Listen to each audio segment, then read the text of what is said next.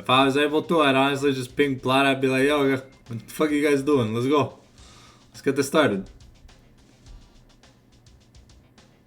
They're in the Discord. They're in their channel too, so I don't get it.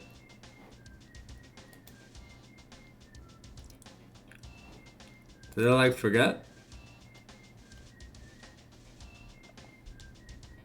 Hell yeah.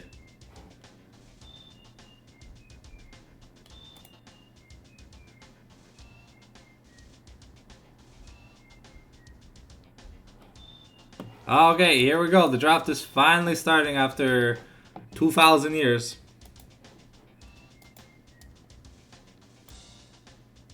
Alright, here we go. A reminder that since we are using an eSub on Plume, we will be missing the first 2 bands. So that is why you will see they will go to timer for the first 2 bands. It is not intentional. It is, yeah. I'm just letting the stream know. So, and unlike like we thought that the hourglass was a loading character, the hourglass just means that it's an empty slot.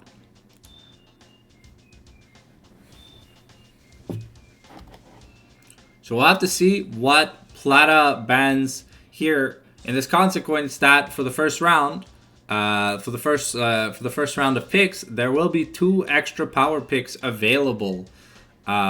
Here, probably here for the side of Plata. So we'll have to see how we adapt things. Are we also not banning? Okay, we are also not banning. Alright. Let me keep the Discord open. See if there's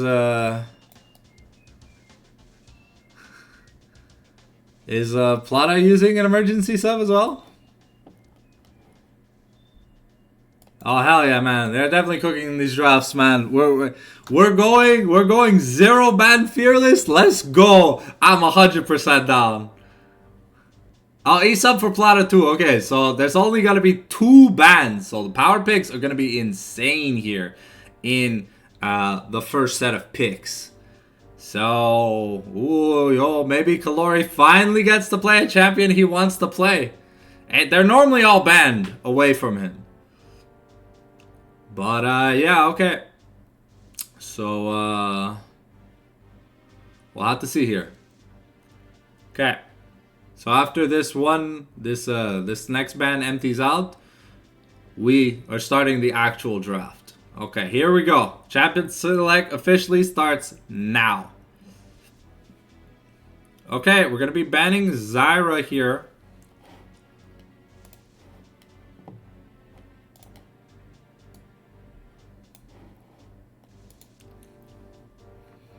Okay, ooh. We're looking to ban Gragas. Okay, so trying to focus H2O. Okay, so we're letting Kalori play whatever he wants. Oh, that's a little risky. Okay, so H2O's Gragas is going to get banned here in game number 1. And we banned Zyra. I'm pretty sure Zyra's spot. Yeah, the Yone is up. The Yone is available. Kalori loves playing Yone. His team flames him, but it's one of his better champions by far, and it is perma-banned against this man. The fact that we get to see a Yone game in game number 1 of the Super Week, it's going to be insane. People are going to look at the results and be like, okay, yeah, it's ban Yone. Alright, what are Plata going to pick in response? Okay, here we're picking up the support here with Nautilus. Okay. What are we pairing with this Nautilus? Are we going to pick the mid lane early? I mean, Ashe is still available. Kais is still available. Jin's still open. Jinx still open. A lot of power pick 80 carries are still available in the current patch. And none of them were really focused. A lot of these teams, especially in Div 4, don't really play meta. They play comfort. And comfort is very important. Is that going to be an Echo jungle? There's no way that's Echo mid. Okay, well, we'll have to see. We'll have to see. Okay, so looking at insta-lock the Ashe here for Tazy. Makes complete sense. There's the Nautilus. Okay, so we're just going to take H2O's Amumu. He's been phenomenal on this champion. Landing more hooks than hookers get customers a night at the corner. This man knows how to get between your legs. Anyways, let's see what Plata have to round off the first set of picks. So far, we have an Echo and a Nautilus. I'm not seeing much synergy, but I think they want to dive. Could be wrong. Okay, so we're going very heavy AP with this Mordekaiser lock-in. This is probably Mordekaiser for the top laner, and we still don't know where the Echo is going. More than likely should be Echo Jungle, but blind picking Echo Jungle is like, it feels a little bad. Now we're going to see some actual bans. So they did manage to take Junpei's Nautilus away from Junpei, but we saw that Junpei is the master chef. The dude can cook. He in the kitchen. He put in all them spices. You couldn't tell he's white by the looks of it.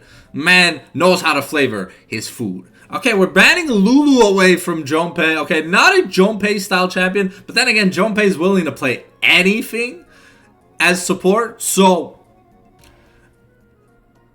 I also don't like Ashe Lulu as a pairing. I really feel that it's not amazing, but I mean, a Lulu when you have a Yone, the Yone can go kind of crazy with that peel. But here we are taking away Ezreal, one of the better matchups into Ashe because he's not attack speed focused. And that poke can get pretty annoying too. Okay, we're going to be banning Gwen from Paradise Tuvalu. Okay. Okay, we're looking to ban the Jinx here. Okay, Jinx Ezreal. I mean, Jinx, Nautilus, Ezreal, Nautilus, not really great combinations, but just solid picks right now in the current meta. So let's see here what Plata is picking. Probably going to be picking their mid laner here or their AD carry. So they have a choice to make. They are on red side, so they get counter picks. So they could just pick the AD carry here and save the mid lane pick for last. But that could also be an Echo mid. If it's an Echo mid, then okay, it is an Echo mid. We've got a J4 jungle here being hovered for Plata. It's going to be locked in.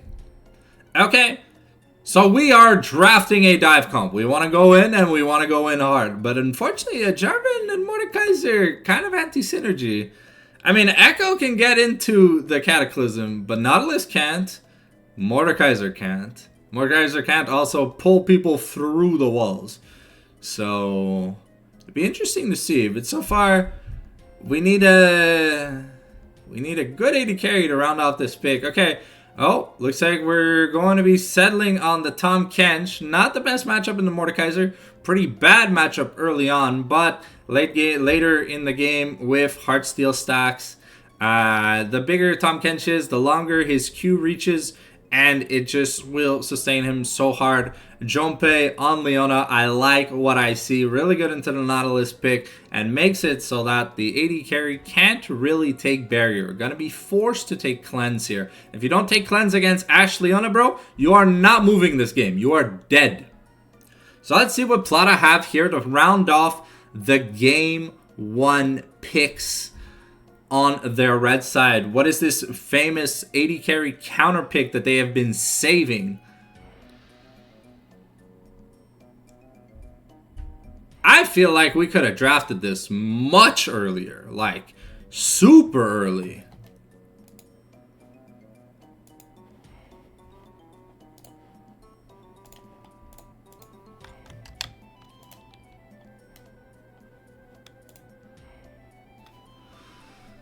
Here we go.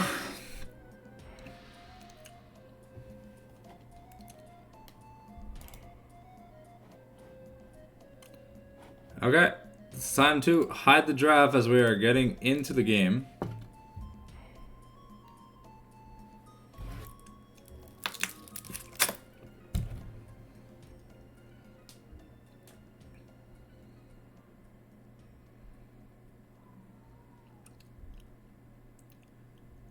Alright. The players are placing themselves. Here we go. Alright, champion select should start very, very shortly. Let me move my camera, I think about here. I think that's what we wanted.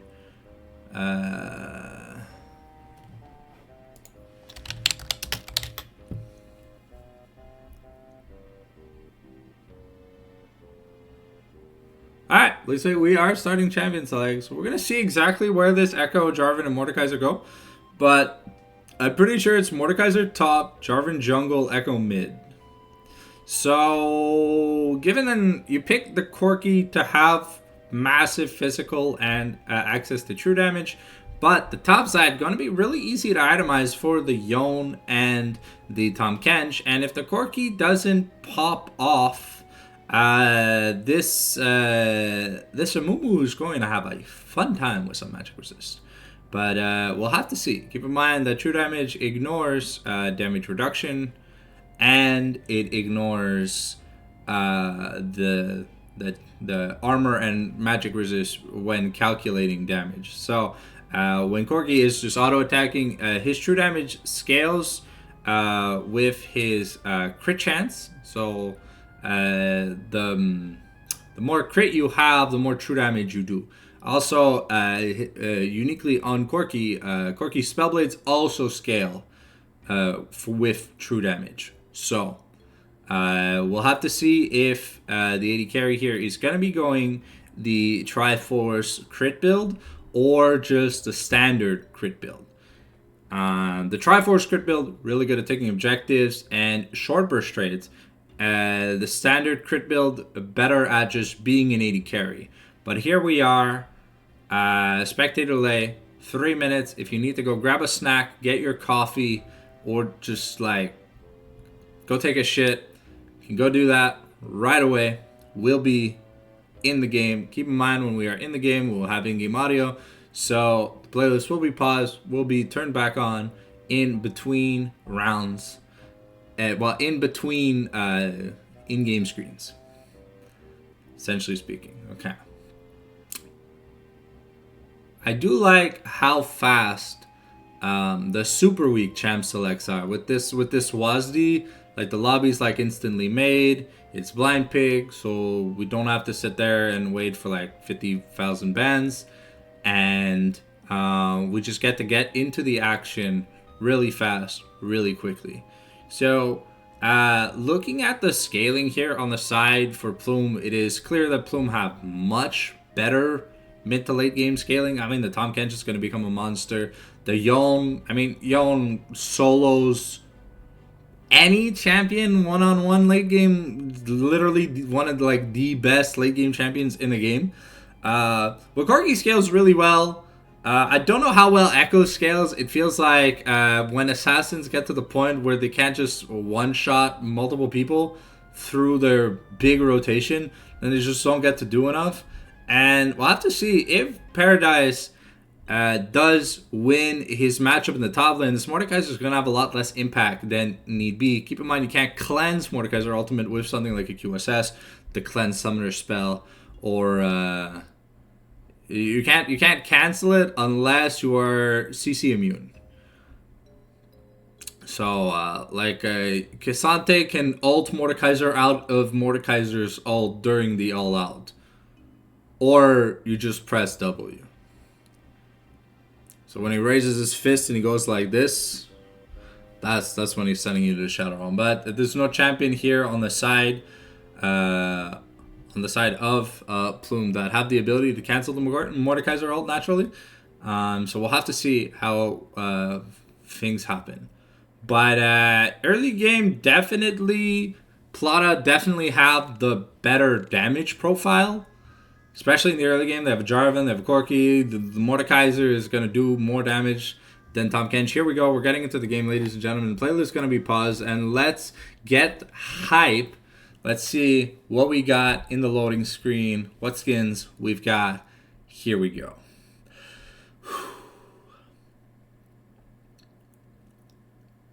If the loading screen wants to work, of course. Okay, we've got Shanghai Scrolls, Tahm Kench, Surprise Party Amumu, Spirit Blossom Yone, Cosmic Queen Ash, Mecha Kingdoms Leona, Old God Mordekaiser, SSG Jarvan 4, SKTT1, Echo, Arcane Corki, and Fright 9 Nautilus. Whew, sheesh.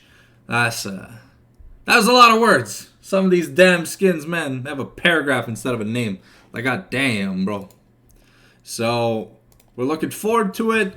The action's going to be more than likely probably just bot side. I don't expect the Tom Ken Shamumu to be contesting Jarvan Mordekaiser on Grubs. But I do think that Ash Leona can definitely put up a fight against this Corki. See, the Corki was forced to take the cleanse. We have quad teleports. We have double grass here for both Yone and Paradise. So we're looking to scale into that late game. Double conk on the junglers.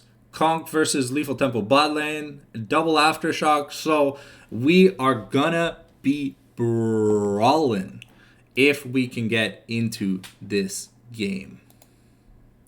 We'll have to see.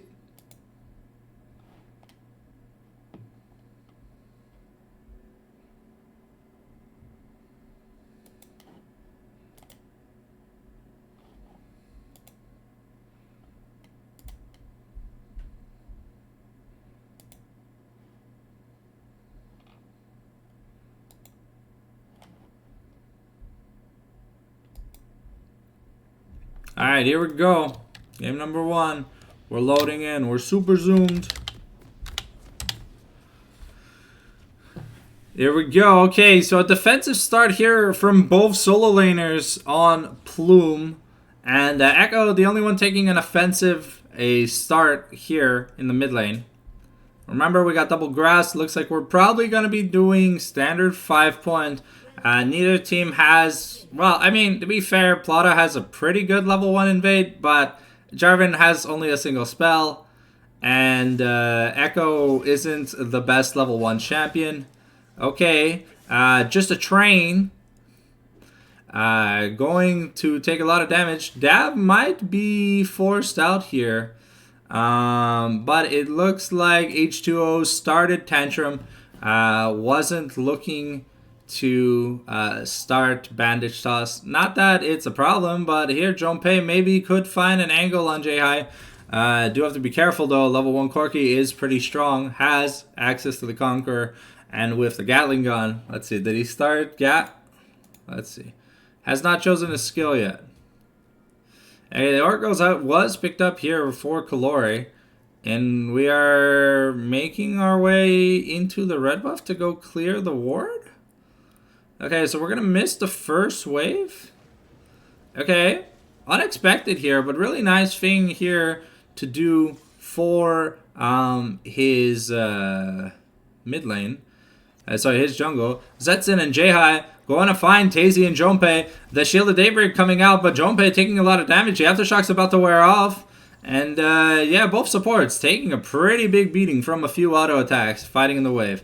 We'll have to see who gets the priority in this. Oh, that was a melee. Okay, yeah. Okay, that makes sense. It was melee and a cannon. Sorry, rain caster. I just saw 42 gold off 2 minions. I was like, that's a little crazy. Ooh, okay. The Electrocute trade here. Level 2 early for Zetsun and J-High. The Nautilus Q is going to land on Ash. However, we are at the wrong angle on the wall. And we're going to be able to get away without burning any important summoners. Keep in mind, the Nautilus does have exhaust. So the killing power, not really that high early game for this Nautilus, as if he would have Ignite. Okay, Kalori is struggling a bit, but Grass, D-Shield, Second Wind, definitely should be able to mitigate through. And is doing a good job keeping up CS. Paradise is also doing a pretty damn good job keeping up in CS. Normally the bigger weakness on Tom Kench, especially before you get like the Balmy Cinder or the Hollow Radiance or whatever. So you have a lot of trouble just CSing. Okay, Galore taking another pretty bad trade, but has the potion, has the D-Shield. And yeah, if we can mitigate the first few bad levels, well, not bad levels for Yone, but the first few levels for Yone, he just gets increasingly better. Okay, Kalori gonna dodge out of the hockey puck. I forgot what the Echo Q is called. Oops. It's called, oh, the Time Winder. Okay. Alright. So far, Helen building up a little bit of lead. The Xenoblade going to connect, but just a damn train is here in the bot lane. The Valkyrie Investor, we're moving forward. Tazy getting Goomba stomps. Unfortunately, in that trade, wasn't prepared for the Nautilus gank. H2O a little bit late on the rotation. And gonna be down a camp.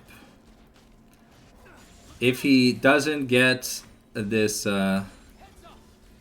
okay.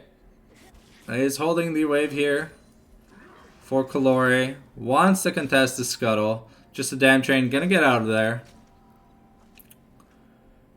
And looking at the money-wise, we got a refillable, a longsword here for Yon. We got 2 longswords for Ash. Corgi already starting with a Sheen, so we are going to be going the Spellblade crit build.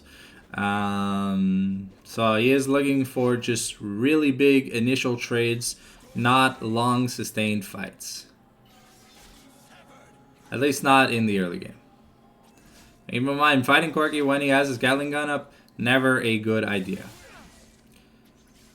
If you ever had to lane against a Corgi and you just lose 1,000,000 HP because his E is just active, yeah, that thing. Because it's essentially a Black Cleaver while it's running. Because it shreds your armor pretty damn well. I think it also shreds magic resist too. But I'm not too sure. Okay, just a damn train getting early priority here on the first dragon. Not going to be on vision, but going to get spotted out by the Hawkshot here. Let me just move my camera just a little bit so we can see trinkets and stuff. Sorry about that. Direct camera going to be turned back on. Okay, Sexy Dave with an XP advantage here has a Chrono Shift. Kalori going to be unlocking his ultimate very soon. Okay, the Fate Sealed the Fate Sealed has been unlocked for Yon. So Sexy Dav has to be careful.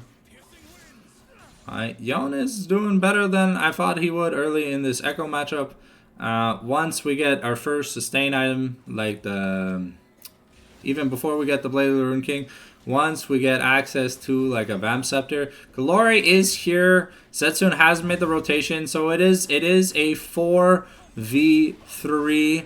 We're gonna miss the flag and drag, but the 4-man Fate Sealed, and we're putting in a lot of work. And we're going to get all 3 grubs. We're going to kill the Nautilus. Sexy Dave going to get the kill here. Helen taking Tom Kench to the Shadow Realm. And J-High trying to fight back. Ooh, wow. Tazy almost getting that kill in the exchange here. But a really good job here by the side of Plume, winning the 3 grubs and getting 2 kills, killing the Echo, which gave Kalori a little bit of a lead. So once Kalori, Case of Recall has 1,600 gold, so we're probably looking at Berserker Greaves, Vamp Scepter. Okay, no, just regular boots, recurve, Vamp Scepter. Okay, so the Yon is almost at his hashtag full build status. Unfortunately, Paradise suffering in the CS department, down about like 400 gold against Helen. But Mordekaiser, it is normal. This is a winning lane matchup. Has to be careful. But the Swallow is not here for Paradise. Okay, looking at the recalls here that we got from Tazy, looks like we got a Heartbound Axe and working towards a Kraken Slayer. So we're going to be able to get the first plate here in the game. It's going to be bot lane, probably solo for this Corki. Alright, Kalori gonna be enjoying these trades now. Has access to pretty good sustain. First dragon of the game went down. It was an Inferno, and now we have an Ocean in 2 minutes. Oh, okay. Kalori doesn't have access to Flash, but has the Soul Unbound. Sorry, had the soul unbound, but had the Q3 to be able to get away. Unfortunately, the J4, just a damn train, not able to make his presence noted, as he did have the Cataclysm, would have been a kill on Kalori. But now Kalori able to just easily heal back up, and Echo starting to fall more and more behind. Okay, Kalori gonna be finding just a train here.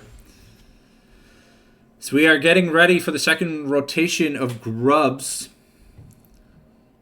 Are we looking to recall Jonpei and Tazy? I don't think Tazy can take J-High. Okay, we are getting an early recall in. We're recalling Paradise. Oh, no. We're just rotating Paradise. So Corky looking to set up a freeze anyways. Getting those access to those 6 grubs will be wonderful for Yon. Okay, Sexy Dive really trying to get a plate here. The Abyssal Dive coming in. And Kalori is here. We have rotated the bot lane up versus the Mordekaiser. Tom Kench should be able to farm against this Corky. J-High going to be able to get a second solo plate for himself. And Tazy should be fine against just the pair of Merc Treads. Mordekaiser not really threatening. And should be able to get his money up safely. When Mordekaiser does ult the Ashe, unless Tazy really overextends, shouldn't be able to die. But a third plate going down here solo for J-High. Putting in a lot of work. Okay, Grubs have spawned though. We are clearing vision around it, getting priority in the mid lane, which right now Plata have. But it looks like they're going to abandon Grubs here for the second dragon. So they'll have 2 dragons to 0 in exchange for... Yeah, in exchange for...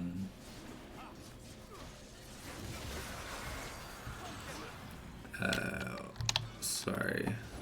I just have to...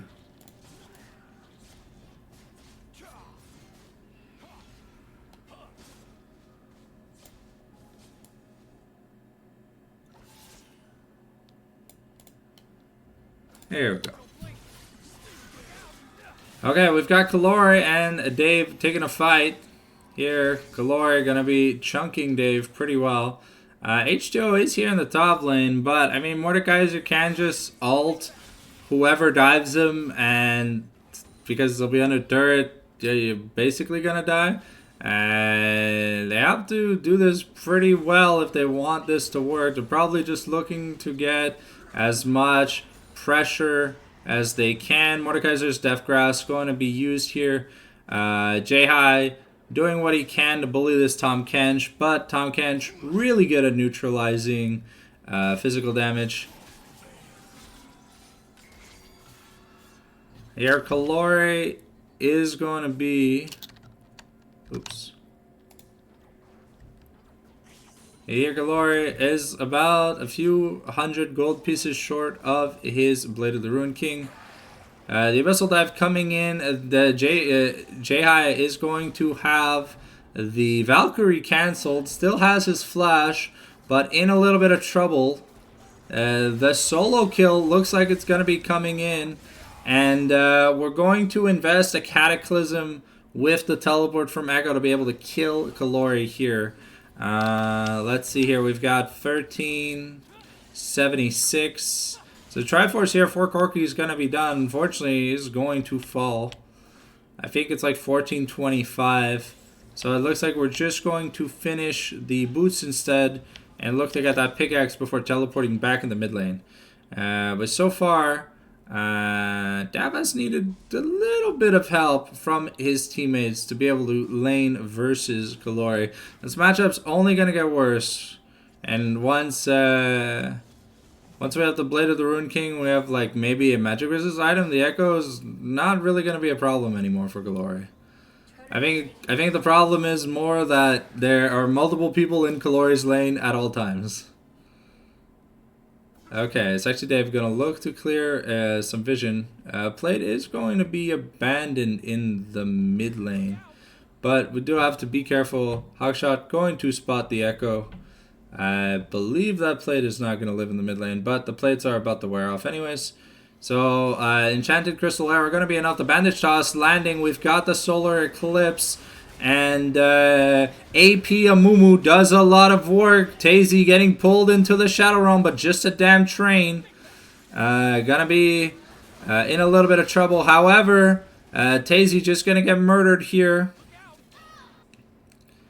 Junpei looking to get a solo kill here. But, oof. Just a damn train is really close by, and so is Sexy Dave. We have access to the Chrono Shift. The dive is going to happen. And we are going to Chrono Shift out of there. Unfortunately, a little bit of a fumble here from the side of Plume. Using every important spell on just a Nautilus, I don't think was the key. When H2O got out of the when H2O found just a damn train, he really had like no cooldowns left. And this Eclipse plus Rocket Belt have been putting in a lot of work. J-High has moved to the mid lane after taking a multitude of plays bot lane. Has the Triforce working on the Manamune. Sexy Dave has found Tazy. Tazy does not have Flash. And Solar Eclipse gonna be enough with the Bandage Toss. Sexy Dave doesn't have Flash, doesn't have the Rocket Belt. Gonna get grabbed again, and that shutdown here going over to H2O. We're able to save Tazy. But Tazy's got to be careful. This Echo does damage. And once that Lich Bane is completed, Tazy's probably going to look at getting one shot. Zetsun has to run away here from Kalori as they take the Rift Herald. So that's 6 Grubs plus Herald. That's going to be a really nice charge if we can get it. We got to make sure that someone rides the Herald so you get the bonus mites. For Dragon here, this is a Chemtech Rift. Going to be started up here by the side of Plata, but we have everyone here. The Enchanted Crystal Arrow going to land on Helen. The Abyssal Dive into the pit. We're gonna miss. The Fate Sealed, but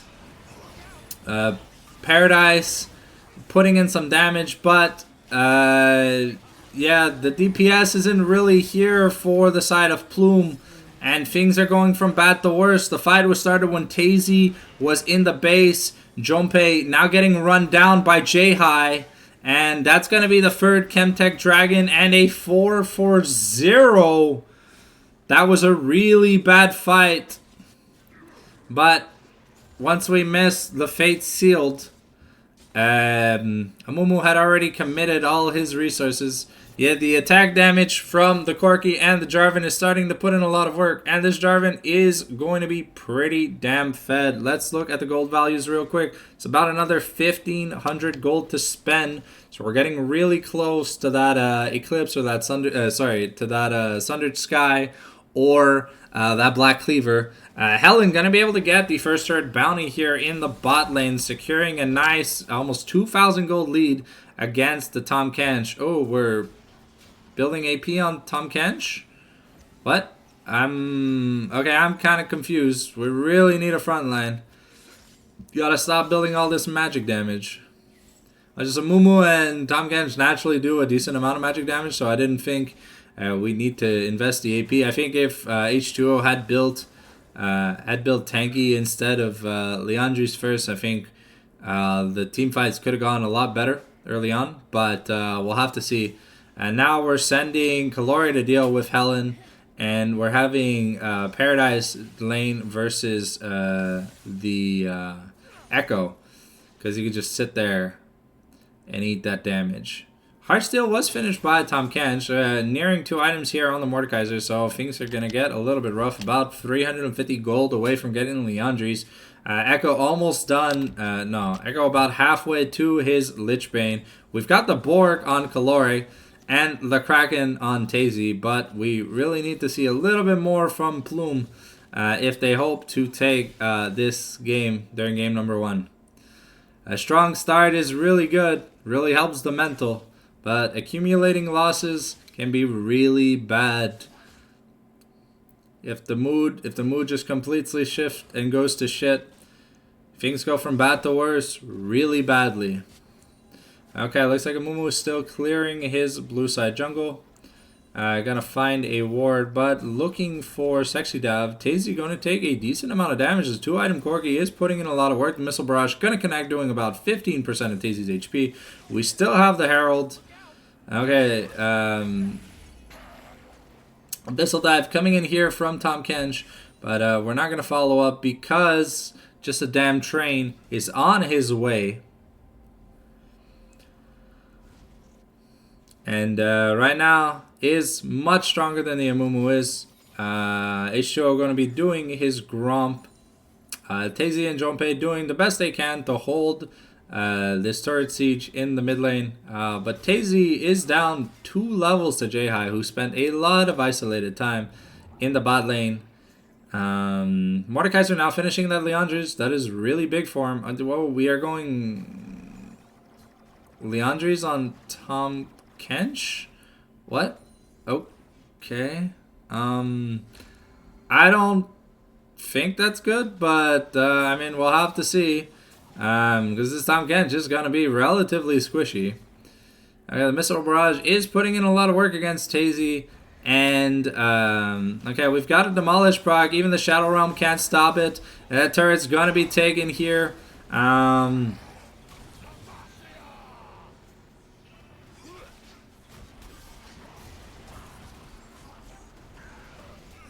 Okay, Tazy gonna be able to run away with the Rift Herald, sacrificing his top laner though.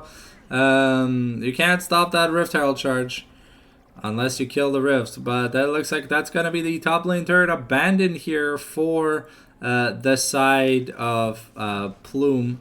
But they did manage to get the turret before starting the fight. But unfortunately, given the circumstances, it looks like it's a Rift Maker on Tahm Kench. I mean, that makes a bit more sense than Leandris. Leandris would have been pretty damn trolling. But here, we're nearing the Abyssal Mass / Thornmail for Amumu. Jarvan is looking to finish the Sundered Sky. Okay, 2-item Jarvan, gonna be a little bit scary. We've almost got the Stridebreaker here for Kalore. Is level 13.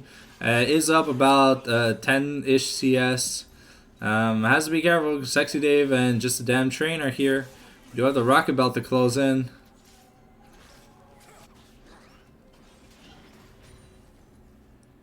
Okay. Kalora gonna be able to take this this Gromp without being seen, but that is Chemtech's Soul on the line here. Gonna be started here by just a damn train. We are 5 people in the bot lane. Tahm Kench has rotated over. We have the Enchanted Crystal Arrow, but the dragon is going down pretty heavily. We've got to get in the pit. Okay, we're going to start the fight. J-High going to be taking some damage. And the Yone gets back to his station, but now we're going to get the shutdown here. Kalore is popping off. And Paradise looking to finish off. Some members. He is a tanky boy. But I don't think. And that's a 3 for that's a 2 for 5 ace with the Chem Soul going over to the side of Plata. Yeah, this Echo and this Jarvan just do too much damage. Tazy, really just an NPC at this point. Tahm Kench did what he could, but unfortunately, you know, when you only have one spell that's useful, that's to fall flat on his face. Let's look at the gold values here. Unfortunately, we do not have an Abyssal Mass. Teleport gonna be invested here by Paradise, by Kalore. But now we are looking to chase them down. No, we were looking to chase them down, but it looks like we're giving up on the chase. Corki working on his 3rd item here. Well, Tazy still only access to 1 item. Mordekaiser now working on the Riftmaker. And just a damn train. Gonna have a lot of money to spend. Lichbane finished. And now we're working on the Storm Search here in the mid lane here for Sexy Dave. We're going to be able to get that turret bounty, but at what cost? Junpei is probably dead. The solar eclipse comes down. We've got 3 people. The Curse of the Sad Mummy going to put in the work, but the Chrono Shift going to take about 80% of Junpei's HP, and he's going to die. The Shadow Realm finishes, and H2O is going to be taken very low. Paradise also at about like 30% after that fight. Kalori is just split pushing. So that is going to be a Baron here for the side of... that is... oh, okay. Kalori was able to stop the teleport of Echo by taking the turret, but so we're going to be trading an inhib turret for Baron. I mean, that's it's going to be some decent money in the pocket of Kalori if he's able to get to it, but Sexy Dave already finished that recall. And yeah, Sexy Dave doesn't... Oh, might have the oh, okay, no, doesn't have the damage. But we got to be careful. Paradise, Tazy is very low. Paradise forced to ult Tazy and jump away. Tazy taken to 30%. But Kalori being able to win that 1v1 trade, discouraging Echo from getting closer, has about 2,000 gold. Will Kalori be able to put in the work to carry this team to a victory? Because right now, things aren't looking too hot. Okay, at least Tazy got a little bit of money with that, but he's still down about 2,000 gold.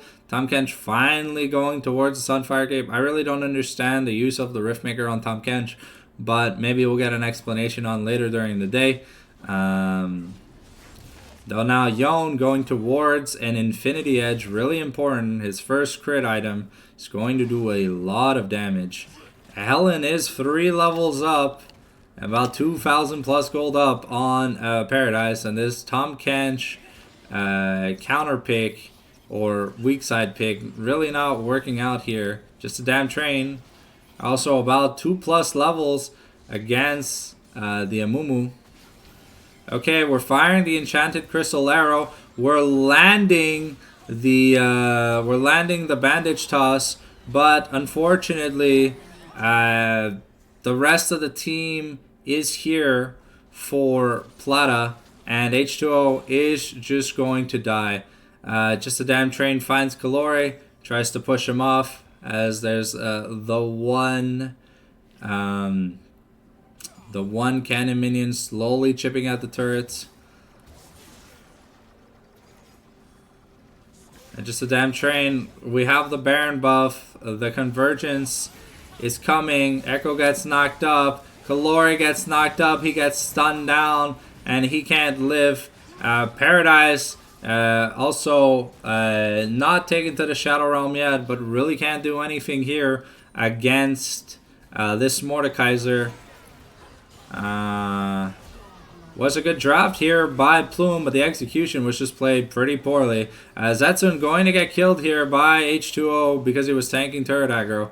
And Paradise doing what he can, but he's basically not hurting this Mordekaiser. Bottom inhibitor turret going to be taken. Bottom inhibitor going to be taken as well. We have the Baron buff and 2 cannon minions, but it looks like we're just going to rotate towards the mid lane to get that mid lane inner turrets. Kalori got caught at the start of the fight. Unfortunately, could not use all that power he has on the Yone. Even he's down 1,500 gold, but is by far the one who does the most damage on his team. We're going to be clearing out the blue side jungle here for Plume by Plata to deny resources. We got the Knights of Val and the Nautilus too now. Working on a, I think it's like a Jack show for a Mumu, but at this point, I don't know if any build's going to be able to save them.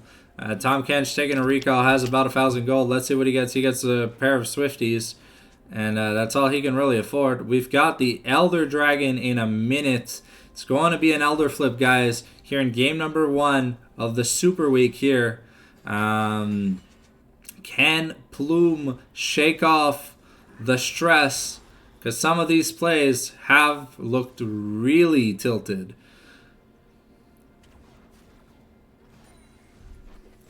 Thank you. It's my hoodie.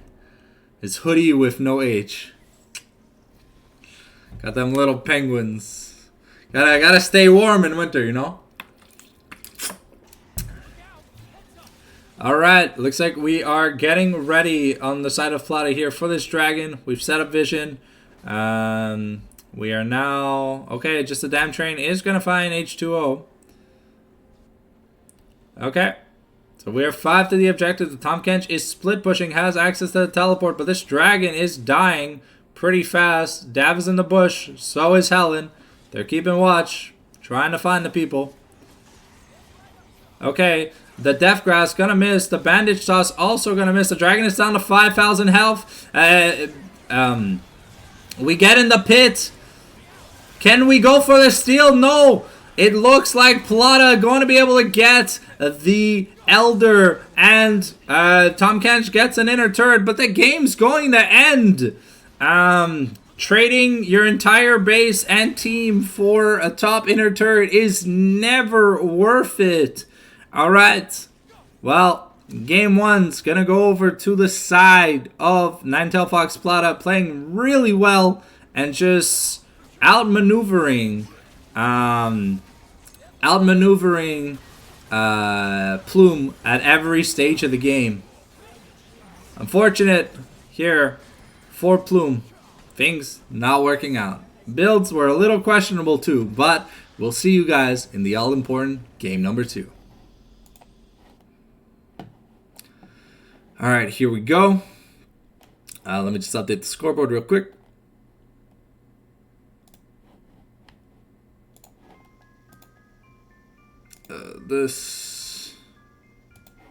Alright, in the next draft, we've got Eggsy Lays versus DH Plume. 13 minutes on the clock left. Unfortunately, we are starting with a big fat loss.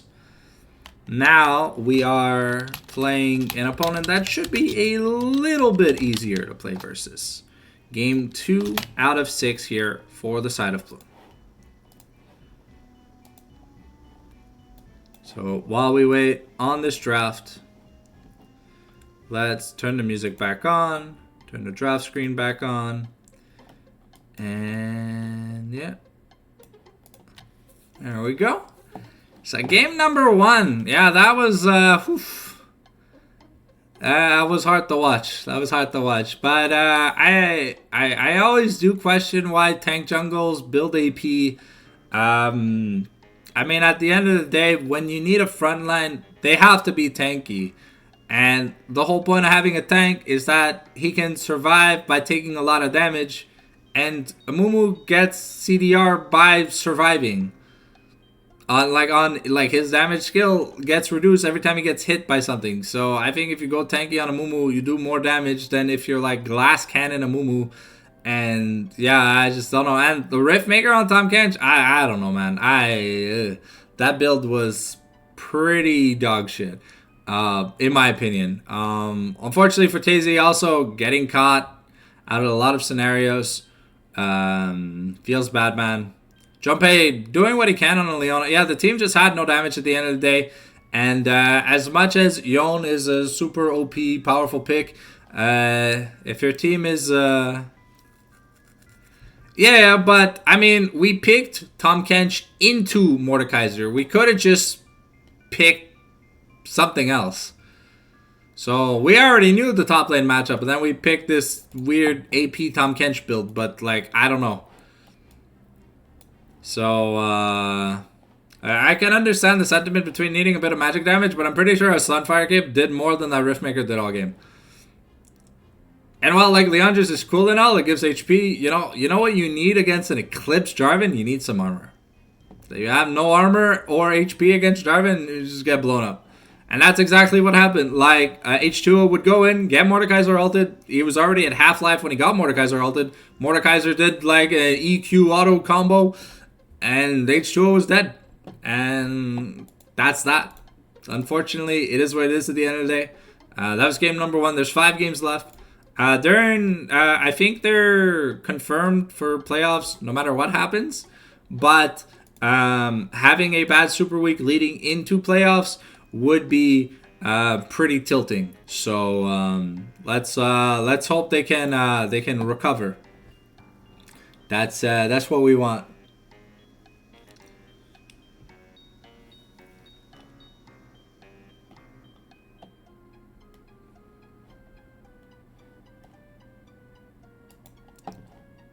But yeah. We got about 10 minutes on the clock left for both teams to ready up. I think teams are just discussing their game ones. And yeah.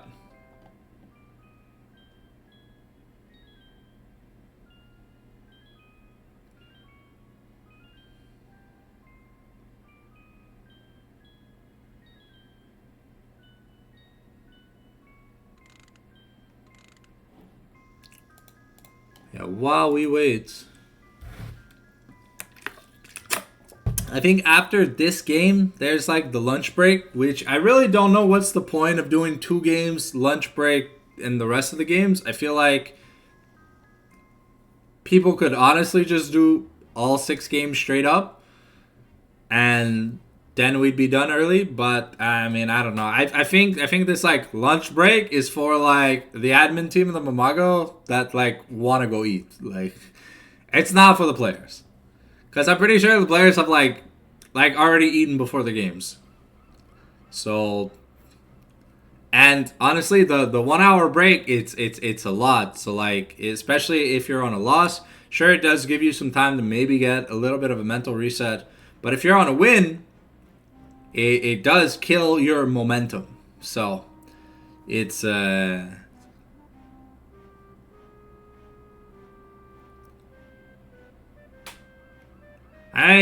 Calore, that game, none of you were eating. You guys were begging for table scraps.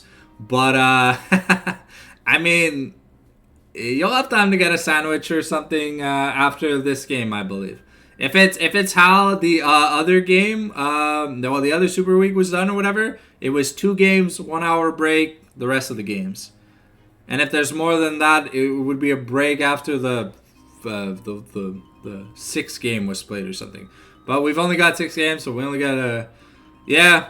The early Void fight was really nice, but then after that, I don't know what happened. You guys started playing Ultimate Bravery at some point.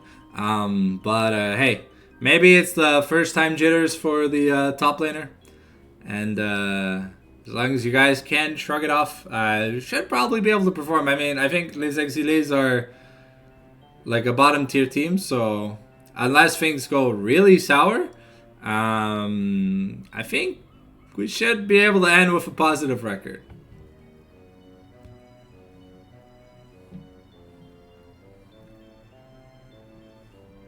But, yo man, every team just... We play Plume after this game. Ali, what team are you on?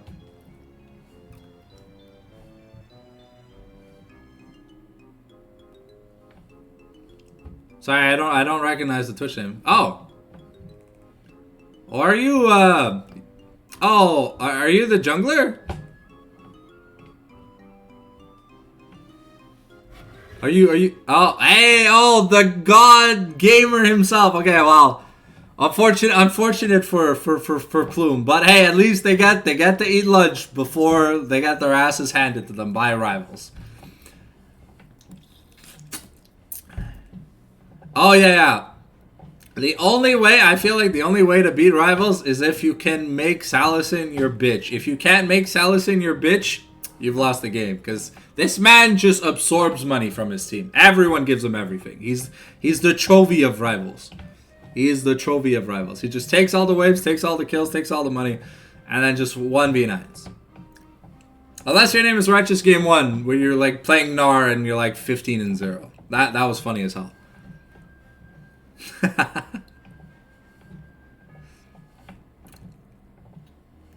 Also, like, Ali, I applied to the LBLCS or whatever, but it's been like 5 days I'm waiting to get a role or whatever, so I don't know if I'm ever going to get accepted or whatever into that thing.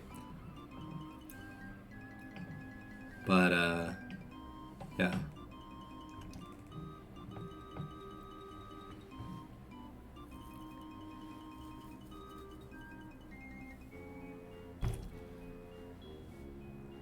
Well, I did my membership application or whatever, but it's like been on hold for like almost a week. So I don't know. I can't type in any channel either. So I'm not too sure who to message. But yeah, definitely will be fun to get some more Rivals games casted in a different league. The Fearless system was like really cool, like with the website and stuff, and it auto updating or whatever. That was like a really nice casting experience. Not having to load multiple windows, wait on people and stuff. You know, like it was a lot of fun.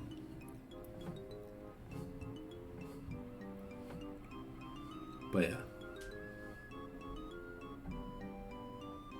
If someone can poke like an admin in LBLCS or something to like check my ticket or whatever, it would be hella appreciated. I changed my name and everything to match what the rules are or whatever, but I guess best of 5 playoffs Fearless about to, ooh, okay, I definitely got to get on this action.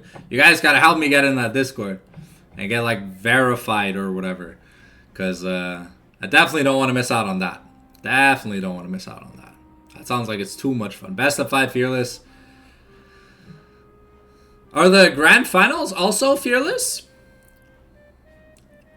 Because, damn, that'd be pretty interesting if the grand finals are also Fearless. Now, got about 4 minutes on the clock before this draft starts. Between Plume and Exiles. We have the ready check here for Plume, so we're just waiting on Exiles. Maybe they're still in their game or something. I don't know. We'll have to see.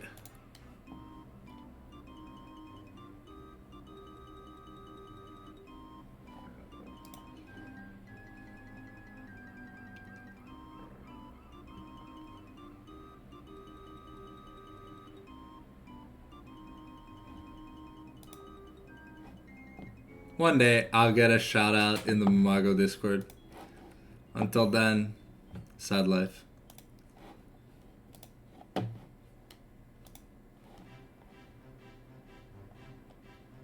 Yeah, please scroll down to the top of this page and read top down. You won't be able to access unless you complete all the steps, not just some. I guess I'd have to message this guy, the Praetorian guy. But I don't know if he'd even see my message.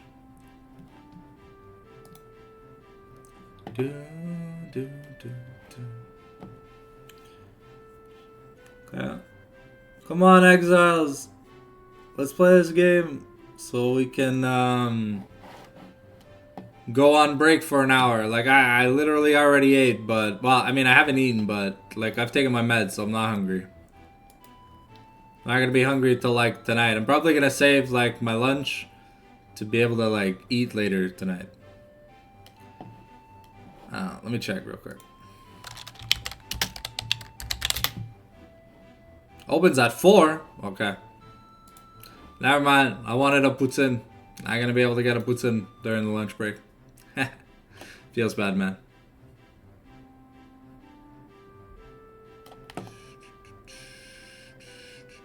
I should have opened it on a different browser, not the browser that I'm screen sharing, but I really don't care if people see my internet search history. It doesn't really matter. There's nothing to go off of on main anyways. Outside of my Twitter, but I don't show my Twitter on screen. At least I hope I don't.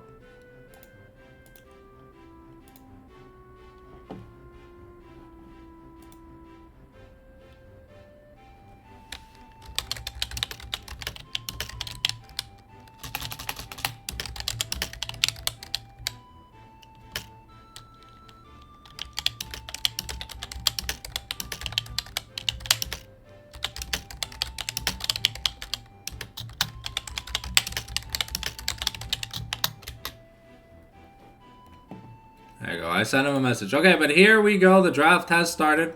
Remember, we are playing with an E-sub. So we will be missing out the first 2 bans every time. Honestly, I wish we could just ban a random champion instead of having to wait like a minute. I'll have to see if Exiles is playing with a sub. If they ban something, they are not playing with a sub. So we'll see here in a second if they miss the ban. It'll be because Okay, well, the clock is ticking. We're going to hover any champion. Let's see. Okay. Now it looks like we are going to start by focusing down H2O's jungle pool. The Gragas is going to be taken away here. Reminder, we lose out 2 bans for every game we play. So we will only ever get 1 ban in the first rotation of bans. But we'll get our second rotation bans. So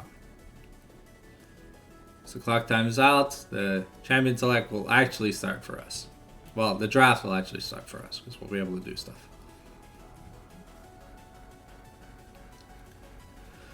Okay, we've taken the Gragas off the table, one of H2O's prized possession champions. Okay, Kalori's Yon going to be considered and going to be banned away right away. Okay, what are Plume going to be banning here? They only get 1 ban, so they got to ban something impactful. Unfortunately, I don't know if the Zyra really did much. Okay, we're going to be banning Kai'Sa away. Does that mean we want to play Jhin?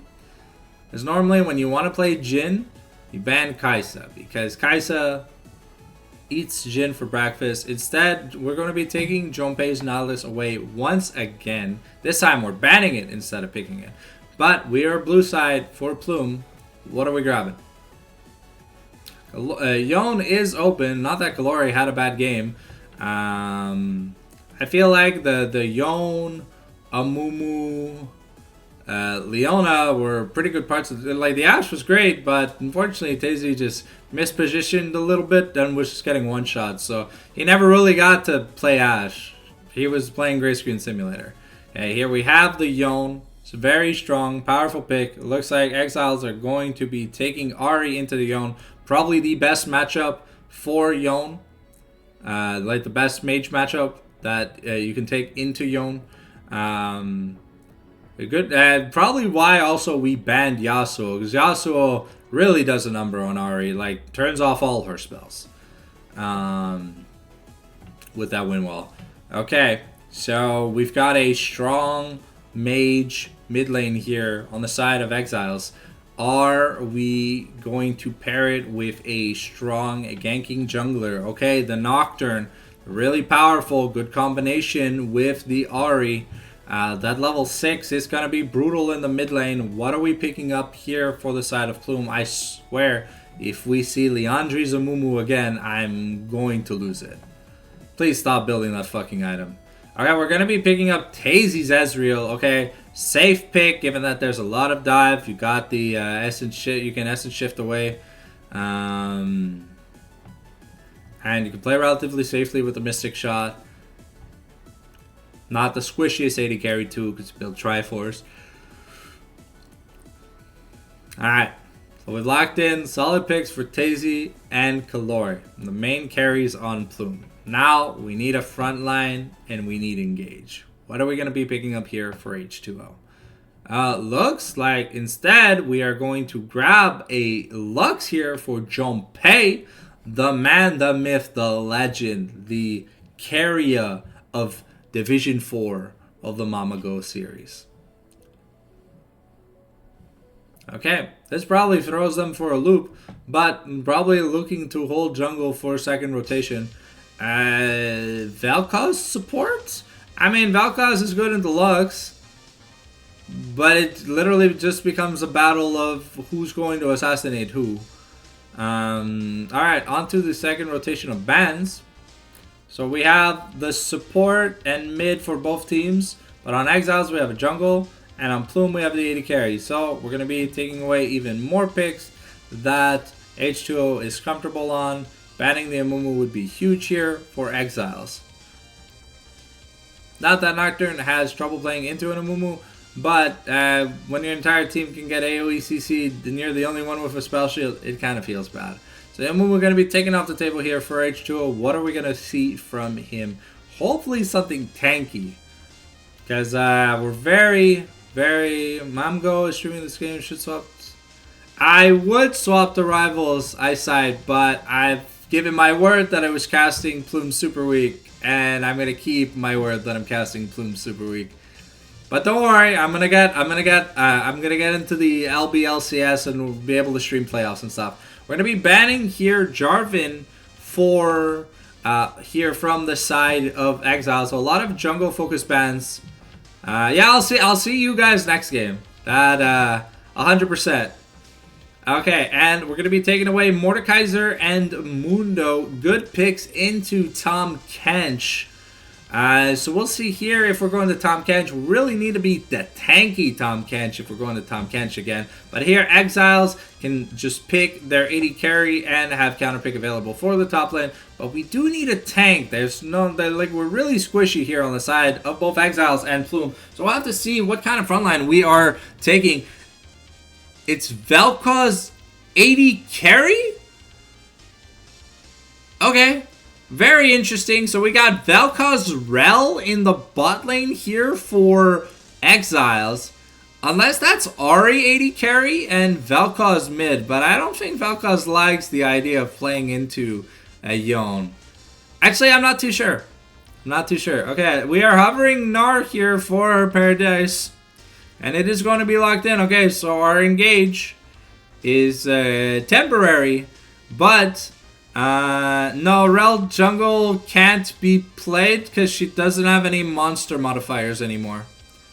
Oh, yeah, no, but it completely removes what allowed her to jungle. Like, she doesn't do damage to monsters anymore. She's kind of like Pyke. She kind of tickles them. So she has no clear anymore. She still has, like, the Q interaction for champions. But the whole doing a lot of damage to jungle monsters not gonna be a thing. Okay, so we are picking Malphite into Gnar. Okay, well, I mean, we are very 80 heavy, and if Junpei and Daisy don't get going, this Malphite is going to have a fun game. But that is okay. That is it for the draft. Thank you, Tizzy, for the invite. Here we are getting into the game very, very, very quickly. Oh, yeah, Exiles has VMS. Okay. Nice. Okay, yeah.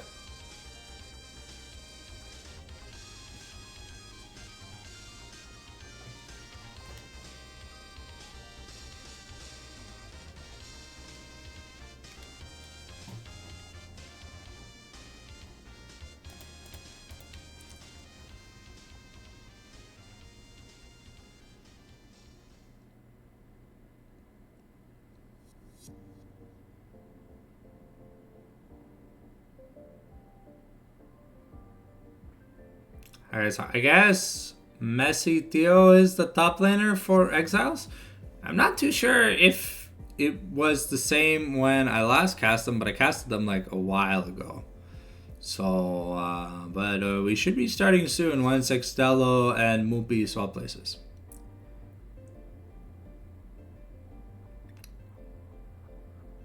Yeah.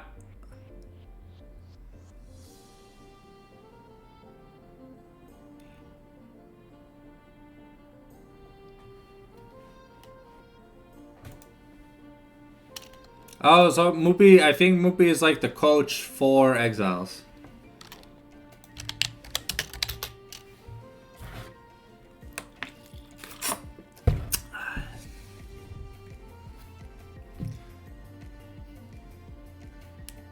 Reminder that we do have 3 minutes of spectator delay with the champion select. So if you have to go to the washroom or grab a snack or something, make sure to do so during the champion select. We'll find out if this Vel'Koz or this Ahri is mid lane. But yeah, Chuck, I managed to climb from like Iron 2 to Bronze 1 today with that that dirty composition you guys played yesterday in TFT. The Kog'Maw spitting on everyone turbo. Yeah, man. Scar, one hell of a tank, and Kog'Maw, well, he's a broken champion.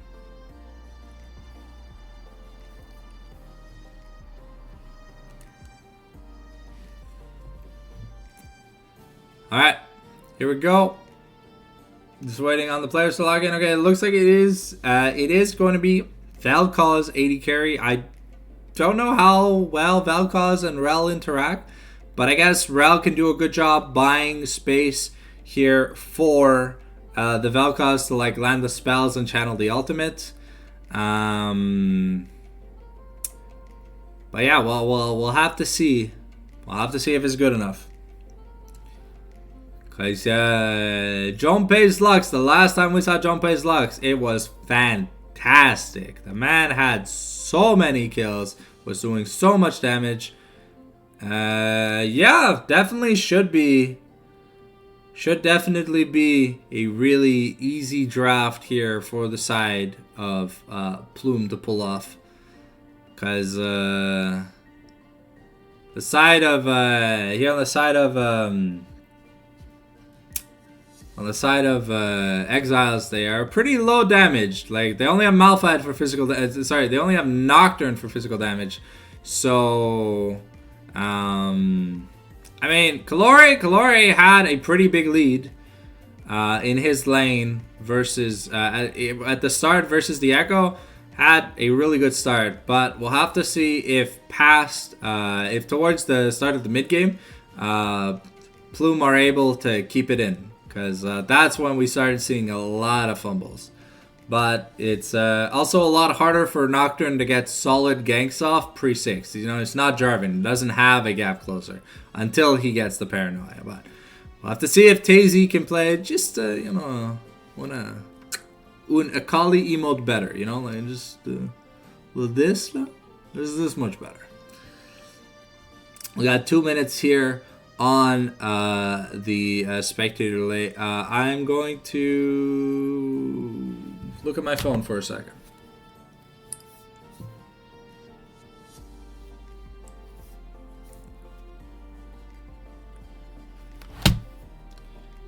Alright, we are going to dip in viewers because we're casting the same game as the Mago, so I don't blame you if you want to go watch them. But if you want to be a chill, cool, and honest guy and support me, stay tuned. We will be getting the subscriber button soon on the channel. I just have to finish the paperwork. Should be able to get that done either Monday or Tuesday. So I'll look forward to that for the people interested in subbing. Emotes will probably come closer to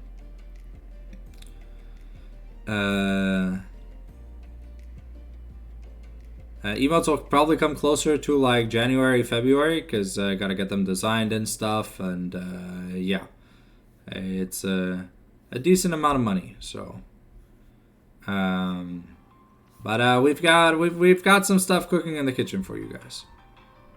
So I'll look forward to it.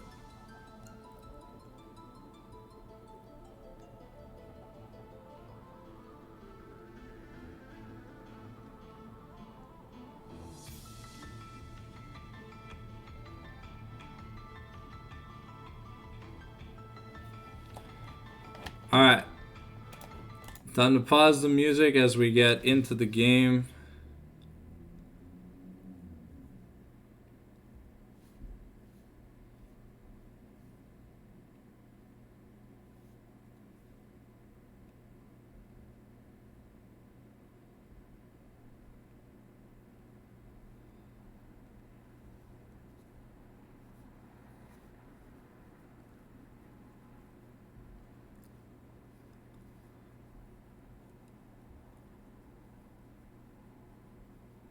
Here we go. We've got Samson, SSG, Gnar, Battlecast, Alpha Skarner, Heartsteel, Yon, Frosted, Ezreal, Elementalist, Lux, Rel, Arclight, Vel'Koz, Arcana, Ahri, Nocturne, and Prestige, Darkstar, Malphite. See, that was a lot easier to say because half the people didn't have skins. Well, half, 20%. Sorry, I'm bad at doing math right now. But as we get into the game, ladies and gentlemen, a reminder that if you are not subscribed to the YouTube channel yet by the same name of this channel, you should go check me out.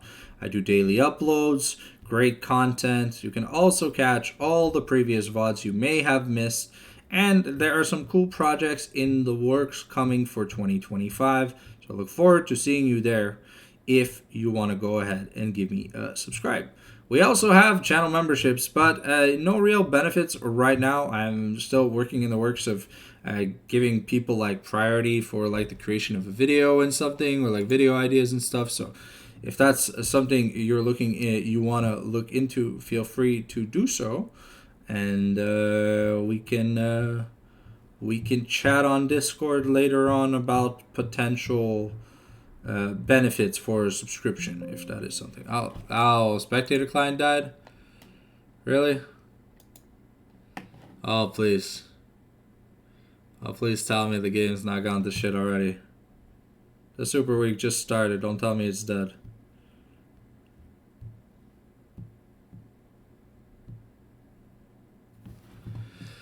Oh.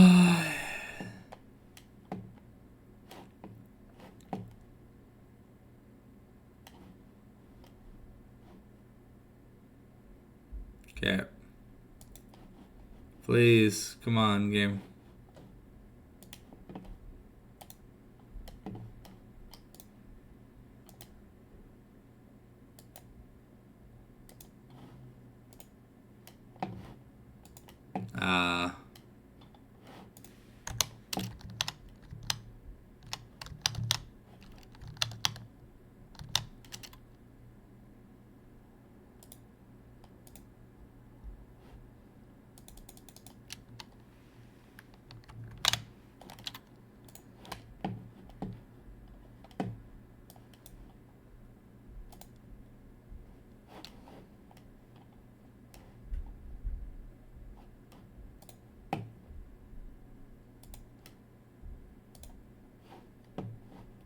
Okay, let me just reopen my client real quick.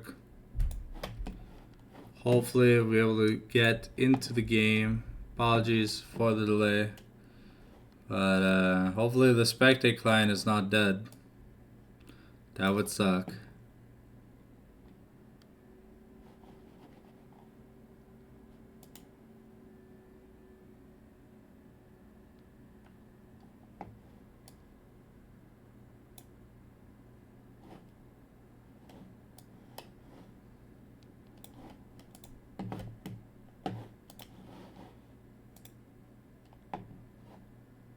Okay.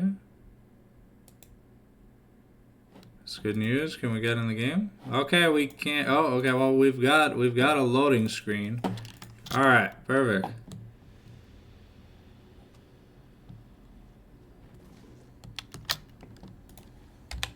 All right.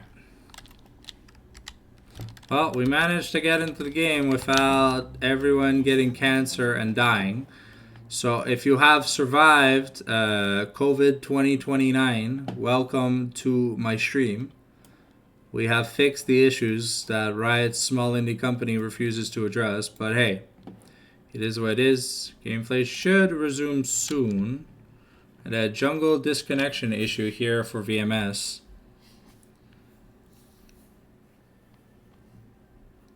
Okay. Looks like the ready chats have been given. Screen will freeze temporarily. That is normal. Should be able to unfreeze though, and things should be fine. Looks like we've got Arcane Comet versus Grass. We got double Grass here for Paradise and H2O. Makes sense. Fleet footwork for the sustain here for the Yone. Electrocute on Ari. First strike on Vel'Koz is interesting, but we got triple Doran Ring start here for the side of see that's the pause from the spectator delay. And we got double Doran shield start here from the solo laners on Plume. Let's hope Paradise and Tazy can have a little bit of a better, easier early laning phase. We started tier on Ezreal, so we're really not looking to contest CS, just looking to safely farm up and scale. So it's going to be down to El Sabara and Jonpei to get any action done in this bot lane. Both junglers starting with the Gustwin Hatchling. So we're going to be looking to power farm. Going to be interested in seeing who's the first one to make a move in for grubs. Okay, Boo going to use Foxfire to be able to get a ward down on the Raptors. We have Kalori starting Q. Start anything else on you, and I'm pretty troll. But yeah, we'll have to see if this Gnar is able to get the better of the Malphite here in this matchup. Because if the Gnar is not able to bully the Malphite, then these Arcane Comets from Mesitio are really going to start being annoying. We do have Grass, though, for sustain. Not as good as Fleet Footwork could be, but as you can already tell, it's starting to hurt. Mesitio has to be careful, though, with his mana management. Can't be using that Q too often, but can't be using it not enough to the point where it doesn't matter. The early level 2 here for Sabaro and Micah and Crack. We've got the Crash Down available, but we are not going to use it. Mesitio gonna get a nice Arcane Comet proc onto Paradise. Our first Mega Gnar of the game. We'll see if he's able. Junpei and Tazy are glued to that split beam from Vel'Koz, doing a lot of damage. The first gank onto Boo. We get the charm onto Kalore, throwing the stone here. No summoners invested, but a lot of damage here onto the Ahri to help relieve some pressure that we are facing here in the mid lane. Not a bad matchup for Yon per se, but one of the harder mage matchups he has. Paradise going to get a nice ground pound. Paradise getting hit by a nice ground pound, but also missing that boomerang means that it goes from like a 10-second cooldown to like 25. It's ridiculously long if you do not catch the boomerang. Micah Crack gonna get hit by another Mystic Shot. Tazy doing a good job CSing in this early portion of the game. Normally not Tazy's weakness. Micah Crack gonna take quite a bit of damage from Junpei. But we've got H2O here with the first almost full clear. Gonna be a camp behind the Nocturne, but should be able to get to the river on bot side for his Krug. El Sabara and Micah Crack getting pushed in, but Junpei is and he probably wants to take a reset. Let's look at gold values. Got about 400 gold. I do wonder if we are going to get a tier here for Lux, or if we're just going to get something like a Mana Crystal.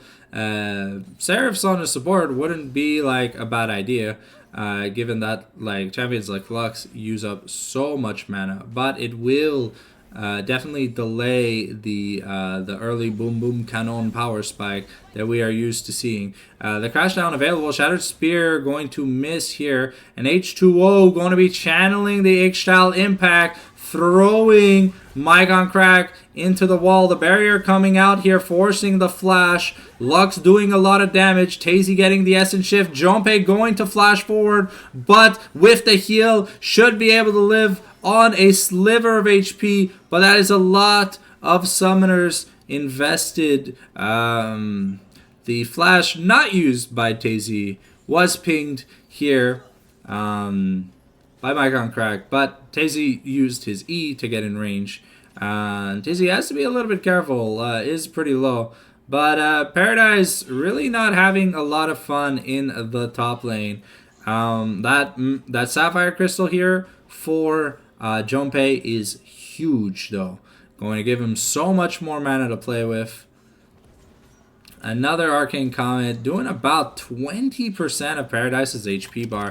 And a Malphite having a pretty solid freeze going. A call picked up here by Kalori early.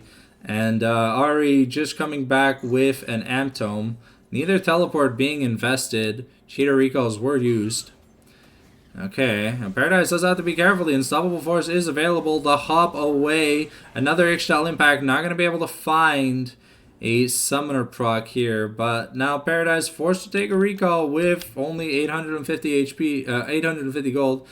Going towards the Phage first, and not going to go towards the Merc Treads first to try and survive the poke. I'm going to be building a bit of damage to be able to fight back. Malphite here has about 1,000 gold. Wonder what he's going to go for first. Looks, we have both the ultimates in the mid lane. Electrocute's going to be procced here for Calore. He's taking a little bit of damage. Wants to get a recall in. Has about 870 gold. We've got an Ishtal Impact. But Boo doesn't have much mana. Might have just enough for a charm. And, oh, okay. Unfortunately, mispositioned Ishtal Impact. Not going to allow us to get that. VMS is level 6, though. And Skarner is starting the grubs. Nocturne probably just looking to continue power farming. Doesn't really, like, this team doesn't really care about grubs. They probably just want to get dragon control. And Nocturne working towards his Strikebreaker as his first item. Not going Hexblade. Paradise making the way down here, but is really isolated on CS. Down 600 gold just due to how much CS he's missing. Malphite picking up the plated steel caps. It's really big. Tazy with a Sheen is also huge. It looks like we almost have a lost chapter here for Junpei. The cannon going to be denied here from Tazy. It's pretty big. But we've got Calore and H2O here. VMS gonna get rooted up. And we've got the Ishtal Impact. Going to be cancelled early. But Sabaro and Mike and Crack have finished the rotation first. Tazy is still making his way up the river. Looking to get some pokes. So Tazy is isolated though, in a little bit of trouble. Paradise really has to break this freeze. If he doesn't with the Mega Gnar, then he's going to be in a whole lot of trouble.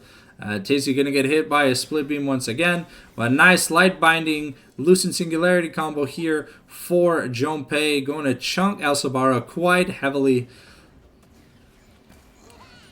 Messi Theo doing what he can. Going to dodge the crunch. And the freeze is still active here. Paradise really not having a good super week. Okay, we've got the Paranoia going to be invested onto Junpei, who we know doesn't have flash. And the Impale's going to grab two people. Tazy looking to get that kill on Sabara. Boo and Calore are fighting. We still have the Yon ultimate. But we have the Ari ultimate. Okay, Spirit Rush has been invested. And forced to flash away. Boo making a mechanical mistake in the trade. But Paradise really, really suffering. Low HP. Malphite has the ultimate. And that's going to be first set of grubs and dragon to the side of the H Plume. Junpei is pretty though, so has to be a little bit careful. So 4 members here at the Dragon. First Paranoia not successful. Junpei going to miss his light binding, but the really good news for the side of Plume is that we got the early objective control, and that will help accelerate this Skarner, who now is starting to catch up in CS, has caught up in gold to the Nocturne. But VMS looking to maybe invade the jungle as he notices Skarner has spent a lot of time not farming, so there should be some camps available. Mike on Crack trying to get that third plate. And unfortunately, H2O not going to see his blue buff be taken away. Gonna blast cone over the wall and miss the opportunity to smite it. I don't believe he had smite anyways, unless he used it on the wolf camp just now. I didn't see. Okay, Calore getting close to that Blade of the Ruin King, putting in some work.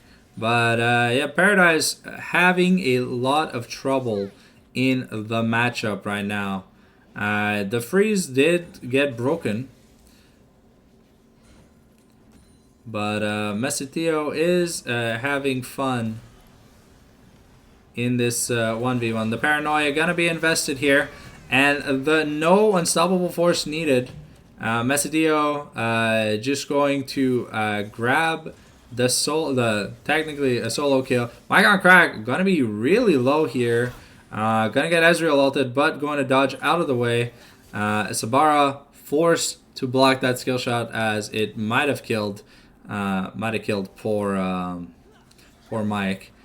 Okay, so we have H2O and Kalori here. The Nocturne gonna spell shield the Yone ultimate here. So the Fate Sealed not going to connect, but we have the teleport here from Mesitio. He has his ultimate, almost has a okay, but we have 4 grubs. We don't need more, guys. Okay, yeah, once we got that 4th grub, we should have looked to leave, but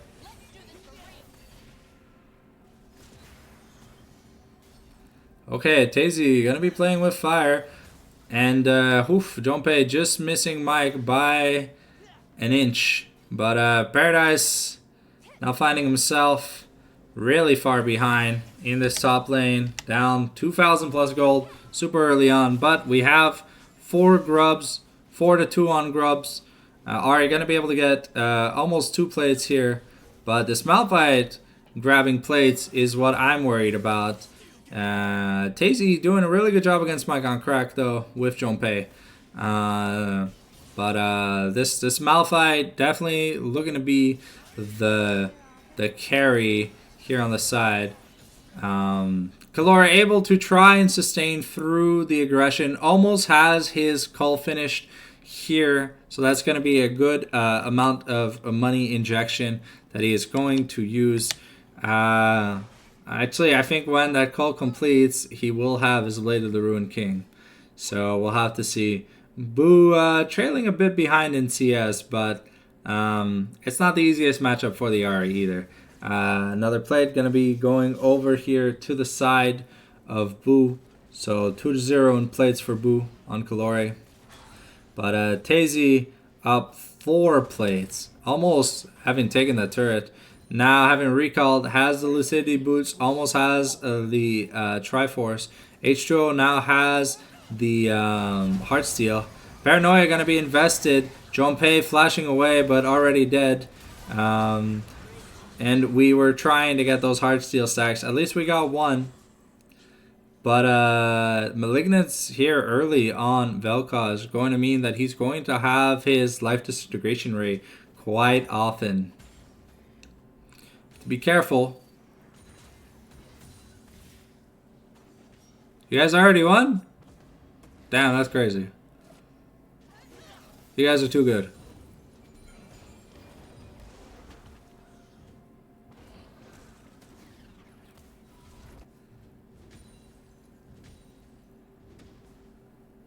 Okay, Yone having the Blade of the Ruined King here to contest the Luden's Blicky. Okay,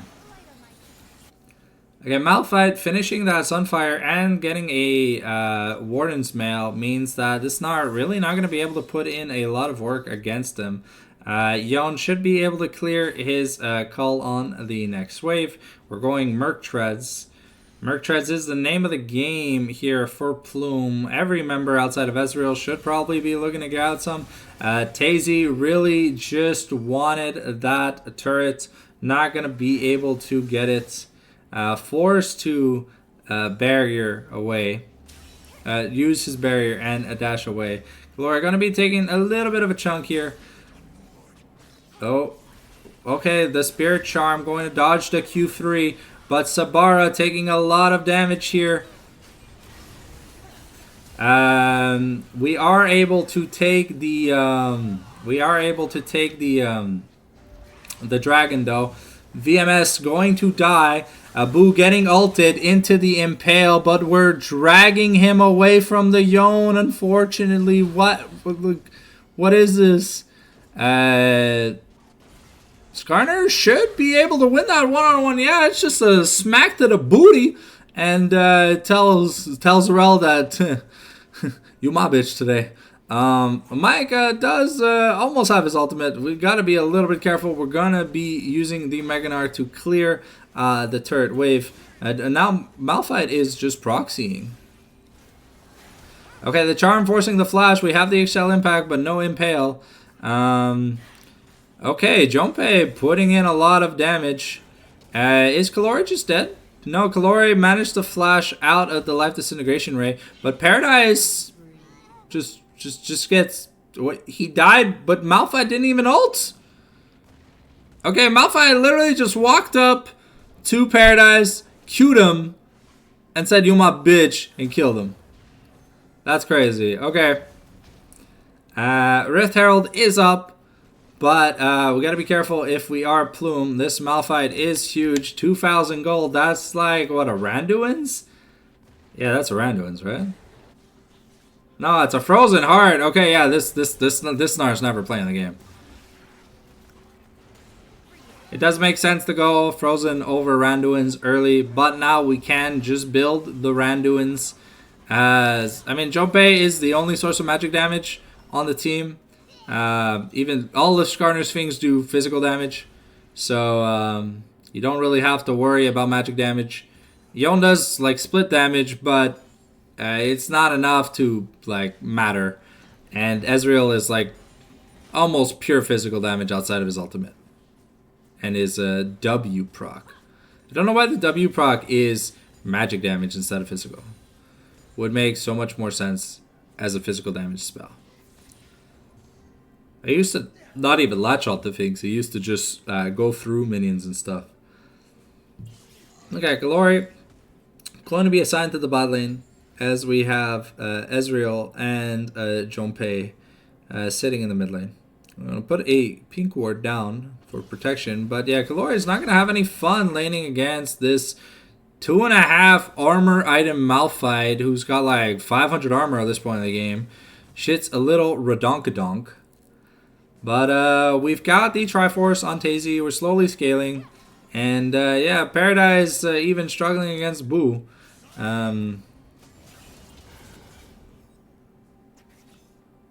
Okay, we've got the Unstoppable Force, but okay, we're gonna drive around the Malphite instead of hitting him. But I don't think we wanted to take that fight anyway, so maybe it's a good thing that H2O missed. Because yeah, this Malphite at this point in the game easily wins that 1v3. Yep. Oh, that Sunfire Cape is gonna do so much damage. All right, Paradise getting like zoned away from the wave by the Ahri. Malphite is just doing Malphite things, and he's hitting the turret. The turret almost down though. Okay, but VMS and Sabara are nearby. Should be able to get the turret on this push though. However, Junpei is here, and that means that we should be able to clear. Gnar finally finishing his Triforce, a little bit behind. In terms of money, doesn't even have... Oh, not going Mercury Treads on Gnar. That feels like a mistake. Okay, Micron Crack forcing the essence shift here by Ezreal.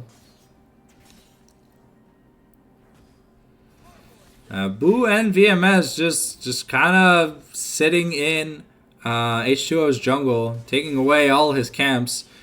Feels bad man at this point. Mesadeo, yeah, Mesadeo just tank a few turret shots. It doesn't really matter. Yon's got to be careful because the all in here from this Malphite, hey, he's doing a lot of damage.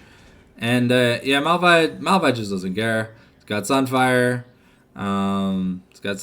He's got W. So if he goes, I feel like Iceborne Gauntlet would be so good here on the Malphite, giving him actual turret taking pressure with the Spellblade and the slow zone. Just it makes Malphite so obnoxious. Like, you can't move, you're super slowed, you can't attack back because you have no attack speed.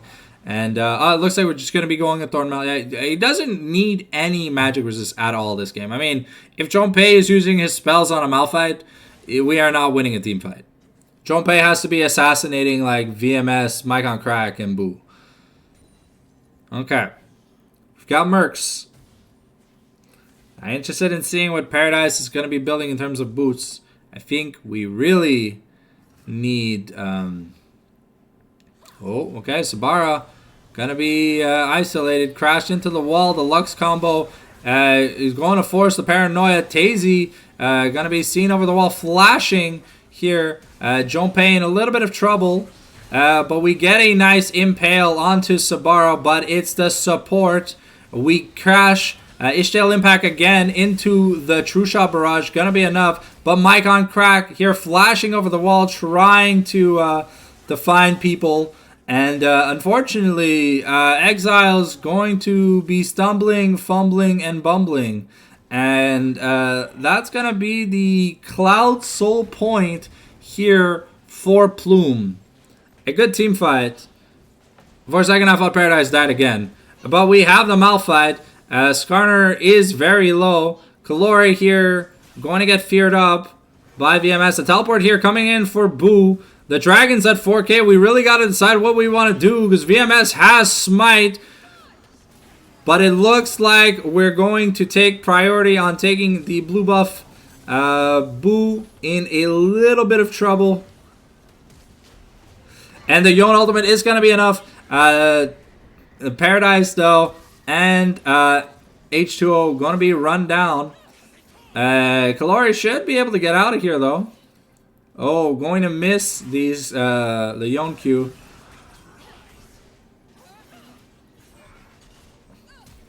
Okay, the flash over the wall by Kalori, but I think, honestly, if Mike on Crack wasn't so close to VMS and Sabara, I think just because he didn't know where the Malphite was, but now the Rift Herald charging in the bot inner turret, this Malphite is huge.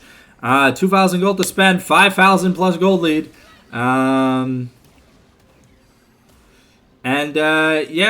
Junpei gonna win the one-on-one versus Malphite. Huge shutdown here for Junpei, but VMS gonna be able to take away the blue buff here from the side of Plume. So let's hopefully Malphite might build a tiny bit of magic resist, but I mean if he does, it should probably be in the form of a Jack Show.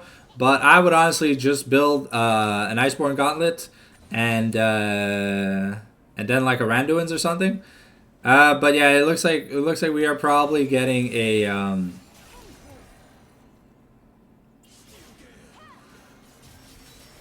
okay, Boo gonna take about half his life here from finding a Yon in the bush. Gonna be forced to recall, has the Shadow Flame.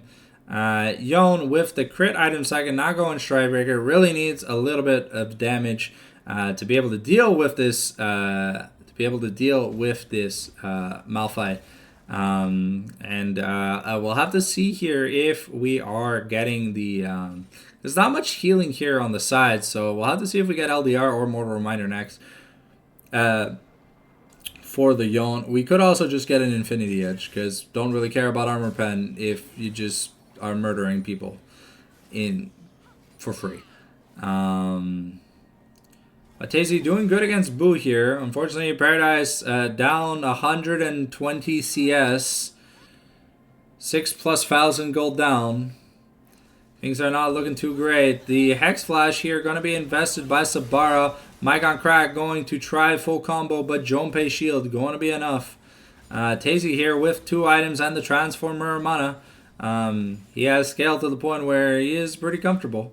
But we need to find an answer to this Malphite, and right now we don't have one, because if Malphite gets a Randuin's, he's essentially going to have 30% damage reduction against Kalori.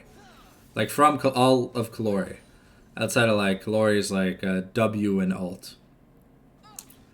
But it's going to be pretty big if that is a Randuin's here for Malphite. Paradise is trying to get some CS, but if Mesitio sees Paradise, he can probably just look at him and he'll die. That's how far behind Paradise is. Okay, yeah, the 3 levels up. We got a little level 16 Malphite. The mid laner is a level 14, but the Malphite is level 16. And El Sabara is level 9. To give some XP advantage to Mike on Crack, but having a level 9 support, I don't think justifies. Like, Mike on Crack is just a level higher than both Junpei. Okay, Kalori here should be able to take this turret. So that's a little bit more money injected into the pockets of Plume. But, yeah.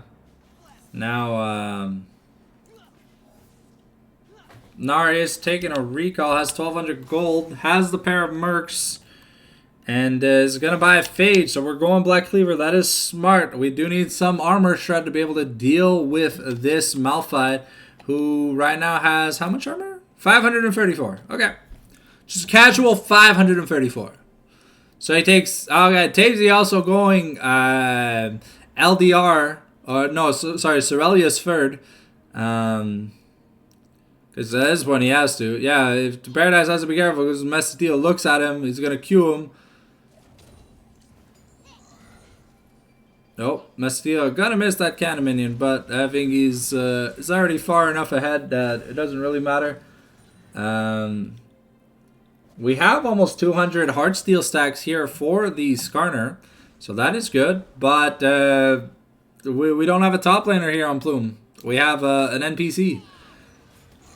Going to take about 10% of his HP. The Eggshell Impact coming in on Malphite. We've got the Boomerang, but Malphite can probably just ult away if he needs. Actually, just walks away because, yeah. Hey, welcome CB, welcome Rivals, back to the chat.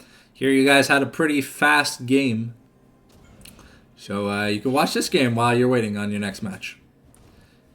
Oh wait, right, it's the lunch break. Yep, we out here. All right. Hell yeah! I sent a message to the admin for the LBLCS to see if we can speed up my ticket or whatever. So hopefully waiting on an answer. But okay, Skarner going to be taking a lot of damage, but they are up 3 dragons to none. And okay, we do lose the dragon, and we lose the Skarner. But I mean, it is the first dragon here for Exile, so we have time to scale. The Malphite here is a little bit too big, unfortunately. We do have 2 items now on the Skarner, but that is probably going to be Baron for the side of the Exiles. Yeah, we probably need the Malphite there to tank, so we're probably just going to look to deny resources. Junpei has to be careful, force the flash away, and Kalori not enjoying being perma-stun locked. The Magnet Storm is going to be invested. It's going to do a lot of damage. And Paradise is killing himself hitting this Malphite. Okay, Junpei still trying. But they are not going to be able to save this blue. A Storm Surge for Junpei second. Okay, the True Shot Barrage going to spot the red buff. That is all it is going to do. Malphite, having finished his Jack Show, now has a little bit of magic resist. So we'll have to see if we get a Randuin's as his last item, because he's almost full build. 6,000+ gold up. Okay, we got the Blackfire Torch here for Vel'Koz, now on 3 items. Probably going to go Shadow Flame next. VMS probably trying to work towards, I want to say like Sundered Sky? Yeah, Sundered Sky would make some sense. Or Stagger's Gauge. Stagger's Gauge probably the better option here. Alright, Sabara and Mike getting some vision control here on the Baron. But unfortunately for the side of Exiles, they have a really slow Baron. They only have 1 auto attacker. And he's going to be in melee range of the Baron. So he's not going to be doing that much damage. H2O trying to get his MR item. Probably a Kanik. But we'll have to see when he takes a recall. Messetio is level 18. He is going to find Skarner and be a little bit of a nuisance in the jungle. Sabara going to lose his Celestial Opposition, but not going to be able to push him off that ward. Okay, yeah, Malphite sitting here with 120 CS lead. Really putting an emphasis that he has won this lane. Tazy now finishing that Cerelius. Really important. We're working on the Infinity Edge for Yone. Once that is complete, maybe we'll have a little bit of a chance to take down this Malphite. But for this time being, I would avoid 5v5. So if this Malphite is present, things go from bad to worse. Yeah, Messetio is just looking at Junpei and Kalori. Gonna get the Unstoppable Force. We're going in. We have the Paranoia. The Velka is going to get the Sploosh Sploosh Laser. And things are going from bad to worse. The Paranoia comes out. And H2O, Kalori, and Junpei are just sent to the Shadow Realm. It wasn't even close. But yeah, that was all the ultimates used from Exiles. So maybe we get a chance to get a turret. But that is going to be Baron secured. We have Dragon in a minute 30.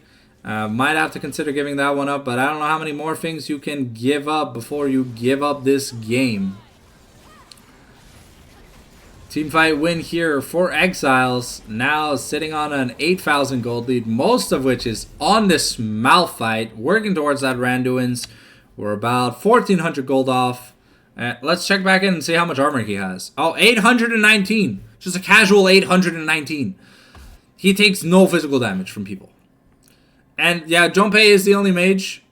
But yeah, Paradise struggle bussing for the first 2 games. Maybe once he's had, you know, maybe a ham sandwich or something, maybe he'll be able to play top lane. But might use that hour to get some tutorials in. Because has 2 matchups that he's picked into his opponent, and things have just like not worked out. I think the Malphite like was a counter pick for this game, but because they had like last pick. But here, yeah, Kalori is putting in the combo here. We're trying to get stuff done. We've got a lot of armor shred, armor pen, but we've got the Unstoppable Force. It's gonna be enough. And yeah, we used everything from the side of DH Plume. A teleport here now invested by Paradise. And he's gonna be sent to the Shadow Realm if he stays. Okay, that's the mid lane inhib taken here for the mid lane inhib here taken for the side of Exiles. We're now making our way to the second dragon. I don't know how many more dragons there are going to be left in this game. We're one team fight away from just ending the game. It's Malphite making his way bot lane to get some pressure. We do have Smite and ult here on the side of Skarner, but the Malphite ultimate is already off cooldown. We just used it. Okay, Mesadio is looking at people. If you kill the Skarner, you can't lose this dragon fight. And Skarner gets a beautiful 4-man ultimate, but H2O is alone. The Gnar doing some work, but where's the Mega Gnar? Why are we not using it? The team is getting assassinated. We Mega Gnar the Vel'Koz a little too late, and now we're gonna die. That's an ace here, and Exiles going to sodomize poor DH Plume. But this top laner is playing for the enemy team. We had a beautiful 4-man Gnar angle. We did not take it. Maybe the nerves are on him, but this isn't what I call some quality gameplay. We have an hour of lunch break, I believe, before we get back to the action. I will be playing, I think, either some TFT or some ARAMs or whatever. So stick around during the lunch break if you want to see some fun stuff. Yeah, Gnar's R button. Yeah, man, it wasn't keybinded that game. I swear I don't think I ever saw him ult. He yelled at the Vel'Koz, and the Vel'Koz just like went over the wall and killed the Gnar, and it was Bismillah, it was funny. Anyways, unfortunate here for the side of let me just see I think there's an announcement in the Mago thing. Is there? Okay. 1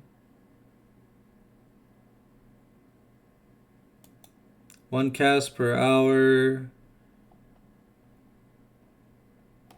I don't know if we're taking a break, but I think it's like the lunch hour. I'm not too sure, but okay. Let me just update the scoreboard real quick. The next game is going to be against Rivals. And at this rate, it's going to be like a 5-minute game.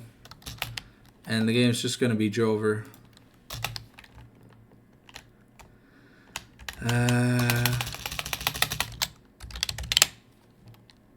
Okay.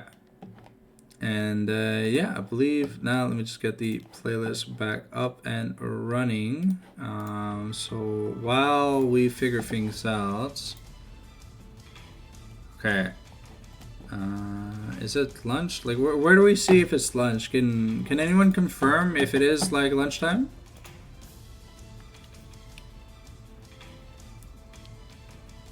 Cause just want to make sure. Oh.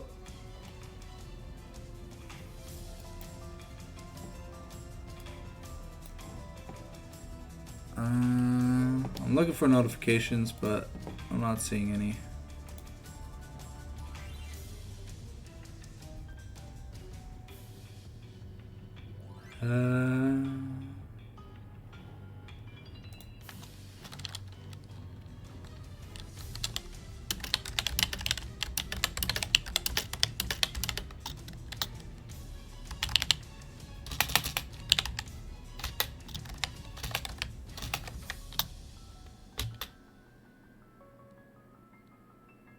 I just want to ask before I get into a game or whatever.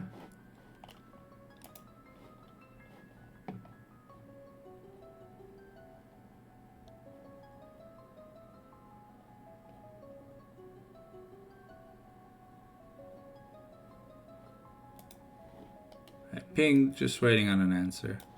Okay. Would you guys rather watch some ARAM gameplay or watch some TFT? I'm pretty sure the answer is like obvious, but I figured I'd ask for the people like actively listening during the lunch break.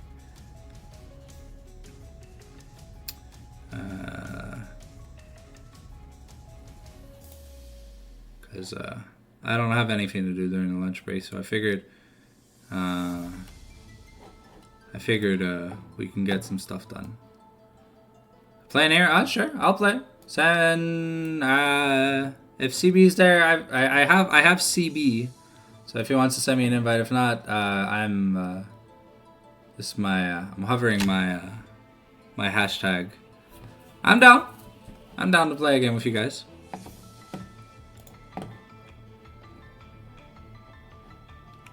Okay.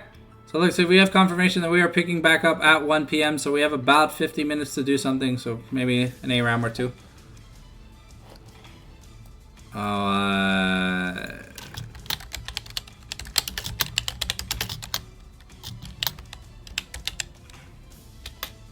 There you go. I posted my IGN in the chat for you guys. I'm gonna be doing an ARAM with the boys from Rivals. I think an ARAM. Yeah.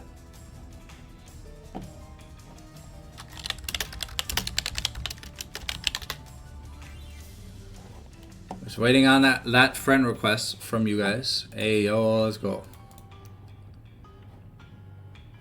Did I accept? Okay, yeah, I did.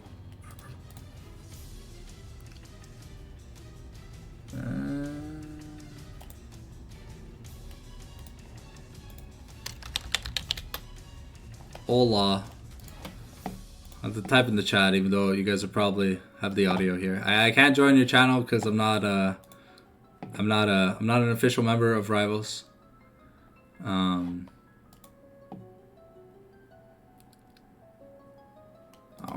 We can do whatever. We have 50 minutes, so if the ARAMs go well, we probably have time for 2. I doubt it's gonna be like a 900 kill ARAM game. I hope not. And I hate it when ARAMs come down to like 50, like 40, 50 minute ARAMs. Like that's, man, those are like the sweatiest of games. But hopefully I don't play too badly. All right. I'll reroll his ear. Ooh. Okay.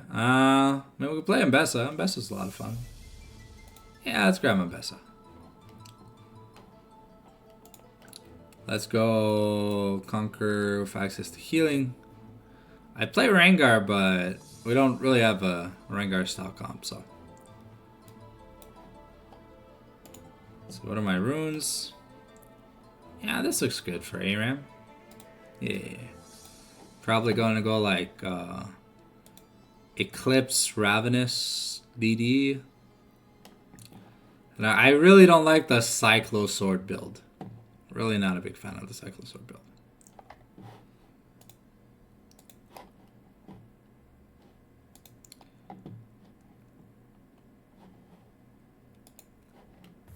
Oh, by the way, do you guys have like a Discord? Like, do you guys like chill in and do stuff in? Or is it just like private calls and stuff? Like just in general, outside of like Momago or whatever?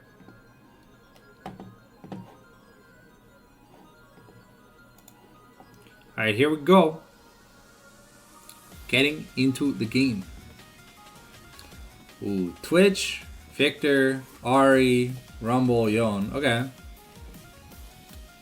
It's playable. This is a playable game. This is definitely a playable game. We've got Death Knight on Jinx, and we got a Salson on Kennen. Okay, Eyesight on Shyvana. Okay. Okay. We're cooking. We're cooking with this draft. Do I need to go Eclipse here? Probably, right?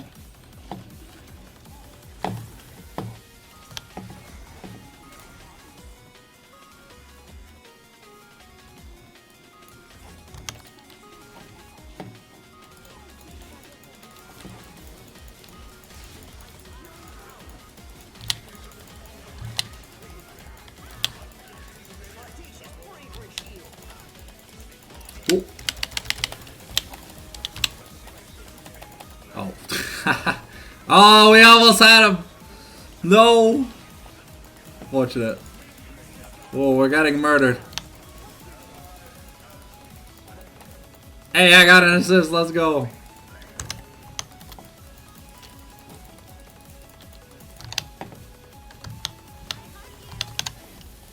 Alright.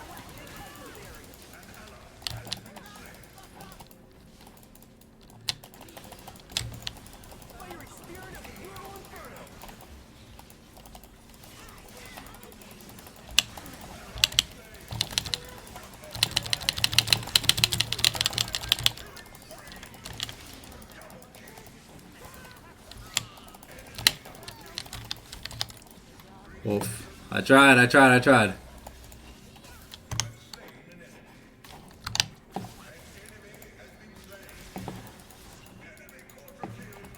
Ooh, okay. We got the shutdown on the own. No shutdown, okay. Man gets a quadra kill and doesn't have a shutdown. ARAM logic.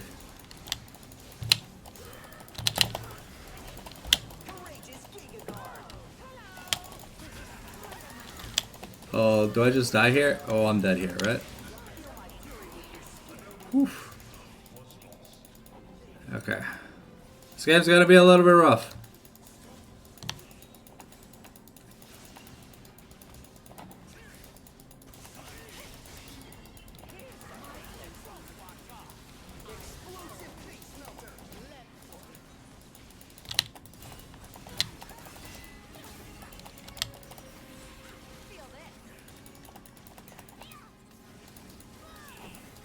Okay.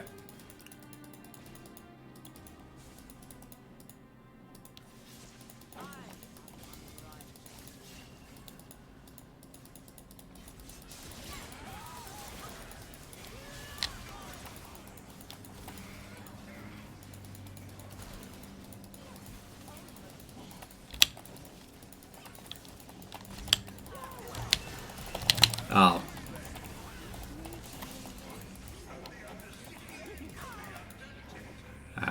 So close. Man, had I landed my snowball, things could have been different. Okay. It's my job to clean up. I'm gonna clean up.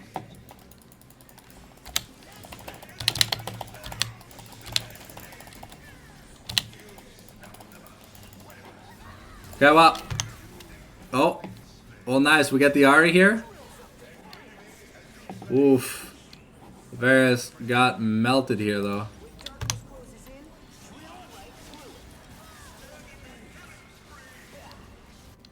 Okay, I need my cliffs. Tango for my cliffs.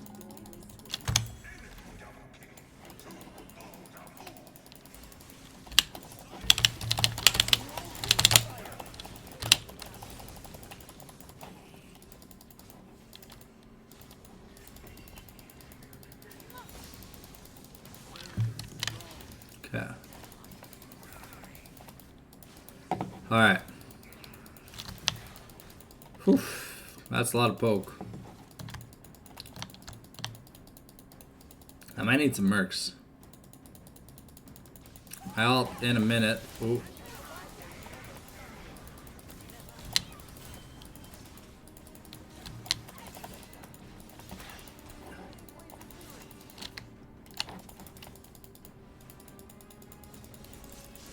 Oh.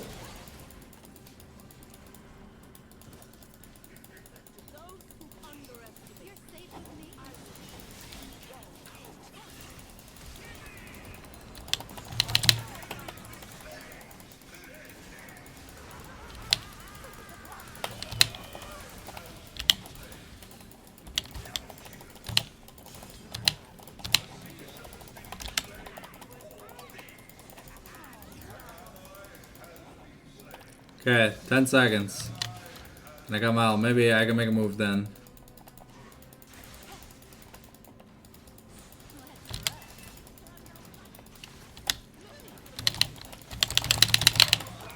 Ah, okay, well I got the victor. I got the victor.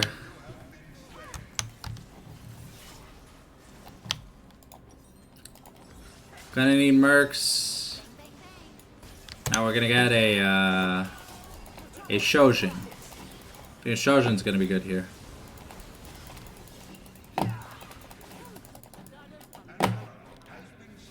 Alright. Be careful. The wall is not safe. The wall is not safe. Oof. Okay. I know it's like down to me and Salson to engage, but it's gonna be a bit rough.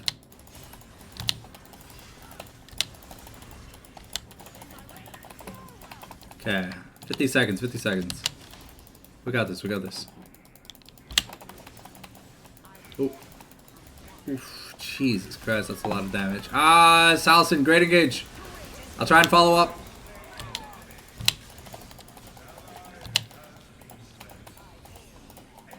Good job, good job.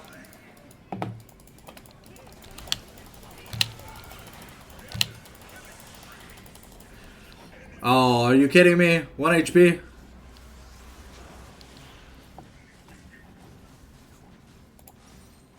Wow, okay.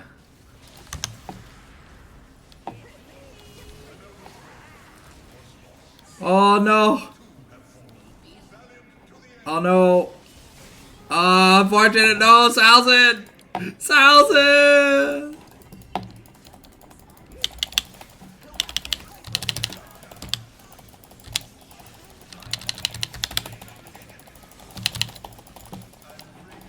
Okay, well, I cleared up some of them. Okay.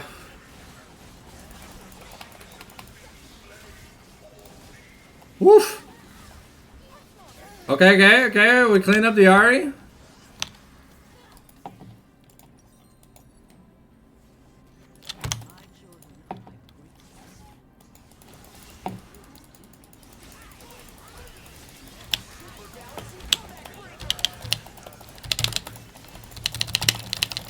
Okay, I killed the Yone, Man, I'm trying, man. I'm 7 and 8. Okay, the Varus ult. What is this build, Varus? What is this? Oh, Salson, no! Oh, you really need that hourglass, man. I can feel it. We're so close.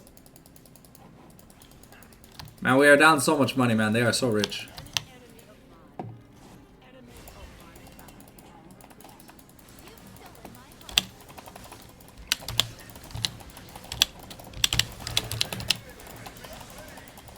I don't have cooldowns, eyesight. I'm sorry, bro.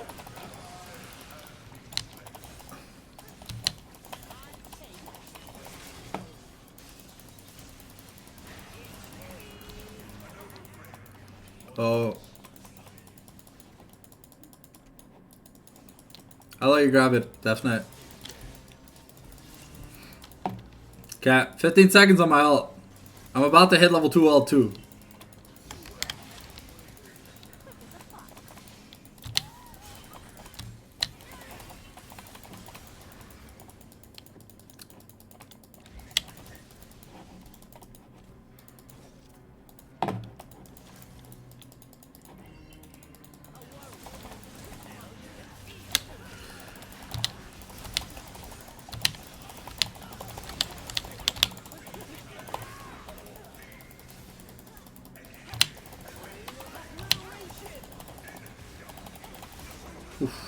Okay, I got my Shojin now. I got my Shojin.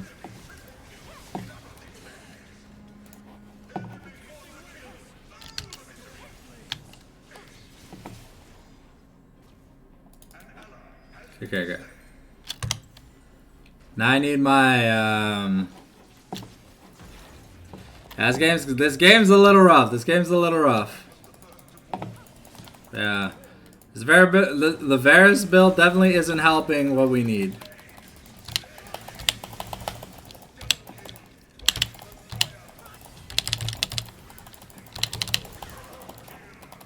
Oh, why is the Varus taking all the money?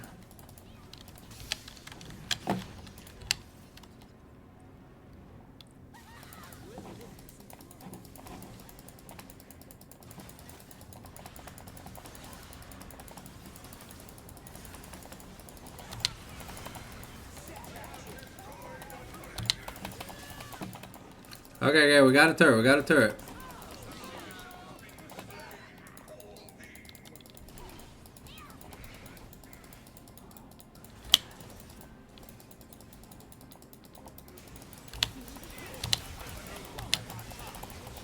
Oh, fuck.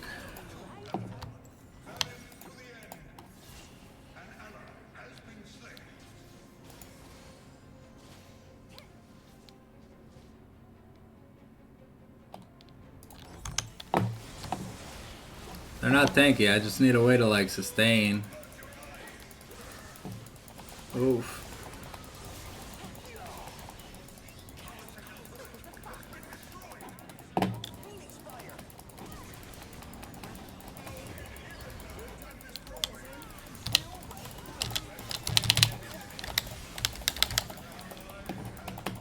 Are you kidding me? He's gonna live in like 1 HP, man. That sucks.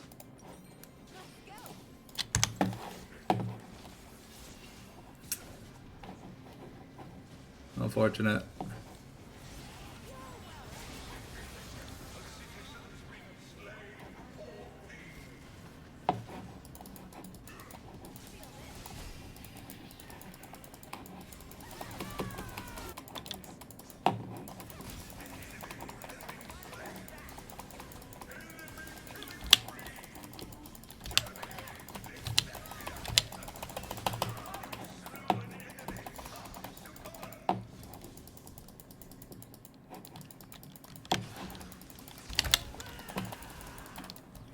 Ah, unfortunate. I missed my ult.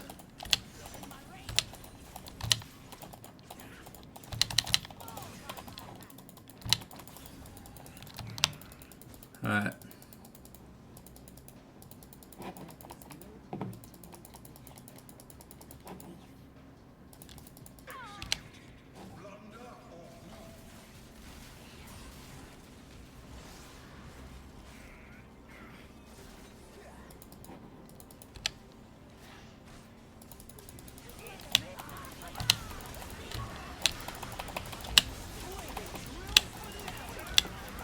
Oh yeah, okay.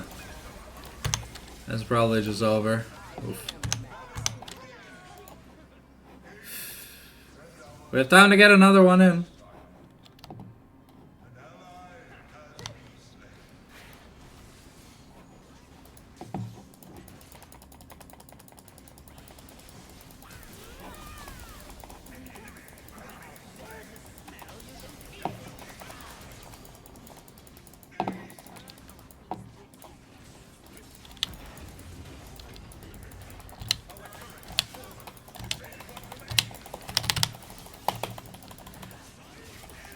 Okay, well, I mean, he's got 90 items, so I can't compete with him. Unfortunate.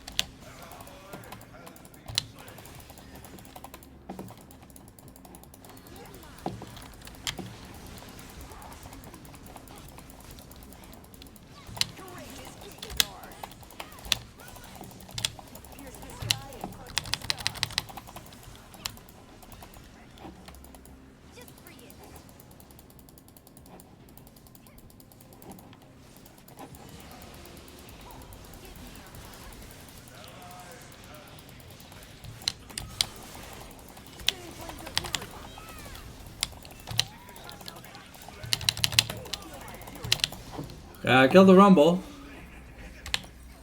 Well, I don't think it's gonna be enough. The Twitch is nearby. Yeah, and it's Jover.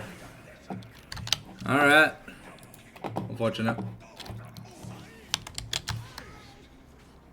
Bear's going like a mix of lethality and attack speed. I don't get it.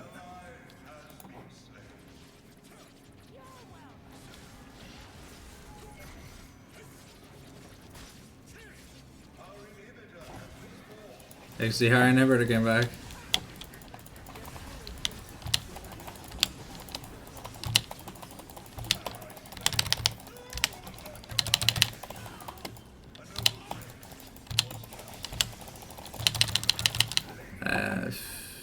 He gets like 90 attacks in by the time I do one, so nothing I can do there. That's unfortunate.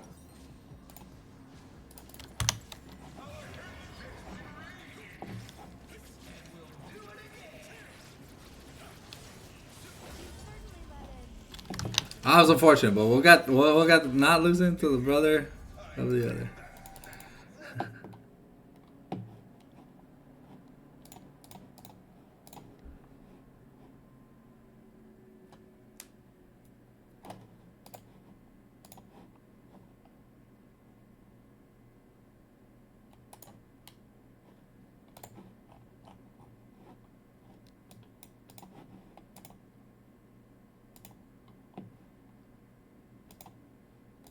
I guess we don't have time for another. Maybe. We'll see. They leave the lobby. I get in a hyper roll because that's like sub 30. Yeah, one more.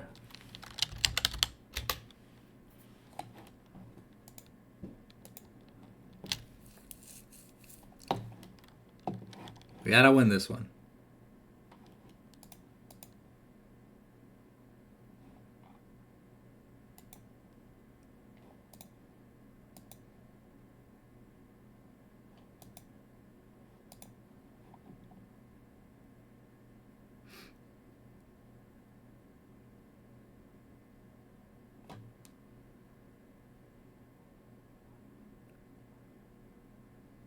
Just waiting on Salzin to join the lobby.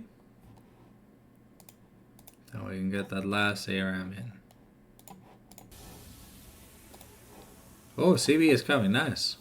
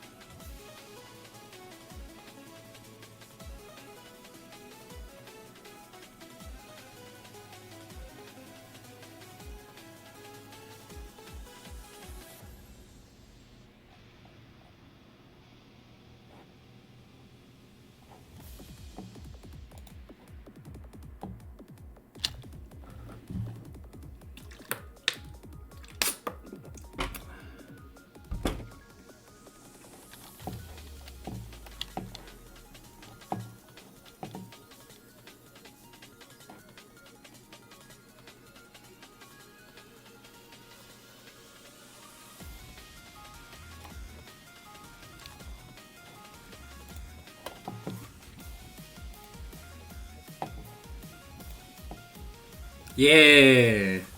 Well, it's an Udi. But yeah. Oh. But yeah, and it's super comfy and it's nice and warm on cold days like this because it's like what is it? It's give me a second. Come on, game. Because it's yeah, it's like -1. No worries. It's essentially the same thing, just different company.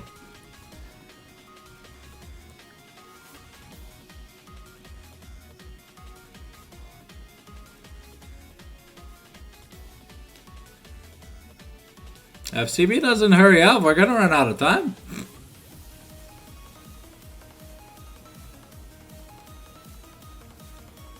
Ah, there we go.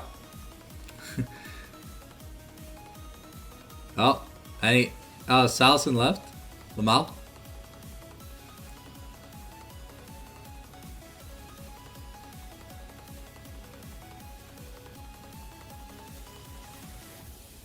Yeah. That's hilarious. Alright. Let's get this ARAM in. Well, hopefully... Oh, no, I don't want to play Ribbon.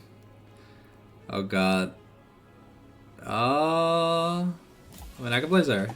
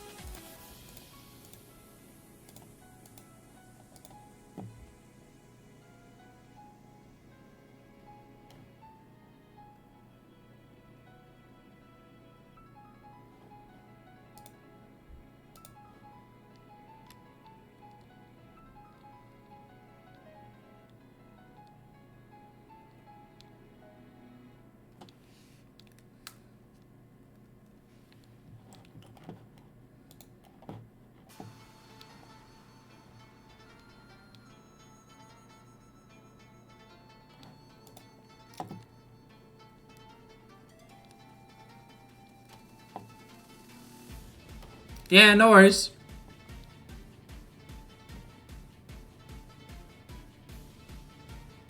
I've got the draft pulled up anyway, so I can literally just switch the screen. So I'm not worried. I can cast while playing.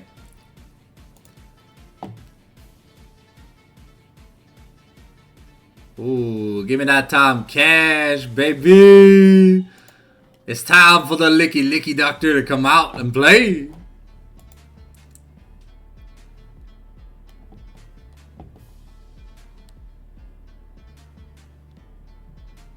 Okay. I'm the only physical damage on the team. Crazy.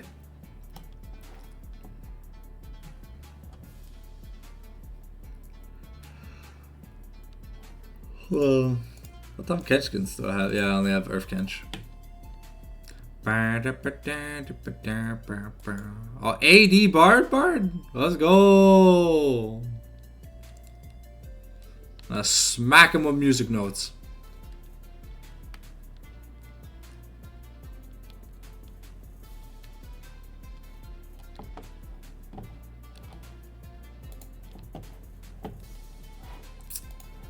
Oh, come on.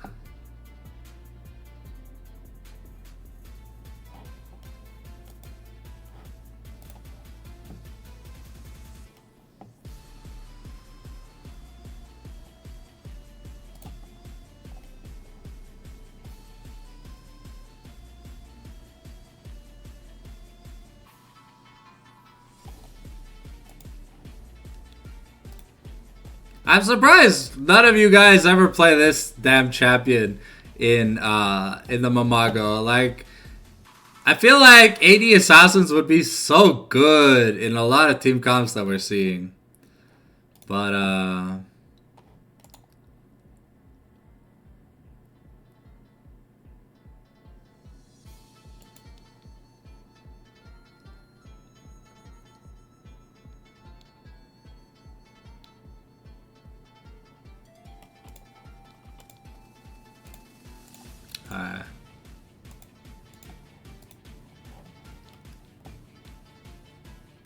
If we go red, I guess I gotta switch to the T1 skin.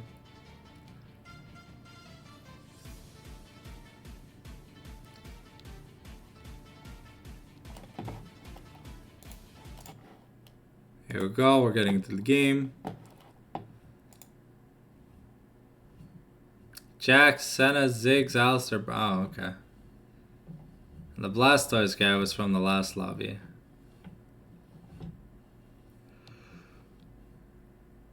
Ooh, yeah. He tired.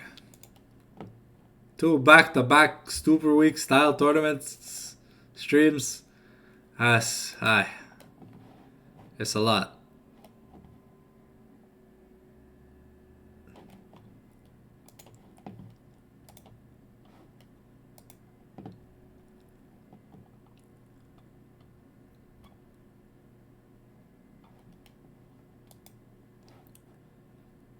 All right. Who is Potato? Who is Potato? Damn, we're gonna have to win this one fast. But yeah, I believe. Not, we'll probably just have to FF it to get back into the gamesies. Alright, let's see. I mean, there's 2 tanks, but I probably...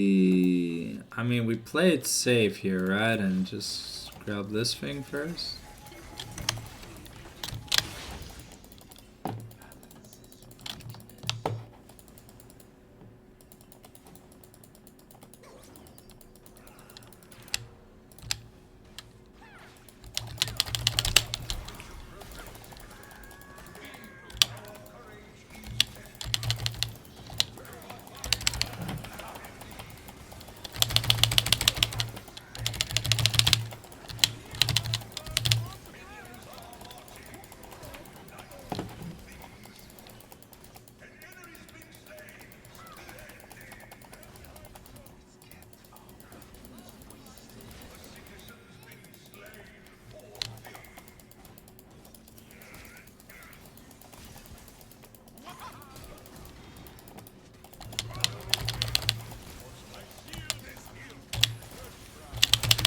Ah.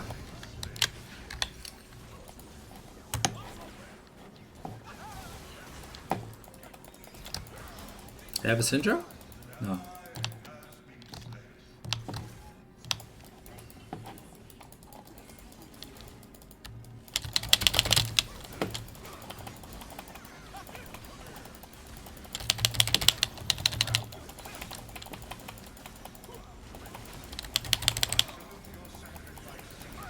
Oh, that Braum thing blocked my, oh.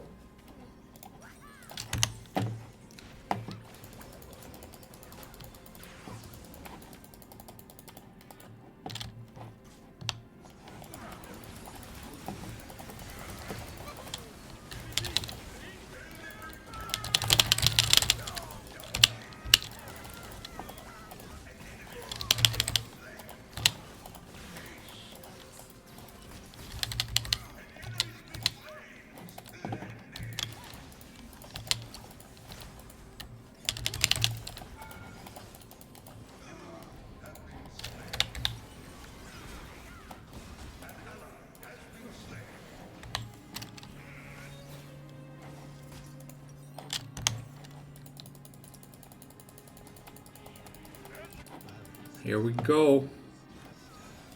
Gotta assassinate the Jax.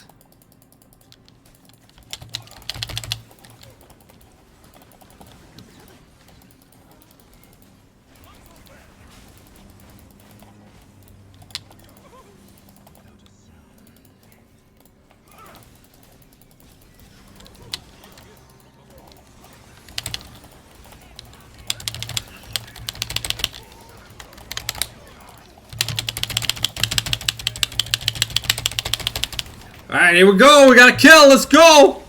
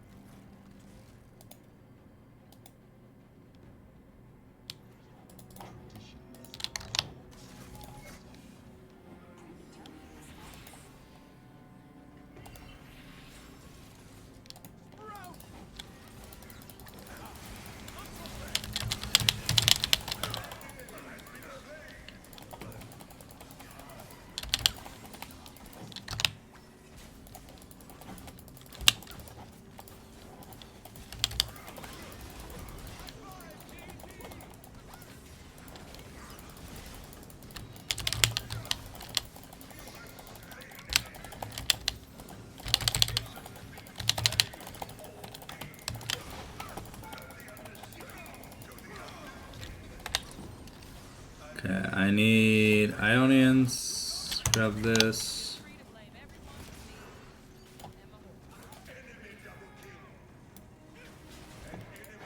There you go.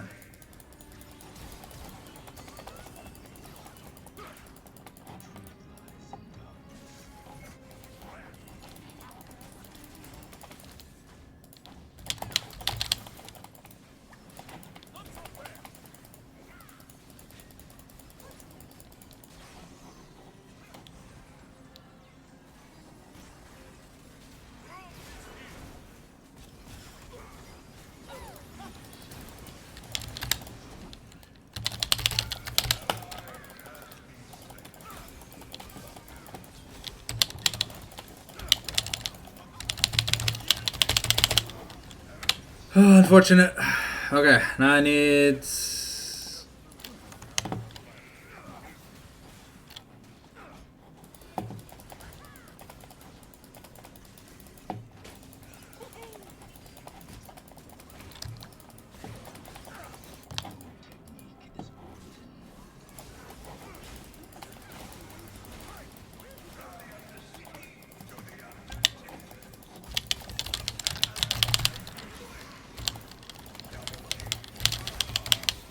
Haha! The splash!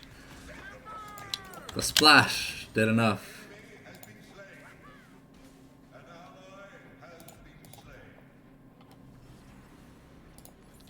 Okay.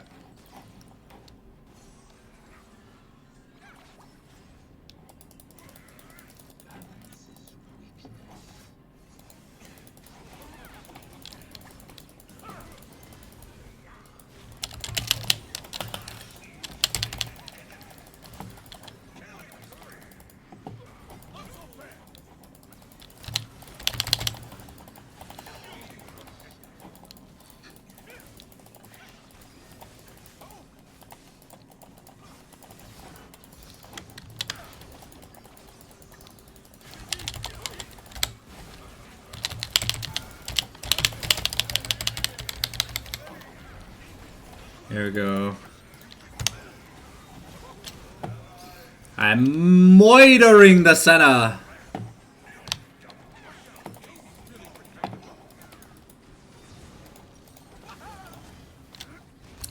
I should probably go profane here.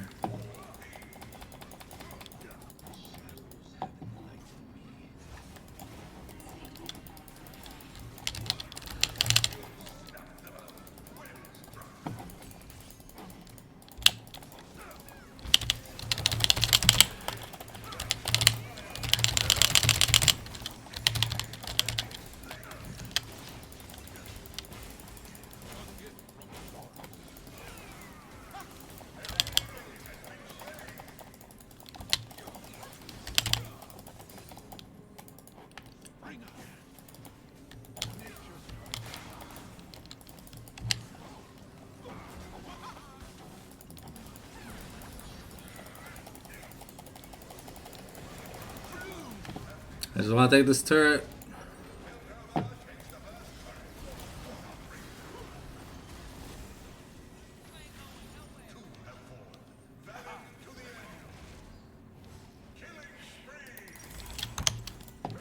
Okay.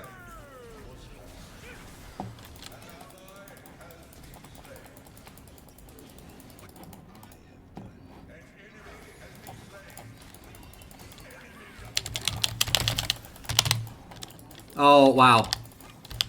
I had the Hydra on the wrong key.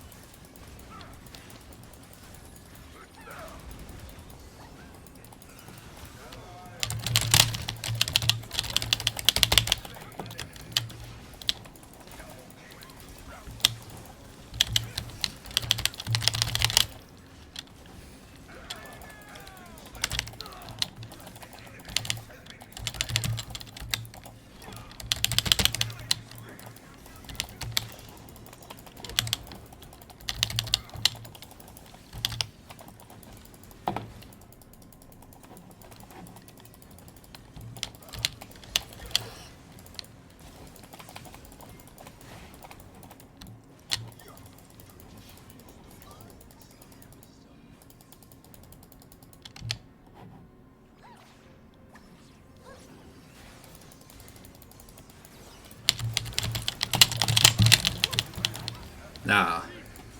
Okay, I need some... he's tanky. Okay. I need to get my Australias.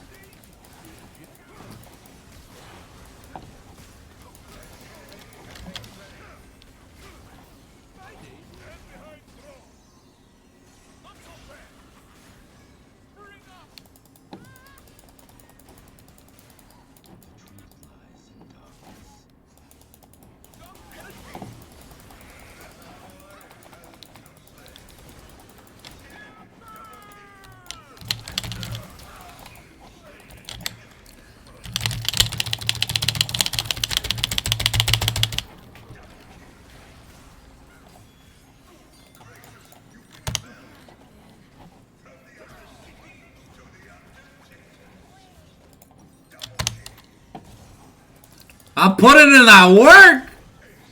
I'm blowing people up!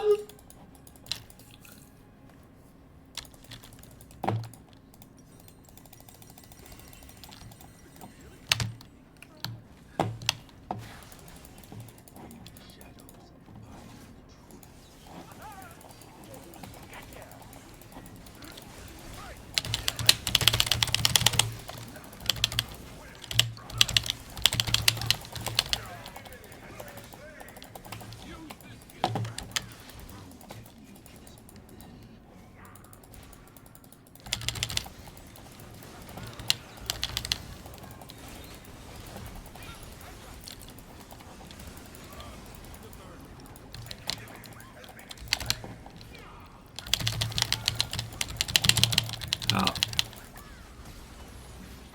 Unfortunate. Yeah, I misplayed that. That was my bad. What I got? A 35% CDR. I think that's enough. I need killing items now.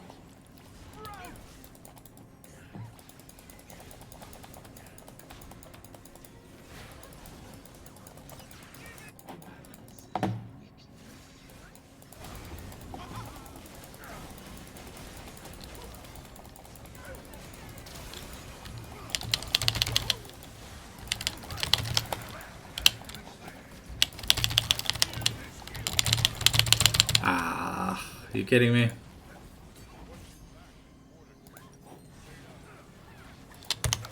I'm getting a shit ton of milestones, so I gotta be doing something correctly.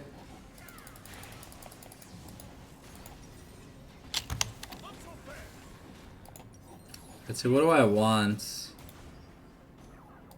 Probably a hubris. I need big damage now. Collector's nice, but I think I want the hubris. Only got a few minutes left, so gotta make it count for what we have.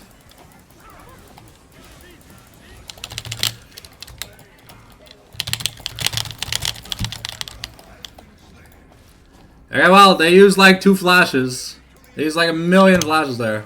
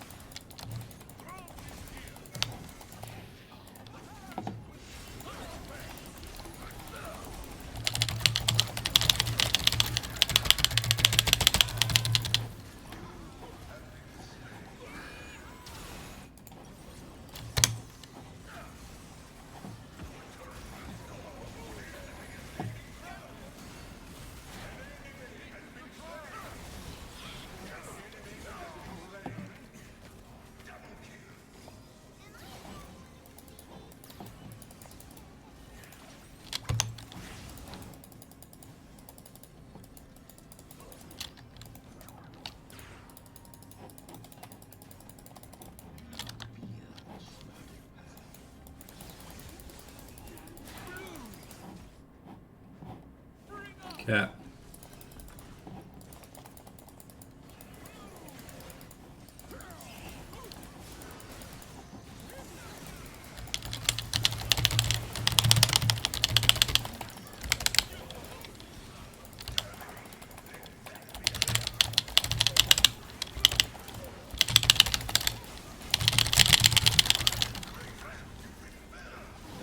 Okay, I blew up the center.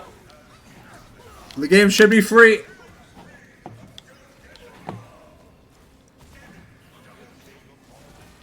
Alright, good job, good job, good job, good job.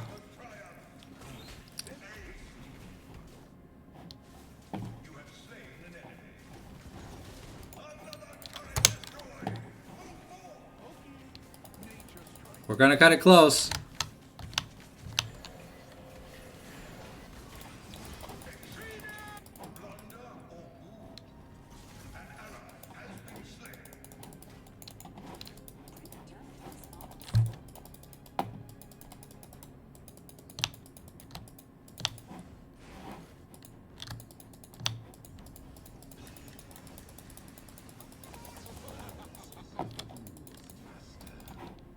Yeah, we need to wait on Death Knight and Eyesight.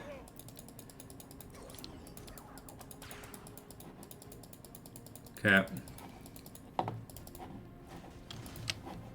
I need to get on the center.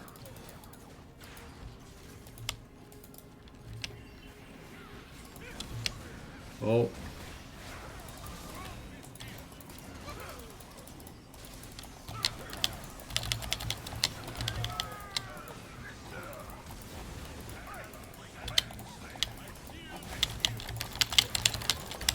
Ah, unfortunate. Yeah, that's probably the end of the game. I'm sorry, guys.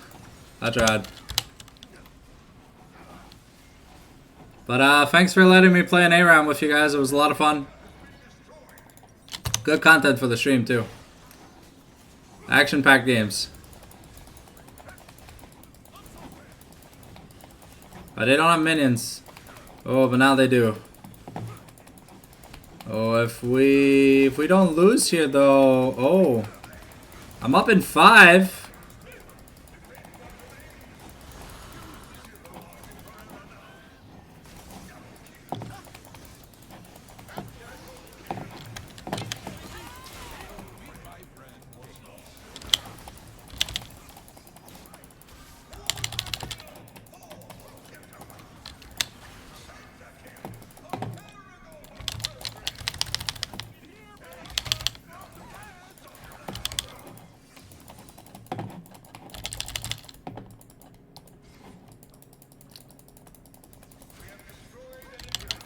What do you mean I'm disgracing your chav, Dave? I'm like the most fed person in the game. We don't have minions.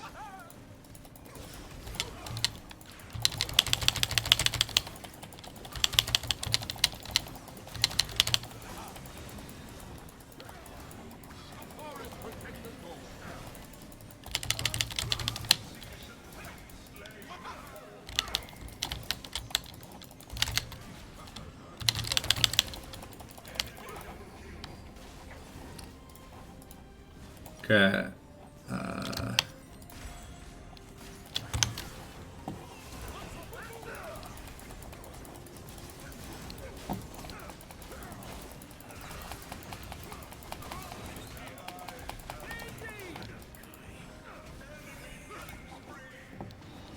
Unfortunate. Mikey Binte, what do you mean, bro? I did what I could.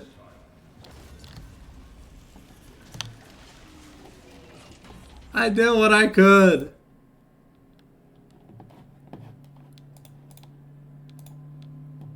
Our Zoe was useless.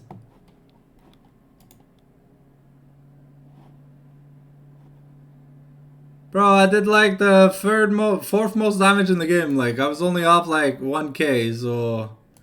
Check, look at all these fucking milestones. Tell me I'm fucking ending. Shut up, Dave. I did what I could.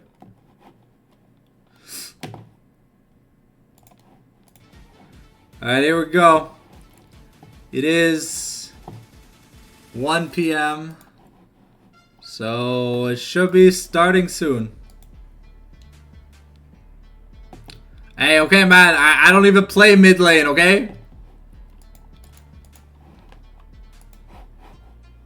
Man, wanna talk shit, bro. I'm sorry I don't play 2 champions in the history of the game. By the way. I mean, it was pas si pire. Yeah, I'd have to have an 80 carry that has a brain cell. I don't play with those. Do you know where I can find some?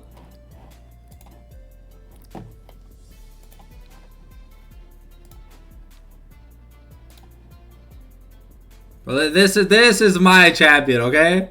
This is my champion.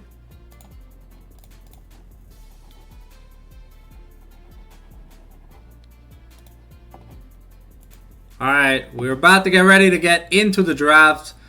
It's game 3, ladies and gentlemen, of 6. Just waiting. Okay, but like, Dave, you play like 3 champions. If we ban those 3 champions, you don't play League of Legends. So we're just waiting on the DH Plume ready check. But see, like, that's like the difference, you know?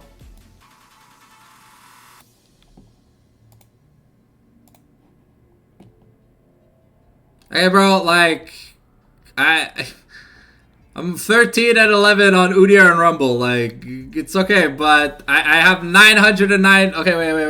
Where are you at? Where are you at? Where's your lazy ass at? Let me expose you on stream real quick. Offline. Dave Loon. Let's see. Where are you in my friends list? You're in. I can't see you. Are you in general? No. Are you Ride Mobile? All right. What's this boy? Ah, okay. Oh man, okay, your 3rd most played champion is a champion you don't even play. That's crazy. You're a Nami 1 trick and you play Zed. You're a Nami 1 trick and you play Zed.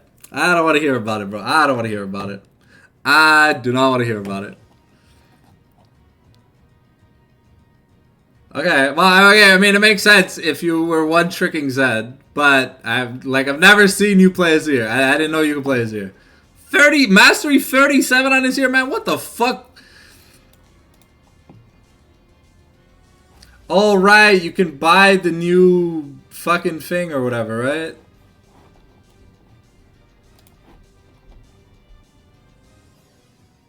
Where's the $250 boom boom? I mean, that's cool if your thing is legit. That's cool. But let's see. What is this? Skins? No, accessories. Where is it? Where's the Jinx shit? Is the Jinx shit not out yet? Is Dave? Is the new Jinx shit not out yet, or am I dreaming? The fracture Jinx.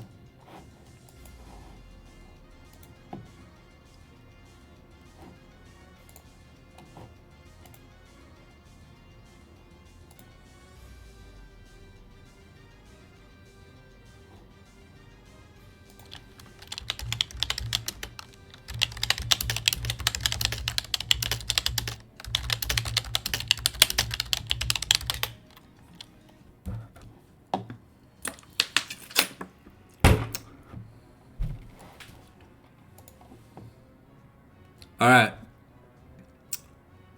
So, the inside scoop is, you guys already won the game. That's the inside scoop.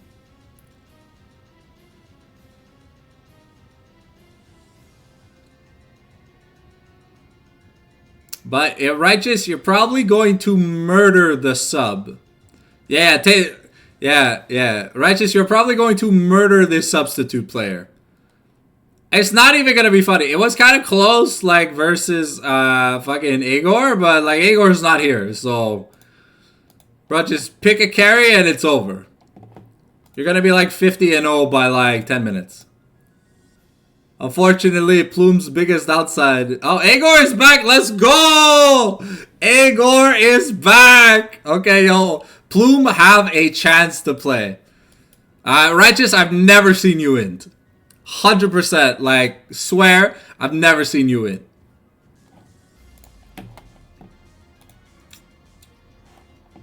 But yeah, when you guys get a chance, Rivals players or whatever, whenever you get a chance or whatever, like, poke the admin in the LB LCS, low budget LCS Discord. But here we go. We are getting into the draft. There is no sub now for Plume, so that means we get 3 bans. Let's fucking go.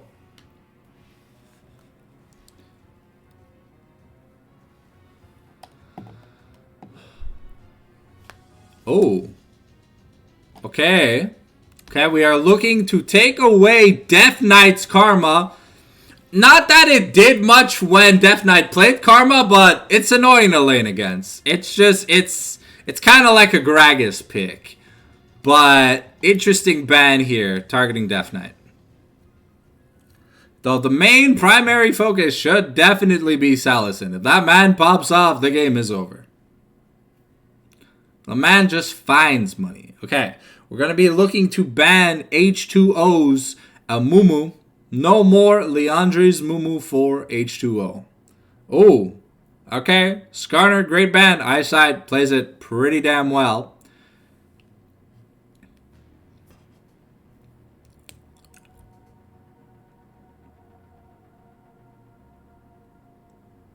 Okay, what are we thinking here?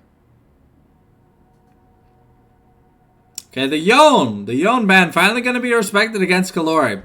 Kalori's going to have to play a different champion other than Yone. But considering banning Salison's Ashe, this man has the mechanical spacing of a great player when he's on an AD carry that does stuff. So Ashe, Karma, Skarner ban here for against rivals. And what is the last ban against Plume going to be? We are thinking. The clock is ticking. Let's see. Oh, we're really going down to the timer on this one. Ooh, we saw Tazy's Ezreal put up a decent show last game, and we don't want that. So, now with the first pick... Oh, Kalore on Viger. Okay. Okay.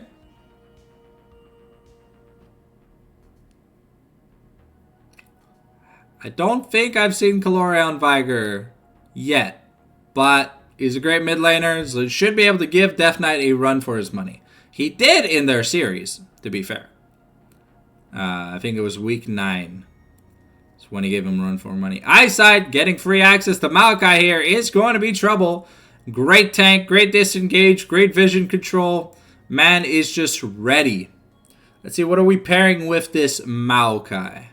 The Ahri's open, the Orianna's open, the Syndra's open, a lot of great mages, but Viger does play well into certain control mages.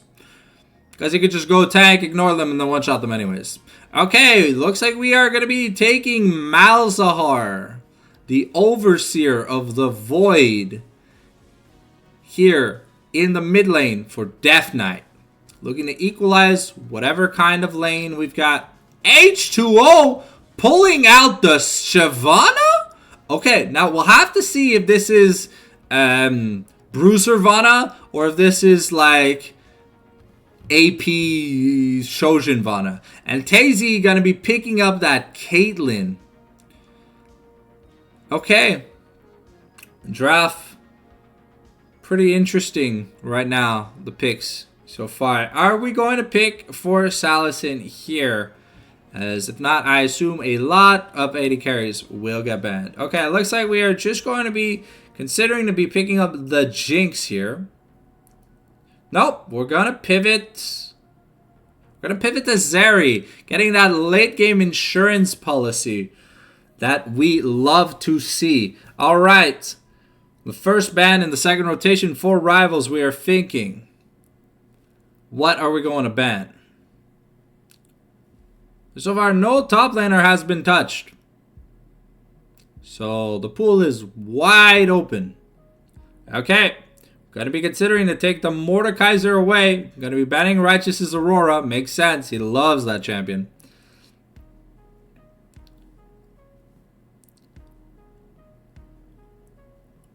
Okay. It's 2 top lane bans so far. AP focused. Okay, gonna be considering a Tom Kench ban here against Agor. Agor, one of the fundamental Tom Kench players here in Division 4. And Righteous playing such a good, fearless game of Gnar where he was like 12-0 by like 20 minutes. Man was on a rampage. Definitely a good ban here. So 4 top lane bans in the second rotation. Let's see what Rivals is going to pick up. We need a support and a top laner. So I think here we pick for CB and we give counter pick to Righteous. Would make the most amount of sense. Alright, Zeri Lulu, it's clean, wasn't banned out. Pretty consistent. This is the duo that took over the world when Zeri Lulu, Aphelios Lulu. It was always a battle of who gets to play Lulu. Oh. Okay. Could this be Caitlyn mid and Ziggs Viger bot lane? We'll have to see. Plume have been cooking with the bot lane duos, and Ziggs does have a lot more synergy with Viger than he does with Caitlyn. We'll have to see. We don't know yet. But the Volibear here locked in for Aegor. A solid blind pick given there's not much left. Is Righteous gonna be on tank duty? We already have the Maokai, but we don't really have any ways to start team fights outside of the Maokai ultimate. We're gonna need some engage here from Righteous. Probably, are we just picking the Aatrox? No, the Aatrox and the Volibear is pretty bad. Okay, we're gonna be considering the Shen. Okay, so this is a protect the Zeri composition.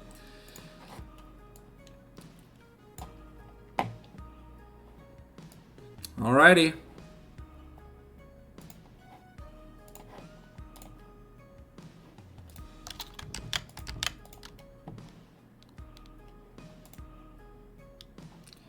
Here we go. Game number 3. Starting very shortly. Get ready. This game is going to be action-packed. This is between probably the 2 best teams playing in the org. I think outside of Rivals, I think maybe I don't know if it's Plata or another team, but we finished Plume finished 3rd in Swiss, so they did play pretty well. All right, let's hope the momentum, the tilt has been shaken off. We've got food in our belly. We've got energy. We've got the spirit to play. I want to see a nice, clean game. All right.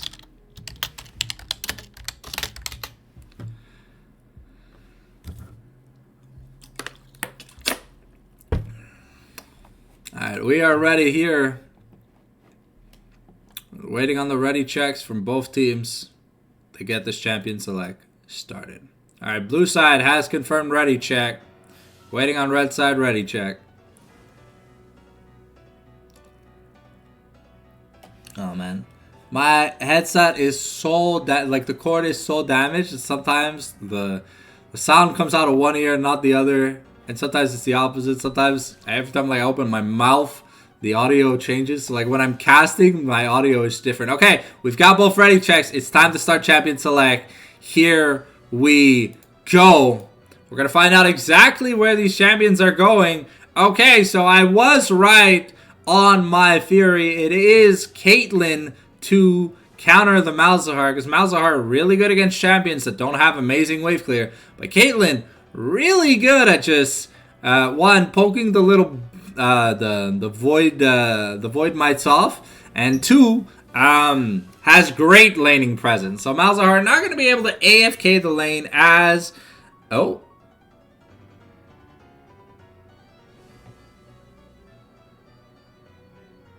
Maokai in slot 3? Did we just forget to place ourselves?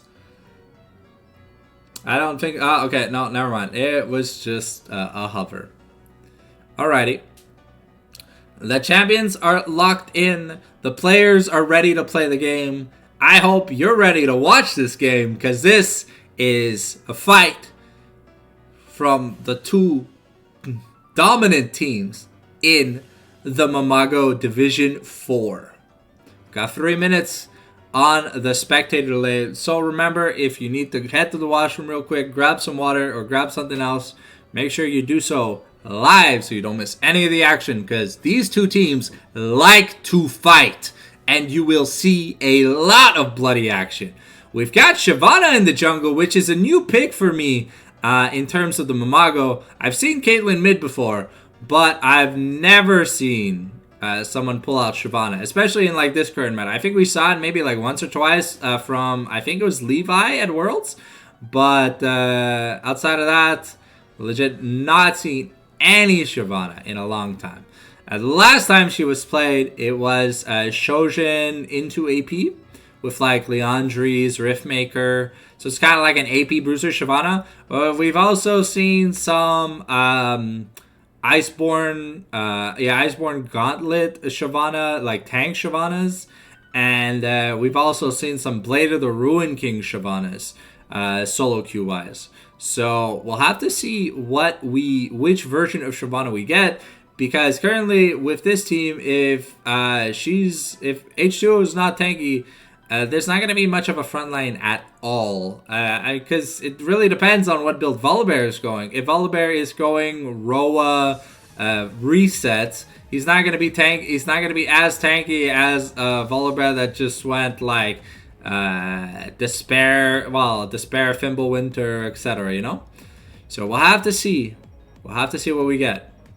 But on the side of rivals, you know, once we get to the 25+ minute mark, if the Zeri isn't behind, things are gonna get rough in terms of deep fights. There's amazing peel here for the Zeri, and we've seen Salusin perform super damn well on these AD carries. The man knows spacing, so it's gonna be up to Tazy and Junpei to be able to shut this duo down in the early game. Eyesight also pays a lot of attention bot lane, so we're probably gonna see some 3v3s. I don't know if Shyvana ganks pre-6.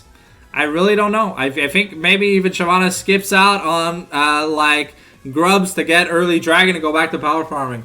But will bot and mid have the prio to be able to help H2O get these objectives? We'll have to find out once we load into the game. Here we go. The loading screen coming on in. Let's see what's the skin roulette. We got Prestige, Duality, Dragon, Volibear, Immortal Journey, Shyvana, Arcade Commander, Caitlyn, Bziggs, Final Boss Veigar. We've got Warlord Shen, Meowkai, Overlord Malzahar, Prestige, Fright Night Zeri, and Space Groove Lulu. Okay, do note we have Fleet Footwork in the jungle for Shyvana versus Phase Rush. We got Lethal Tempo versus Airy in the mid lane. Arcane versus Arcane Comet. Sorry, I was going to say Arcane, but I mean it is a Piltover versus Zon matchup in the mid lane. So get ready. No Arcane spoilers in the chat, please, but get ready for some fun times. We've got Double Grass top. We've got First Strike on Junpei, and I'm a really big fan of First Strike on supports that are AP or range, because it allows you to get that extra money, to get those wards, and to quintessentially finish your second item. The first item you have no problem finishing because it's within the range of like the extra gold. But it looks like we have a bot side invade here from the side of the H Plume. But a really fast ward here from the side of CB the Barbarian will spot out the invade. We've got an Oracles picked up here for Maokai. Some deep vision in the blue jungle. Salusin going to be spotted walking back to lane, but some good vision on both blue sides of the jungle. Shen not gonna have the safest early game, but it looks like we are not going AP Volibear. Ooh, the late invade here by Junpei. Okay, Eyesight might be pushed off. Eyesight will probably be forced to start at a different camp. We have vision.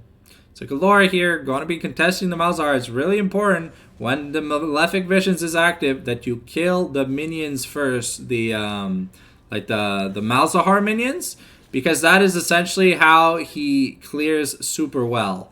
The minions do a lot of damage.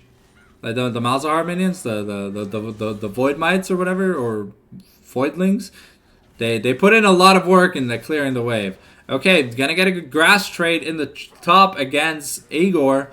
Agor gonna look to get his lightning claws stacked up so that way he can just chain some CS together. Keep in mind that its abilities and attacks that charge is passive. So even through the Shen W, he will be able to get stacks. Though with the Shen W up, he will not be able to land his auto attacks. So that means his grass will not be able to proc on the Shen W. Okay, a nice double stun here. Salison taking a little bit of a beating. Zeri's early game, not the best. And it is definitely the point of contention. If you need to attack somewhere, you need to hurt this turbo scaling late game queen. Level 3 early here for Righteous. Going to do his best to CS. Tazy taking about 20% of his HP from an Ultra Shock Laser. That's not what we want to see early. But we do have teleports on this Zig. So when you run low on mana, he'll be able to play the game. A nice Viger Q with the first strike. Going to proc level 3 early for Tazy. Salusine is low. Lulu going to be satcheled away. Agor here helping H2O with the invade. And now Eyesight going to find this Shyvana. Fortunately, Tazy taking the turret shot for himself. A little bit unfortunate. But Caitlyn, see the pressure she's able to apply onto this Malzahar.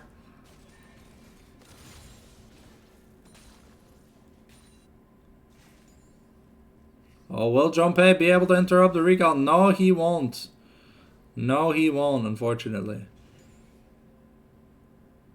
Here we got Shyvana, who's going to end up with a camp advantage. We'll see if Eyesight is going to go for a chicken camp. Was spotted clearing a ward, so maybe thinks that Shyvana is getting close by. But Righteous getting handling Agor pretty well in this early game. Looks like we are going to go just the typical tank Volibear, which is good because if you go the AP Volibear and you're behind, you will just get solo killed by this Shen. If he's already taken positive trades against you. A nice taunt. And Stormbear going to do a lot of damage. But Agor is very, very low, fighting in a really big wave. Has to be careful. 2 levels down.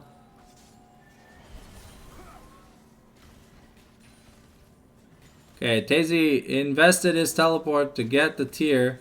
Righteous probably going to look to get it back. Let's look at the gold values. So Shen having about 1,000 gold to spend, but Agor is like really low. Does have the flash, but Righteous has the flash. Going to get a nice taunt flash, and it's going to be the end of Agor. Now with this 1,600 gold in his pocket, going to allow him to get quite a bit of money. Shyvana though, getting nice priority onto the objective. Eyesight going Leandries on Maokai. I don't know about that one, Chief. I get it. We have to compete with the Shyvana wave clear, but okay. Agor once again on the end of not the best trade. The Satchel going to throw Lulu into the Viger stun. Okay, Junpei going to be taking about 200 damage from an Ultra Shock Laser. We started Cole here on Zeri. Got a little bit punished for it, but now Eyesight going to get priority onto those grubs. Will Shyvana see him in time? We'll have to see. Okay, Tazy unfortunately a little bit out of mana. Doesn't have the money to get himself a Lost Chapter. There's going to be 3 grubs traded for the dragon, but Shyvana is just power farming. Looks like we are going. This looks like Shojin first. Okay, so this could be AP, but we went footwork instead of like Dark Harvest. Okay, Righteous going to take another good trade with the Shen.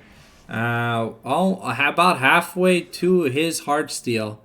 This is going to be big once he gets it done. Agor taking another bad tempo back. Shen setting up a pretty good freeze. Kalori going Collector first here on Caitlyn. Has to be a little bit careful though. The Malzahar can just, combo, press R. So we gotta be a little wary. Those Malefic Visions are gonna start to do damage soon to the Caitlyn.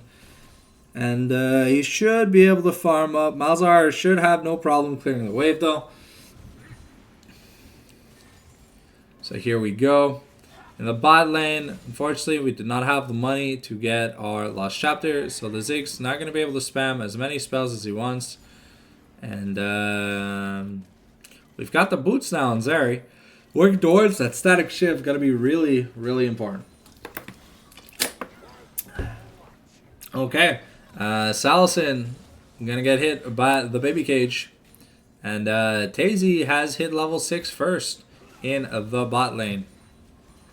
Keep in mind that while Lulu is a great enchanter support, there is still pretty good kill potential should Zeri be locked up. Or if anything, they could also just kill the Lulu. Normally, in an enchanter matchup, the best way to kill someone in the lane is to kill the person who does no damage. You kill the person who has to waste, because if Lulu wastes her wild growth on herself and they don't get something out of it. Viger's ultimate is much lower cooldown than, okay. The Nethergrass coming in. We've got Nature's, the Nature's Grass. Junpei going to be Flash Twisted Advance. And Salicine going to claim his first bounty. Kalori going to be able to survive the Nether Grasp from Death Knight. Titan CS.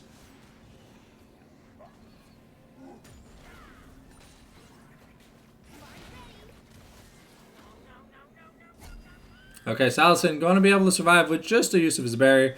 As Shyvana just fully focused on taking jungle camps. And Agor really not having a fun time. Gonna get taunted again. And yeah, another grass proc. And yeah, Righteous doesn't seem to be taking any damage. If the key shield can't even be broken in a trade, Agor's gonna be suffering.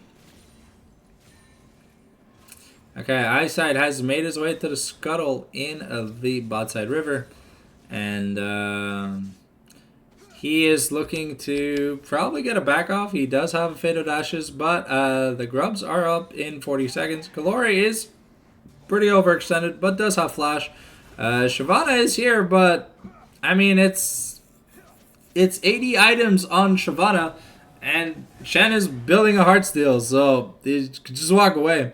Malzahar having finished that Blackfire Torch really big. Eyesight going to be taking away the chickens, but he's going to get spotted by Junpei. That's 22 gold. Oh, yeah, it's first strike plus the minion proc. Okay. Eyesight gonna take a decent chunk of damage here for taking that chicken camp. But by being bot side for so long, the priority here to get the grubs is going to be given over to to H2O. He's still going to be able to even up the grub score 3-3. We're also going to be tying up the dragon score 1-1. All right. Check back in on the golds real quick. We are... Yeah, okay. We have Heartsteel on back. Junpei going to get caught here. The Nethergrass on the Junpei. Salicine and Death Knight going to make quick work. We're going to dash over the wall with Zeri, trying to find Tazy. Tazy forced the flash away. Another nice taunt. We have the Stormbringer for Volibear, but I don't know if we want to use it. Tazy has to be careful. Eyesight is in the bot lane. The Ultra Shock Laser going to almost kill him. But with that wave crashing bot lane and Junpei being nowhere near, gotta be careful. Maokai Sapling going to draw aggro. Tazy doing his best to clear the wave, but unfortunately gives Salicine another kill. 3-0-1 for the Zeri. She is on a killing spree, and she is not stopping her advancements. That is, I believe that's a static shiv, and maybe a bit more Kalori. Going to be headed to... Oh, no damage spell to interrupt the Lulu's recall. It looks like we've got Tazy going in the mid lane. This Zeri seems to be a pretty good answer to the Zeri. Zeri seems to be a pretty good answer to the Ziggs, who normally wants to push you in and stuff, but he should be able to easily clear against the Malzahar. Salison, though, Salison here, going to be flanking Kalore. The lightning crash coming out. Jonpei trying to do some damage, but Salison is on a rampage, and Kalore is probably going to be going down. They're looking to give this kill over to Zeri, and that's another double kill over to Zeri. She is dominating.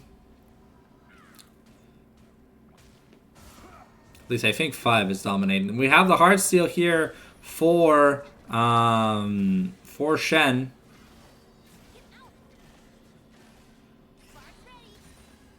Jonpei rotating towards the mid lane, making sure that not too many plates are eaten here by this Malzahar. It looks like we are going, I think, Luden's Companion here. We've got a teleport here invested by Kalora in the back. The Dragon's Flight going to find Salison, but they stand united. Now Lulu is isolated, but Death Knight's committing the teleport. It's a 4-on-3. A flash taunt finds both Tazy and Kalora. Kalora is able to flash away, but the Nethergrass is going to be able to make it so that way Tazy dies. The big boy shield, we used the barrier thinking we needed it, but it was a little bit wasted. However, this gives us a priority to get some plating money here in the top lane. We've, Eyesight should be able to clear the wave with 2 Qs, but is going to put a dent in the plans to push forward. No first turret was taken, but so far we've got a 4,000 gold lead here for Rivals at the 14-minute mark. And most of it is bot lane. But top lane's ahead, mid lane's ahead, and Agor's in a little bit of trouble. And Shen just gonna solo kill Agor here. Again, that Heartsteel getting stacks, 3-0 on the Shen. We're up about 1,600 gold. Poor Volibear doesn't really have the momentum to be able to do much. The early laning phase did not go the way of Volibear, but what's nice about Volibear is that eventually, when you go full tank, he scales. Eyesight forced the flash away. Gonna use the Nature's Grass here, but we are going to secure the Void Scuttle. Malzahar here going to be able to... Not enough damage to find and kill Kalore. But Righteous here going to look for a fight. Just grabbing those Heartsteel stacks. We've got another grass stack. Oh, we've got the taunt coming off cooldown soon. Kalore is very low and is We have to be a little bit careful. CB is zoning Tazy by himself. Righteous here. Going to be tanking the turret aggro while Death Knight assassinates this Volibear. We're getting close to that unending despair, and when we get it, hopefully it'll be enough, because right now things are looking pretty grim here for the side of Plume. Not as grim as with the substitute, but still pretty grim. Tazy, though, on the bright side, almost has his companion. Though Zeri is almost 2 items already, so... do of it what you will. Zeri is basically fully online before 20 minutes. This is bad news, because we've got a Runans waiting on base. That's going to be the second dragon of the game going towards the side of Rivals. We are on a Hextech Rift, which is really good for both... Well, for pretty much every character outside of, like, Maokai and, like, Lulu. So we'll have to see, because it's a lot of cooldown reduction. Kalora does have to be careful. Looks like Herald priority now being considered. Celestine is bot lane with the Ziggs, but has to be a little bit careful. Has to dodge a lot of these bombs if he wants to stay in this lane. So yeah, he has. I'm pretty sure he has. He has. He has Runans on buy, like on recall. Tazy here looking to get some damage in. Jonpei looking for a nice baby cage. Going to be stunned up. And that is going to be an assassination here from Tazy. We are also going to get the first turret blood with the help of the Caitlyn. But now Eyesight has the Rift Herald, looking to probably drop it here in the mid lane.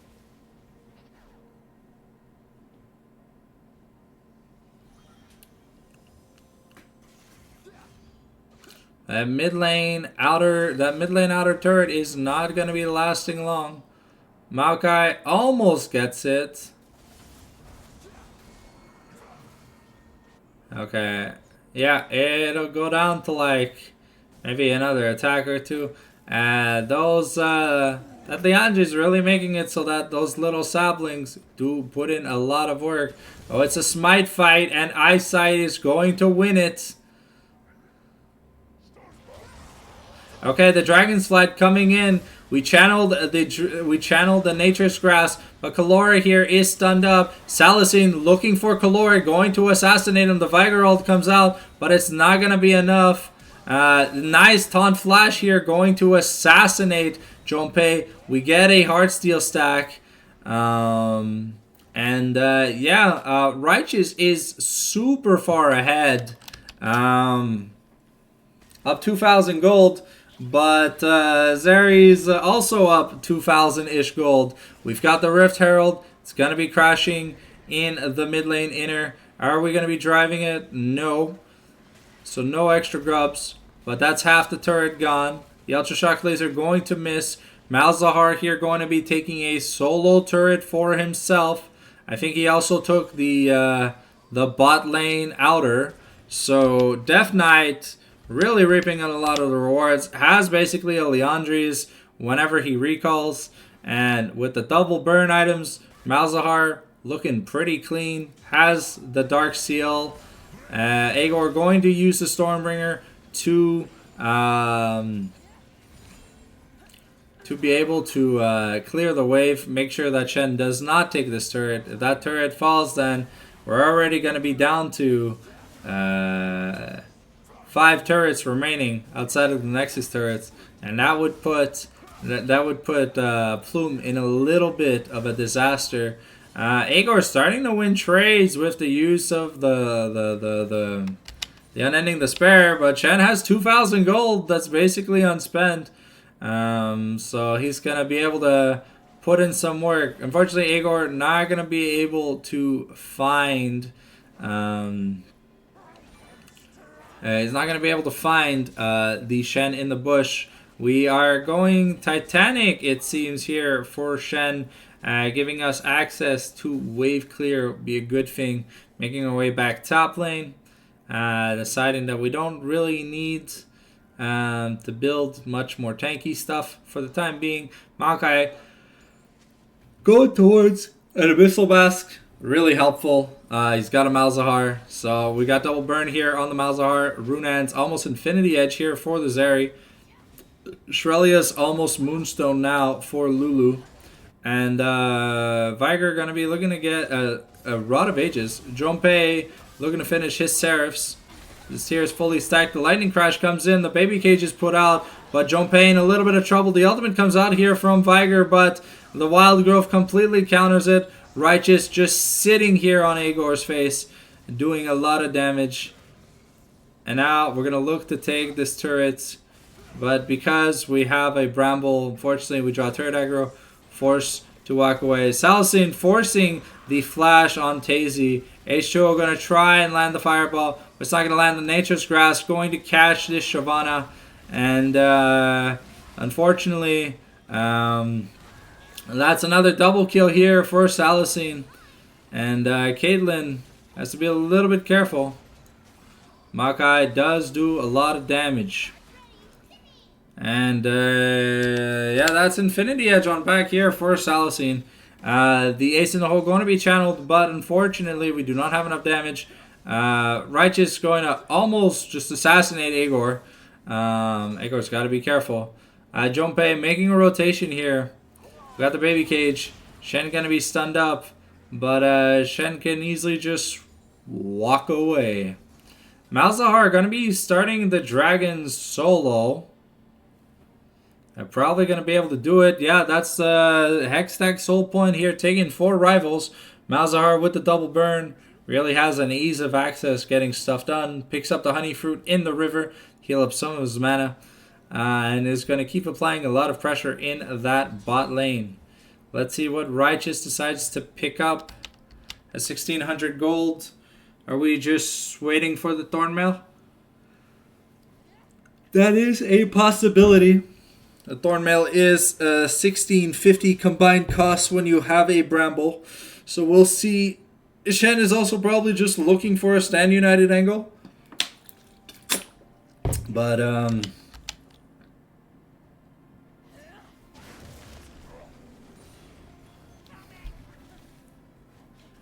we're going to use the Mega Inferno Bomb here to clear out most of the mid wave. Shen's still waiting. We're pinging MIA on our top laner. I'm sure he's just waiting for that Thornmail. I don't know. I'm pretty sure it's 1650.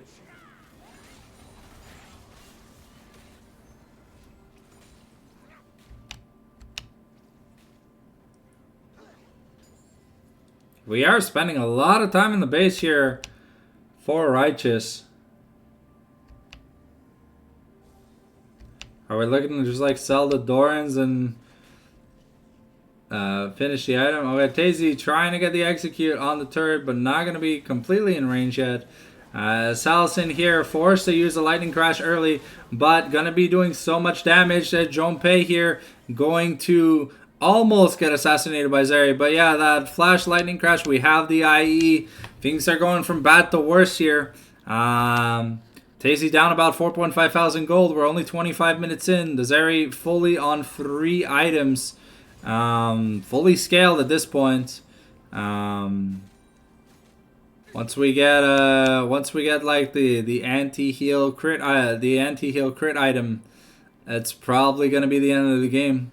An interesting choice that we went Collector QSS on the Caitlyn, but it does make sense. The only way to cleanse the Malzahar ultimate. Okay, the Nethergrass gonna be channeled. See, there you go, the Stand United channeled. But is Kalori going to die to burn? Nope, going to be able to live through it. But that is a barren start for rivals. We got the shutdown on the Malzahar, but at what cost? Oh. Okay, the Nature's Grass has been used. We're trying to zone the Ziggs and the Viger, but that is a Baron. We're investing the teleport here for Kalori. Trying to... Oh, we've got Eyesight stunned up. Remember that the Stand United was used on the Malzahar, but it did not complete because Malzahar died. But that, I believe that is Titanic on recall for Righteous when he wants it. Okay, now we have the Last Whisper here for Zeri. We're going to get the turret bounty here for Tazy. And Malzahar working towards a Rylai's Crystal Scepter, the trinity of annoying items. You're going to be double burned and perma slowed. And not going to be a fun time here for anyone. Even Shyvana's not going to like it. Shyvana finished the Leandries, which is good for her. Sarah's finished on Ziggs. We've got a Catalyst here for Viger. The Moonstone picked up, though, for Lulu is huge. Lulu essentially almost full build at this point. We've got the Abyssal Mask on Volibear. Now we're going... Could go any sort of item, but probably going to go to Locket of the Iron Solari. A nice taunt engage by Righteous onto Agor. We're looking to take this. Turret, but the lightning crash gonna be enough. We're going to kill both Agor and H2O. We're forced to try and defend this turret. The ace in the hole going to be channeled, forcing the flash out of Death Knights. But Tazy is just burning. It's burning, burning, burning. Salicene going to be legendary here. Going to assassinate a Tazy. 13, 1, and 2. This Zeri fully scaled. We've got the teleport here from Death Knight. Is this the end of the game? Salicene is pretty low, but rivals aren't here to fuck around and find out. They just want this game to end. We're channeling the teleport here on Righteous. We're going to take the first Nexus turret. The second Nexus turret is going down. Righteous is super healthy, has the Titanic, and Salicene is focusing the Nexus. H2O is going to go down, and that's going to be the end of Game 3, ladies and gentlemen. Rivals with a convincing win over DH Plume.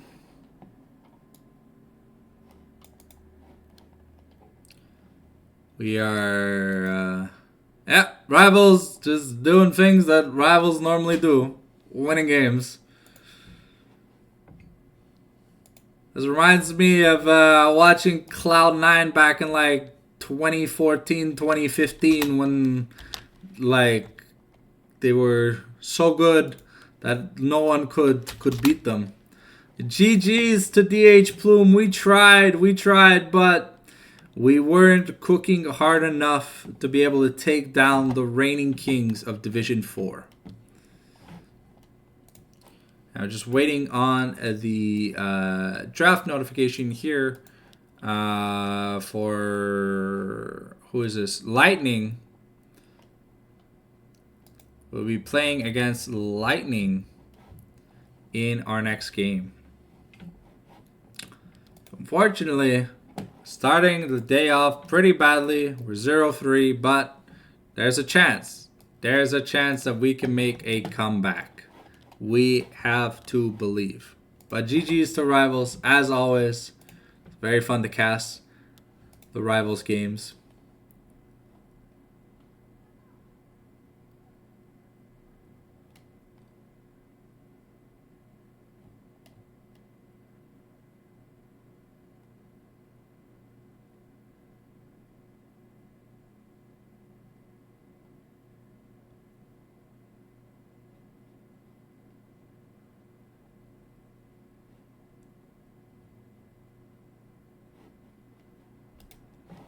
Alright, let's get the playlist back up and running.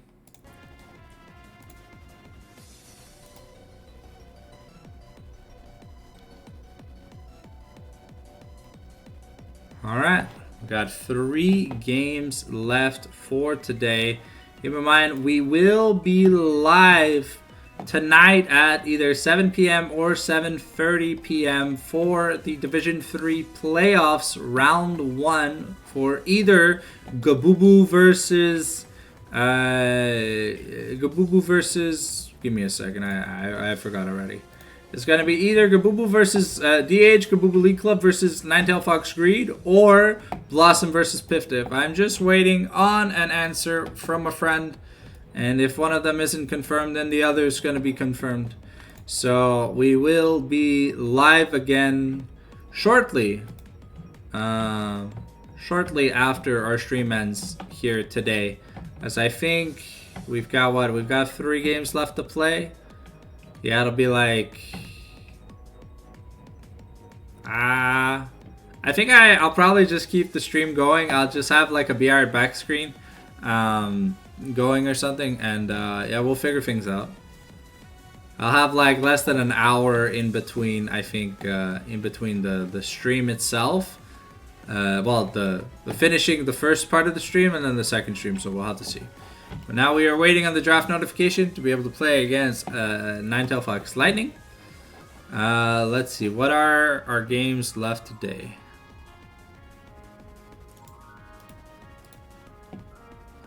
Do we know?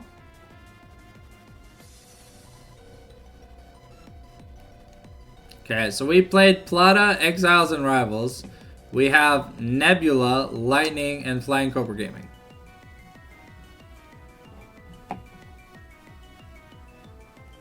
So it feels like if we have a chance to win any games as Plume, it's gonna be in the second in the second half.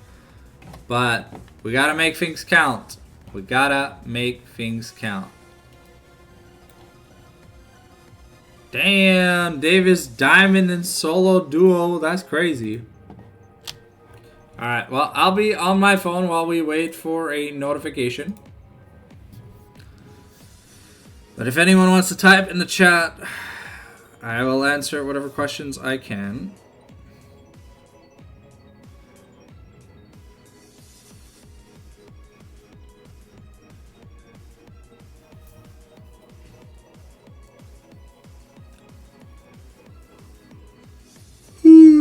Oi. Big day today. But hey, once it's done, the like 20-hour weekend back-to-back streams, whew, those are rough.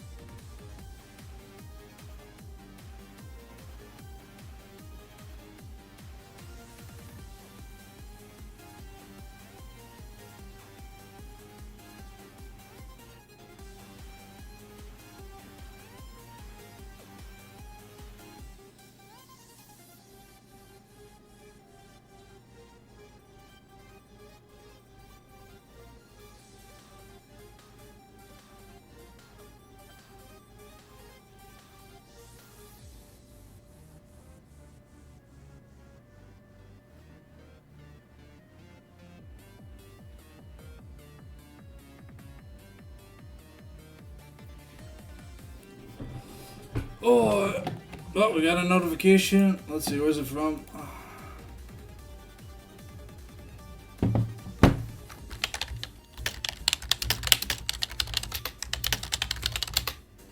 Alright, looks like we are going to be live at 7 p.m. to cast Gabubu League Club versus Greed. I never got an answer from my boy.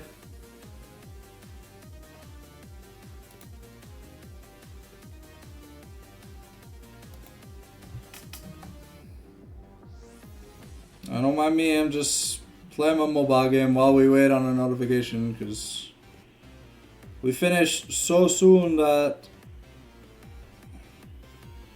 yeah, we just finished so fast that it was over. I mean, it was 28-minute game to be fair.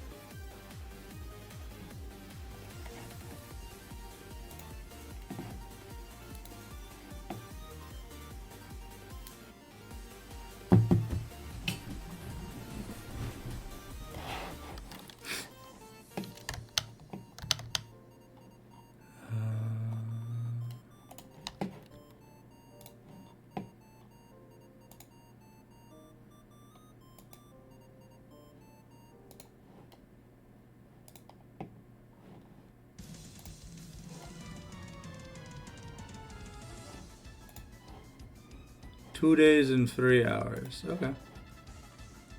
So we'll be able to... 2 days and 3 hours, we'll be able to change up our not channel name, but our username so that we can play. Well, we can hit affiliate. That'll be very nice.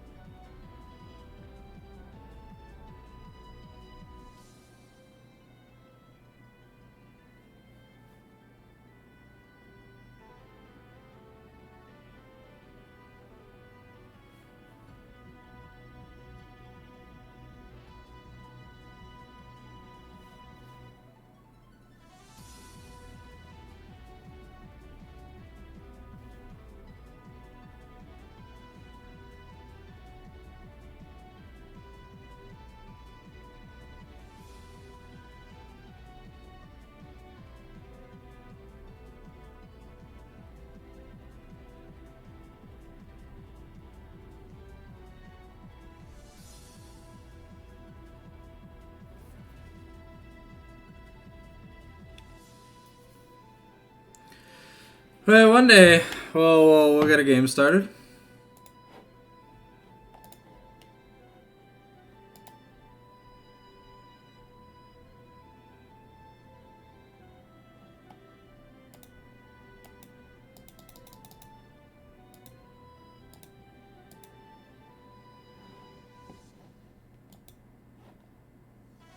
Alright. We're still waiting on Lightning to finish the game. So, what, there are 7 rounds? What? How? How are there 7 rounds? There's 7 teams. 1, 2, 3, 4, 5, 6, 7. Yeah. So, wait. Oh, Plume is only playing 6. Wait, what? That doesn't make any sense. Oh, I guess it's cause... Ah, okay. I was like, wait, why the hell are there 7 rounds? Yeah, okay, it's just cause like Nebula didn't play round 1 or whatever.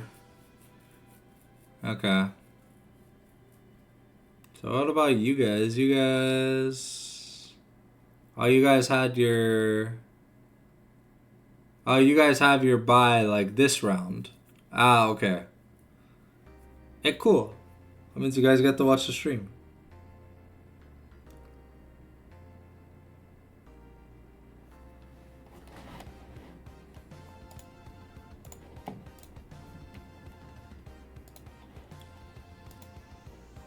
Yeah, so I don't know if you guys are busy tonight, but I am casting Division 3 playoffs of Gabubu League Club versus Nine Tail Fox Greed if you guys want to watch that.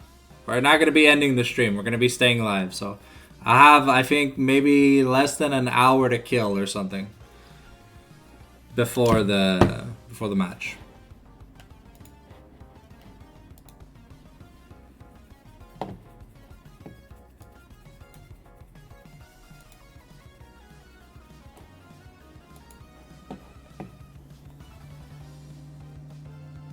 We could probably get like a redemption ARAM going or something. While we kill the time between the Super Week and the playoffs.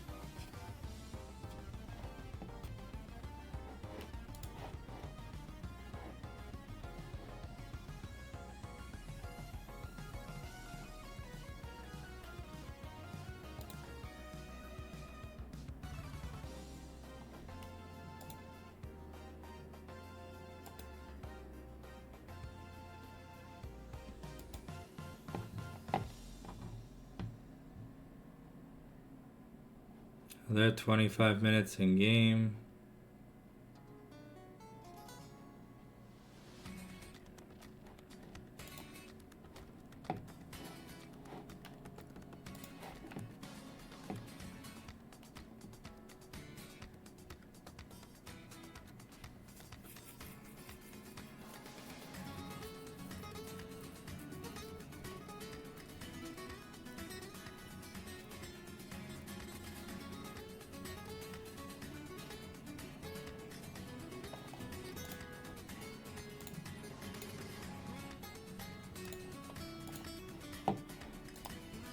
One day they'll finish.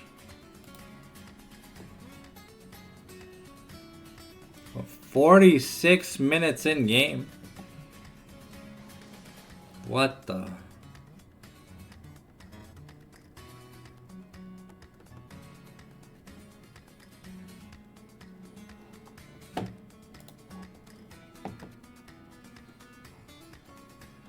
Oh, Lightning just won. Okay, well, hey, it's time for the draft.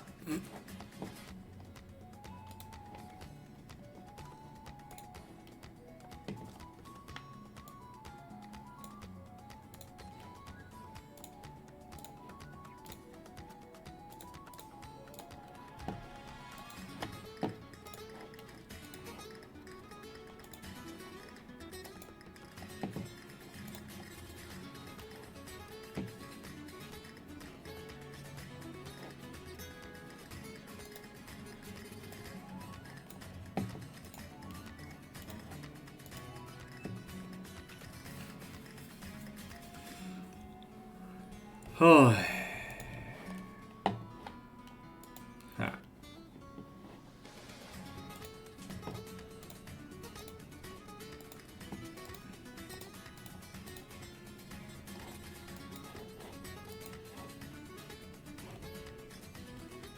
Alright, given the current state here for Plume, I really feel like we should just be doing some comfort drafts. Forget trying to play meta. Just play what you can play well on, even when tilted. It's a hard ask, but we need some comfort picks, because some of these picks look very shaky. I mean, not that the Caitlyn mid was bad, but it just didn't feel like the Kalori style champion. Alright, so waiting on the ready check from both teams.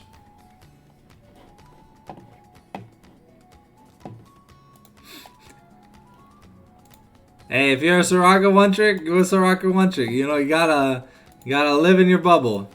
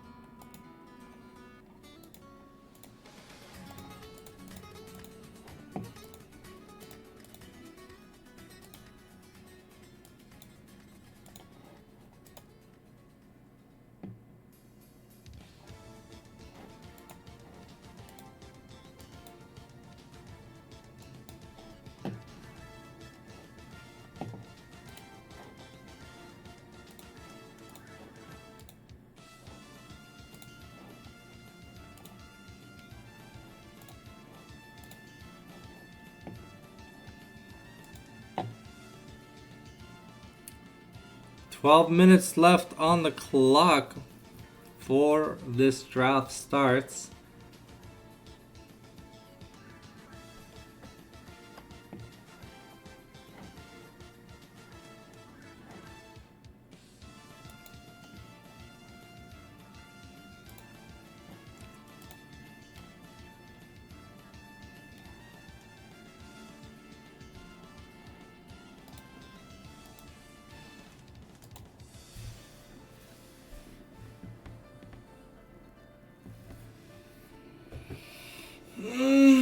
Gonna get a good stretching.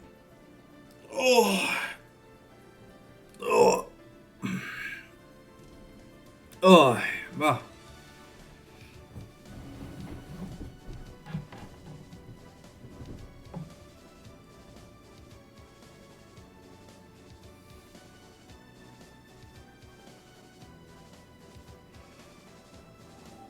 Hi.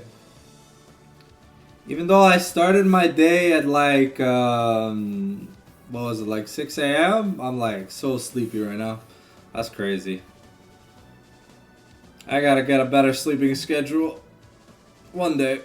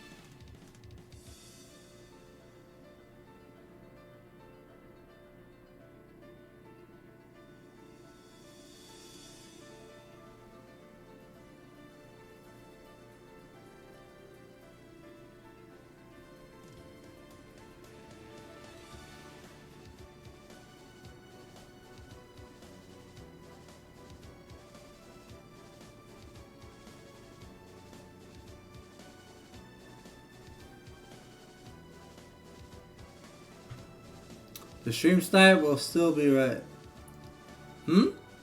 What stream snipe?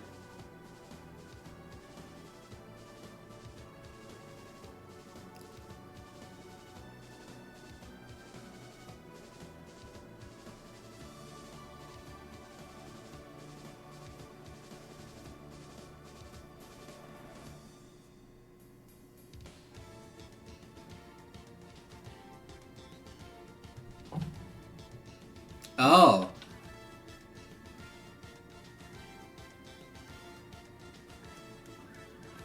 Well, I mean, Daisy, I'm casting the draft. So, but, you know, like, say we hover, like, I knew, like, for last game, I knew the Ziggs. Yeah, I know I'm doing my job, but, like, say, like, look, I knew Junpei was going to play Viger, but I said that the Viger was going mid, so in case, you know, I don't know, any like information was to like leak or whatever, they'd think it was Viger mid and not Viger support. Because if they hadn't seen the game that I casted where Junpei played support Viger, they wouldn't know, you know? But the regulars will know my casting tendencies, but I do what I can to not like leak information. Oh, I know. I'm not worried. I'm just, you know, I just, in case someone comes in complaining, you know, like, I do what I can. But,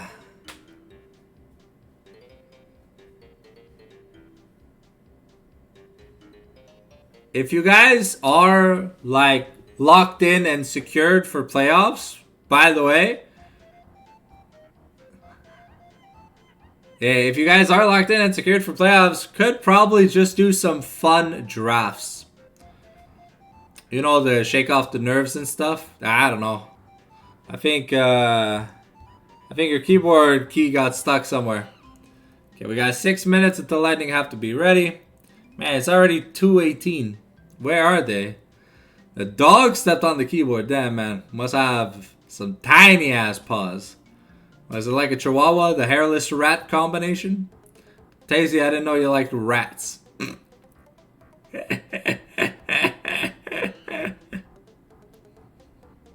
Look at that monkey smash!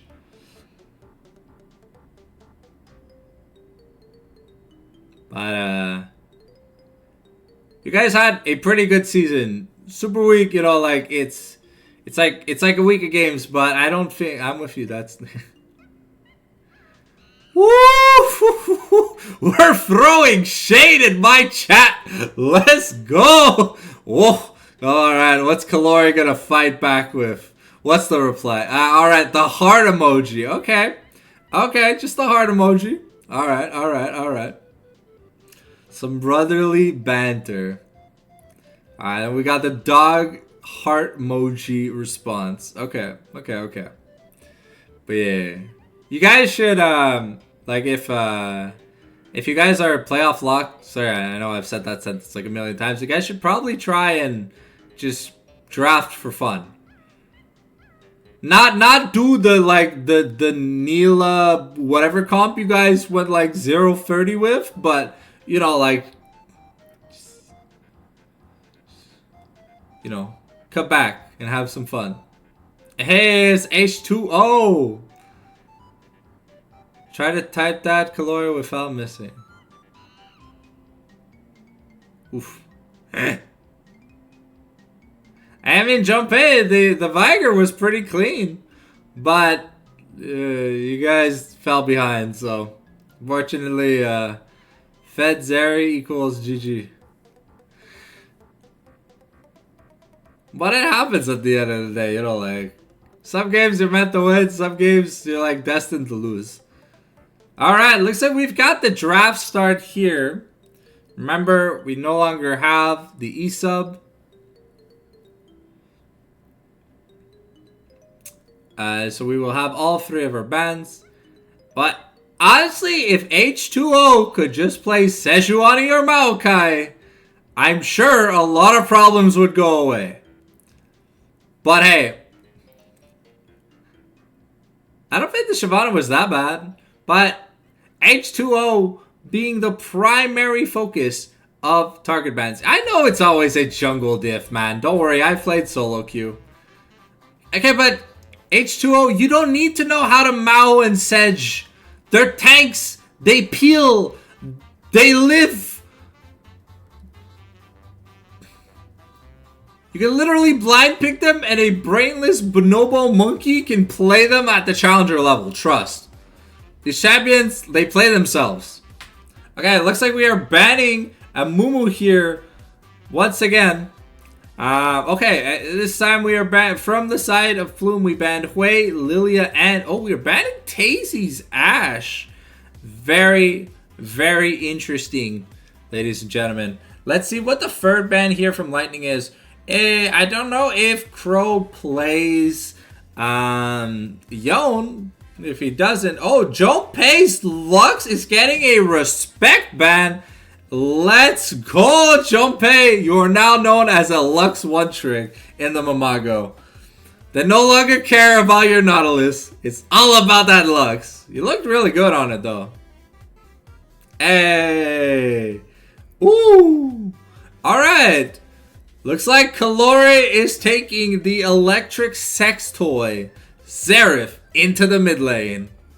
Does he get a damage bonus if he lanes against females? Who knows? You'll have to stay tuned to find out.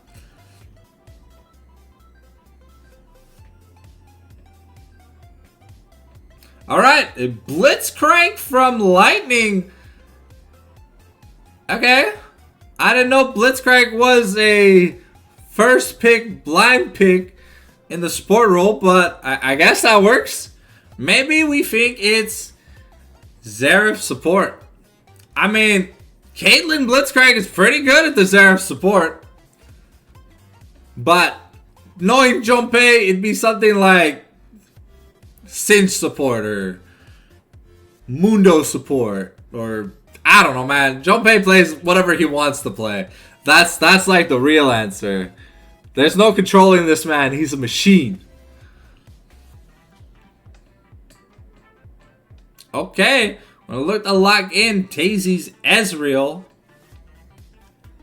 A comfort pick for Tazy, who's been having a rough day.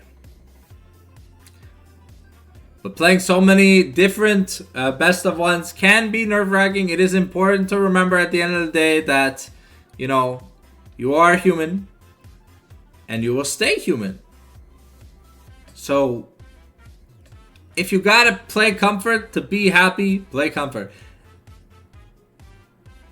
Karthus Jungle. Okay. I've seen it all. H2O refuses to pick a modern tank. He loves his AP champions too much. Alright. What are we going to round off round one of the bans, the picks with here for Lightning? We are going to pick Elise. Okay. So, the Spider Mommy here for, I don't know who the jungler on Lightning is. I forget because this app doesn't have fucking names. Where are the fucking names? Come on. Alright, looks like Agor never gonna get to play Mordekaiser. In this team comp, I don't think he'd pick Mordekaiser. But, oh, we're gonna be banning Ambessa. Okay, let's go. First Ambessa ban of the day. I can almost guarantee that Agor does not play Ambessa. Actually, I don't know many top laners that do play Ambessa, but the ones that do, you have to ban it, because if you don't know how to play against it, well, it's over. It's over. You just lose the game. Alright. Okay, so Lightning is convinced that this is Zeref support. I mean, knowing Junpei playing the crazy ass shit, I wouldn't blame him for not knowing. But I think this is Kalor's Zeref. But we'll see. We'll see. I don't know what these picks are, bro. I think Plume have finally flown off the deep end and are just deciding to play whatever they want to play. They don't care anymore. If they're locked in for playoffs, honestly, they could be trying to cook all their games. They don't have to be trying for real. That way, they actually wouldn't show anything. Well, without the intent of like win trading or whatever, they wouldn't show anything for playoffs, which is honestly super big brain. Okay, we've got an Akali mid locked in. Agor on Gangplank? Hey, yo, arg, matey. Come scrub the poop deck, ye landlubber. I'm sorry. I don't do pirate lingo. I'm sorry. I'm sorry. That was cringe. Don't die, please. Don't die. All right, what else are we gonna lock in? We need some tanky guy. Okay, I'm confused. Okay, so it was Junpei on Zeref. Okay, so this is Gangplank mid, Malphite top. I mean, I can see it. But we pick Malphite into Akali Elise Blitzcrank. That's a lot of magic damage. But maybe if the Akali is a top lane flex, I don't know if it's going to be an issue for Malphite. Ooh. You pick Kled into? Yeah, you're giving me a fucking headache trying to understand what I'm casting. But hey, it's okay. I love you guys.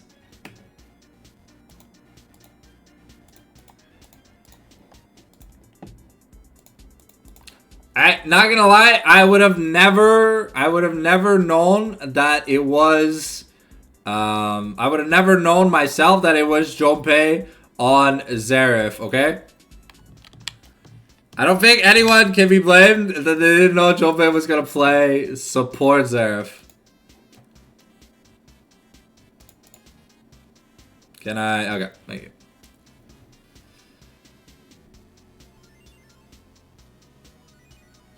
Is Crow the top laner? No. Crow's the mid laner. Hey, Junpei, it's all in good fun, man.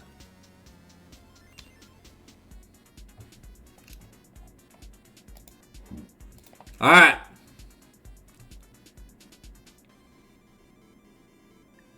Ooh, we've got a lot of viewers. People want to see this interesting draft.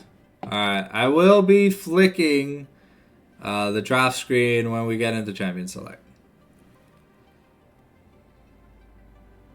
Arg, matey.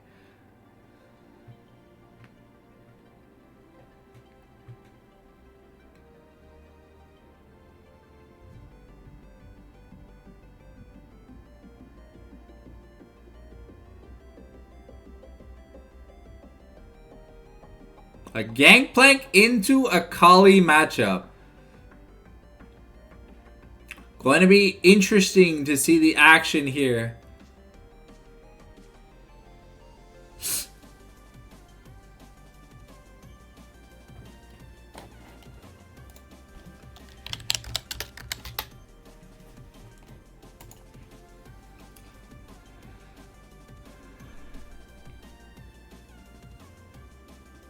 Alright, here we go. Flicking the draft screen.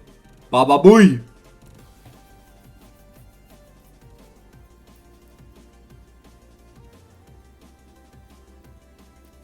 Okay, the Clan into Malphite matchup, I'm a little unsure about. But hey, we'll have to see if Igor can manage it. I don't think it should be a bad matchup. But the bot lane for Plume definitely has to play a bit safer, especially in the very early game. Got to make sure we don't get invaded by Blitzcrank, because Blitzcrank probably going to look for an invade. Elise, Kled, Caitlyn, Blitzcrank, great level 1, so we got to be careful.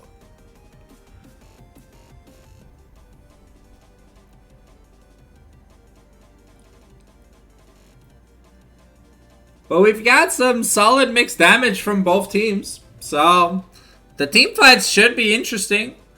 I just don't think either team is looking for team fights. They're probably just looking for picks. So we'll have to see if this Blitzcrank can put in the work, because it was insta-locked here for Lightning.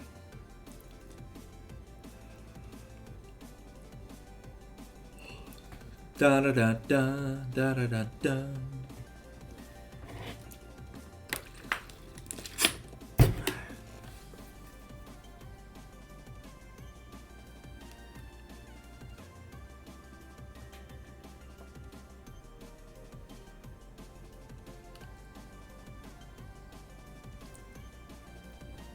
Here we go. We've got the spectator delay. 2.5 minutes to go. As always, no, I don't need to take a bathroom break.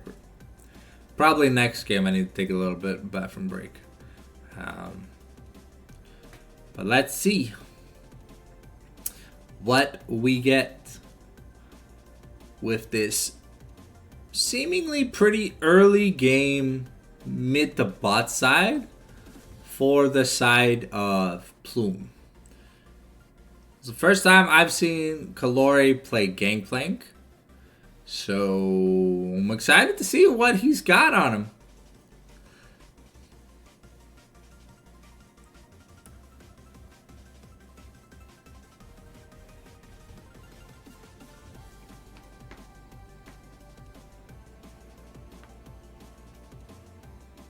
Now we got about 1:40 to go.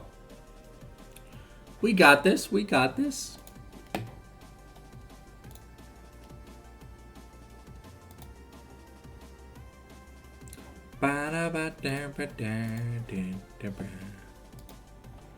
3 hours until my next booty chest. I can close this.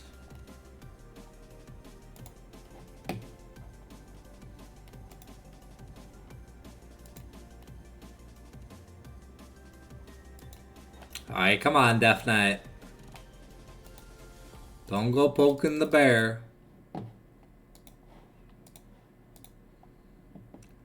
We're all friends here.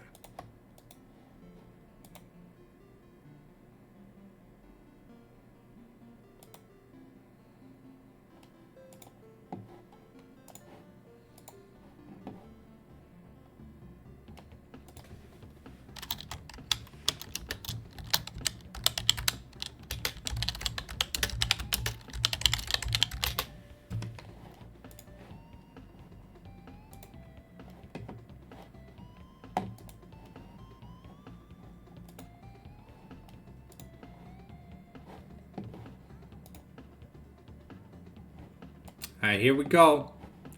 Getting into the game.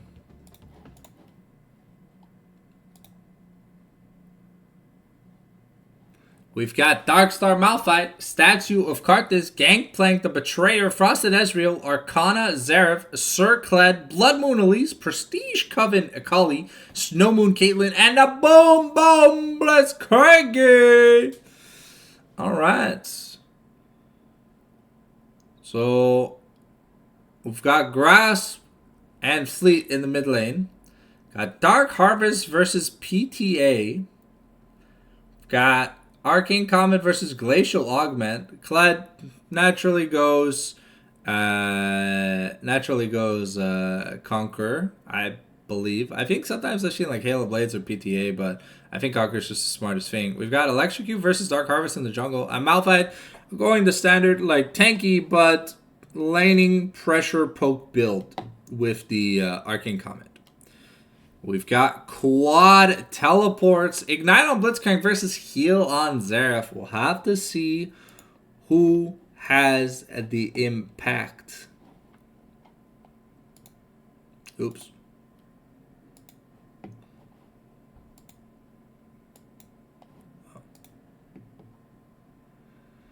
Alright, can we get into the game, please? Please, Spectre Klein, do not die on me again, you stupid mambo jumbo. Here we go. Okay, we've got a super offensive start here from the side of Plume. Welcome, Sampai, to the stream. Alright, Dorn Shield on the Akali to mitigate the Gangplank pressure. Looks like we've got a double bot side invade early. Got the early ward in the bush. We're hanging out in the bush.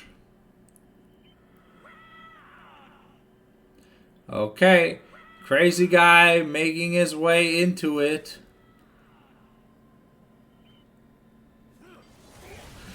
And a huge early first blood here for Tazy. Really big. We're looking to kill Crow. If the Elise goes down, this could be huge. It's a 3-for-0 so far. Rhododon's gonna go down, and it's a 5-for-0. That's an ace at the start of the game. Tazy is 4-0. That's a quadra kill for our boy Tazy. Looking at the gold value, Rhododon sucks, man.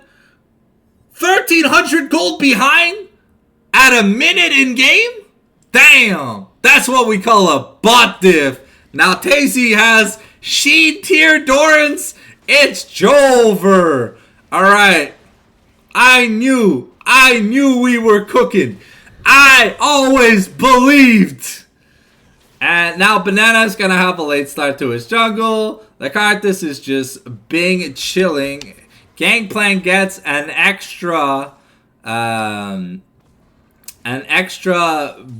longsword. And yeah. Igor got a control ward. I mean, that's not a bad thing. Okay, Kalori gonna be struggling a little bit to kill some minions, but I mean, Daisy Starting off with basically 4 starting kits of gold.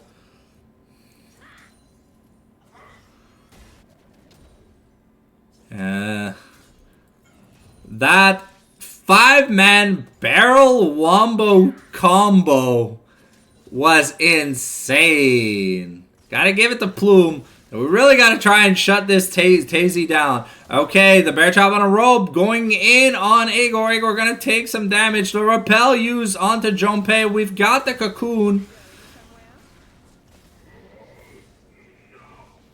Okay, fortunately Junpei going to bite the dust here. But Tazy, good amount of damage. Banana with a good early game gank. Kled HP, Skarl's HP for Kled getting a little bit low.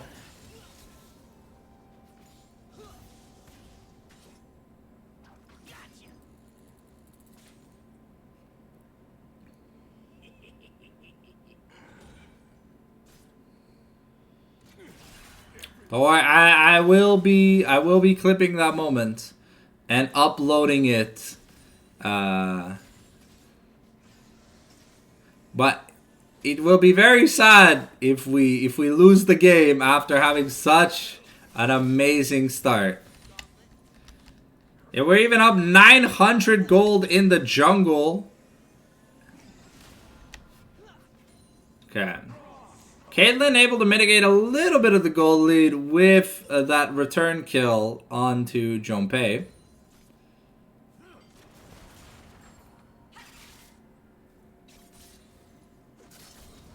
Oh, Kalori here getting ganked. And Crow going to slay Kalori. The bear trap on a rope going to proc, but Skarl going to run away. Bear trap on a rope procced once again, and it is going to be enough to kill Igor.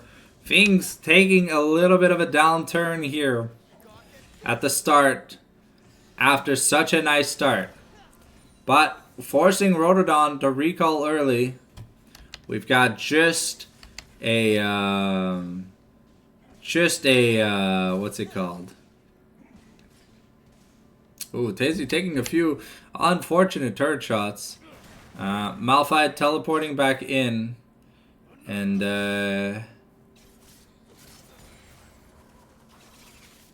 be sitting at the turret for a little bit. Gangplank here now. Oh, Akali getting... Okay, so we're going Lich Bane on Akali. Okay, H2O here, working on the dragon.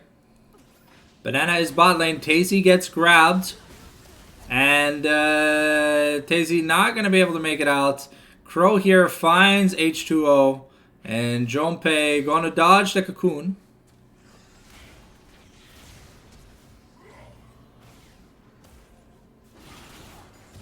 Okay, we secure the dragon, but H2O might have to die. Unfortunately, the Akali is going to use the shuriken backflip to get out of Karthus range, not having to expend her flash. The gold lead has now collapsed here for the side of Plume. Okay. Started off as a great early lead, is starting to fall through. We're still gold leads in the 80 carry position. Other than that, we're 600 gold down in a top lane. About 150 gold down in the jungle. And yeah, that's about it. Okay, but Karthus going to get early access to Grubs. Kalori going to be helping... H2O do early Grubs. So we got Dragon and Grubs at least. Banana is making his way top lane. Bear trap on a rope going to miss the Malphite. We're going to ground pound clear the way. Banana is going to find a pink ward. Igor has to be a little bit careful, but does have the plated steel caps now. Actually, does he? I think they're like 12 or 1300 gold. I don't think he has. No, he should have them.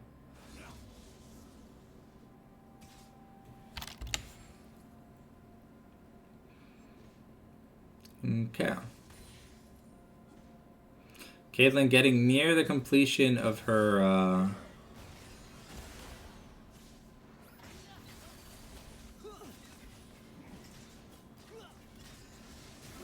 Okay, Rotodon taking the trade with Tazy. Not getting much damage.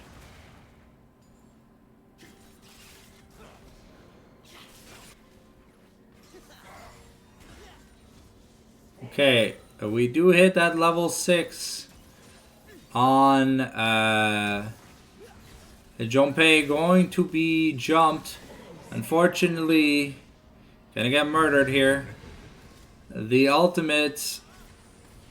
And Tazy going to be able to... Oh, finds Rotodon now and gets the double kill. The assist from the Gangplank ultimate and the Karthus ultimate was enough. We got Bear Trap on the rope. Unstoppable Force is available, but we are not going to use it. The Requiem really setting up. Tazy really being set up here. Now probably has Triforce on back. Glory also putting a good amount of work against Crow's Akali. The Malphite suffering a little bit though in this top lane. But I don't know if it's a Malphite favorite matchup, but we went Hex Drinker early item. Ooh. Okay, Galore getting assassinated here. The Elise camping Crow to make sure his Akali is useful later on. Elise going to put in some work by taking a turret plate. Karthus though already has a completed item. Has to be careful. The Blitzcrank is nearby. Forced the flash away from Crazy Guy, who ignited.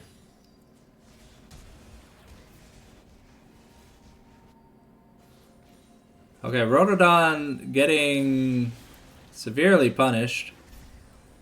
Aimed the wrong way. So Caitlyn is going to live.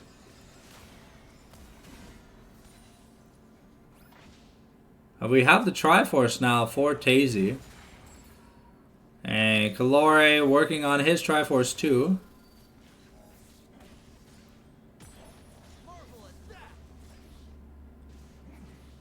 Okay, second grub rotation going to come up in 45 seconds. Will we be able to make it? That's almost 2 plates taken for the bot lane. Shuriken backflip going to miss.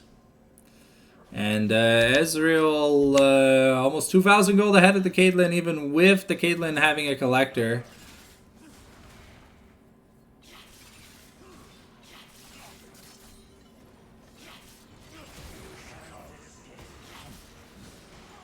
And H2O going to be able to assassinate the Akali with the Mountain Dragon spawning in 10 seconds.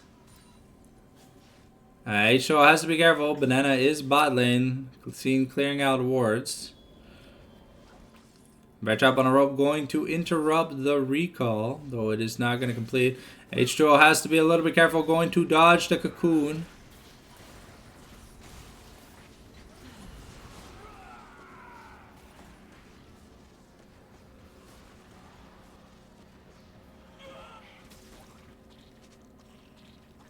Ezreal is alive, taking a recall, has the lucidity boost and the Caulfield's Warhammer now. We do have 3 grubs. We can give up this dragon. We took the first one.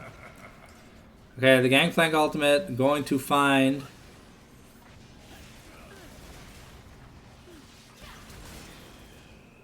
Okay, Kalora going to flash to get the kill.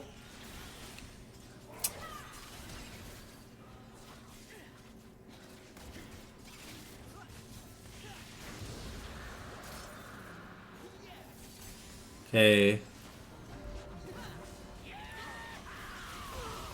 Okay, Tazy going to get caught in the cocoon and then just annihilated. Reg investing that teleport plus his ultimate to help his team out. Things are back up and tight now once again. We are nearing the Triforce on Gangplank and the Lichbane on the Akali. It's going to be important. Akali going to be using her teleport to go top lane to catch that wave because Kled was mid lane. And Gangplank having a good matchup into Akali. Going to ask the Kled to swap. I don't know if it's permanent. But we've got Crazy Guy here.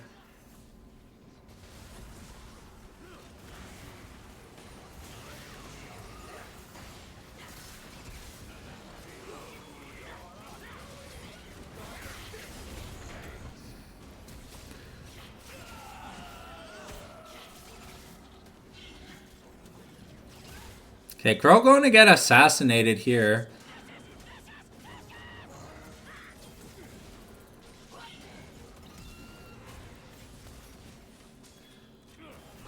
And Galori is just going to put a bullet in the skull of Reg. Going to say bam bam kablooey.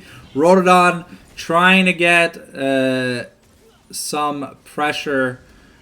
But we have the teleport here from Kalori. We should be able to convert this to 6 grubs with a dragon. So things are going pretty good here for the side of the H Plume. KZ is really big at this point in the game. Okay, H2O here going to get Caitlyn yeeted by the Blitzcrank and Caitlyn combo. But I mean, to be fair, he's not really behind in gold. He's up 25 CS on Elise. So we have Kalora going bot lane because we've rotated the bot lanes into the mid. Junpei going to get hit by the rocket grab once again.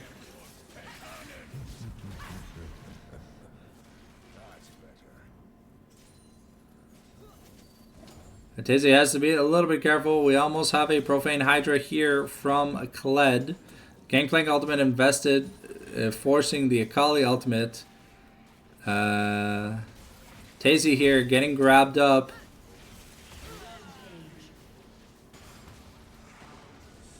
But Kalori here is going to find... Oh, Junpei getting the double kill here on Elise and Blitzcrank, getting that shutdown for himself. Gonna give him some well-needed money. H2O, gonna go back to farming. Kalori now with the Triforce, gonna be putting in a lot of work against this Akali. There's a lot of vision here in the enemy jungle, but this Blitzcrank landing some pretty pivotal hooks.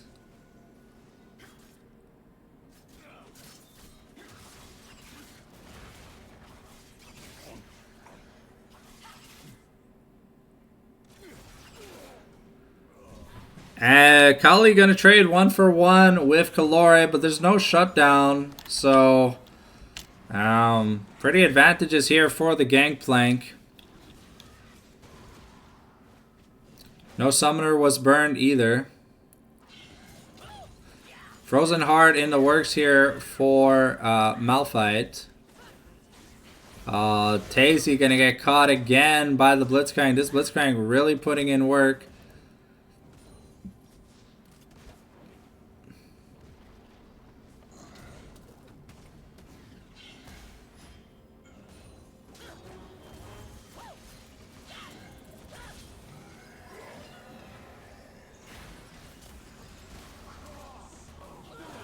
Junpei on a killing spree now.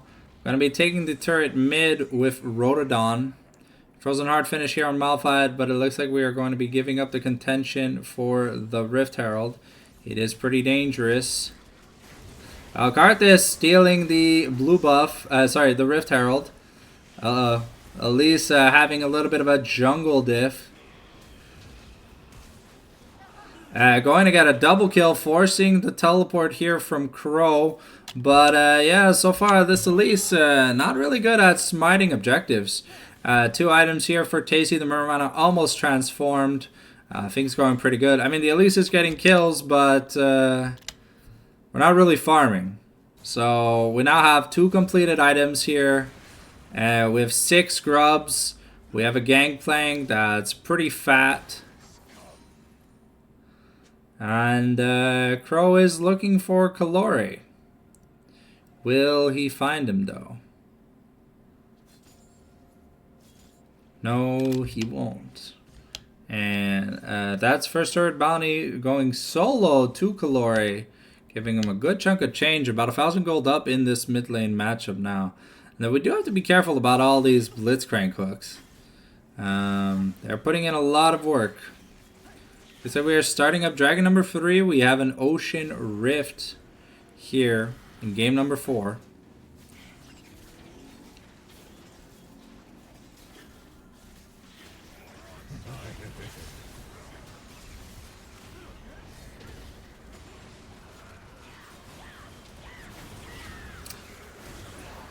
Once again, H2O going to seal the deal, and we're going to annihilate Lightning. We're just hands diffing them at this point.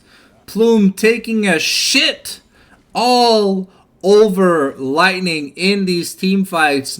Lightning not respecting any of the heavy AoE. We're going to use the grub charge. Remember, we've got 6 grubs, so that's probably going to be the inner turret taken here. And that's another turret destroyed for Plume. Tazy working on his 3rd item. Gangplank should have his 2nd item on recall. And things are just going great now for the side of Plume. Yakali kind of not doing anything, unfortunately. What are we looking to get with the Gangplank? What, it's 1,400 gold for a collector? I think so. The combined costs... Yeah, 16. Yeah, it is 1,400. Okay, collector, Triforce picked up here for the Gangplank. We've got our workings on, I think, a Rabadon's death cap now for Karthus, who doesn't really mind dying. I mean, he's been a part of 21 of the 23 kills this game for Plume. He has 17 assists. And yeah, we've got this Kled that's, I mean, it's up like about 1,800 gold, but it hasn't really done much.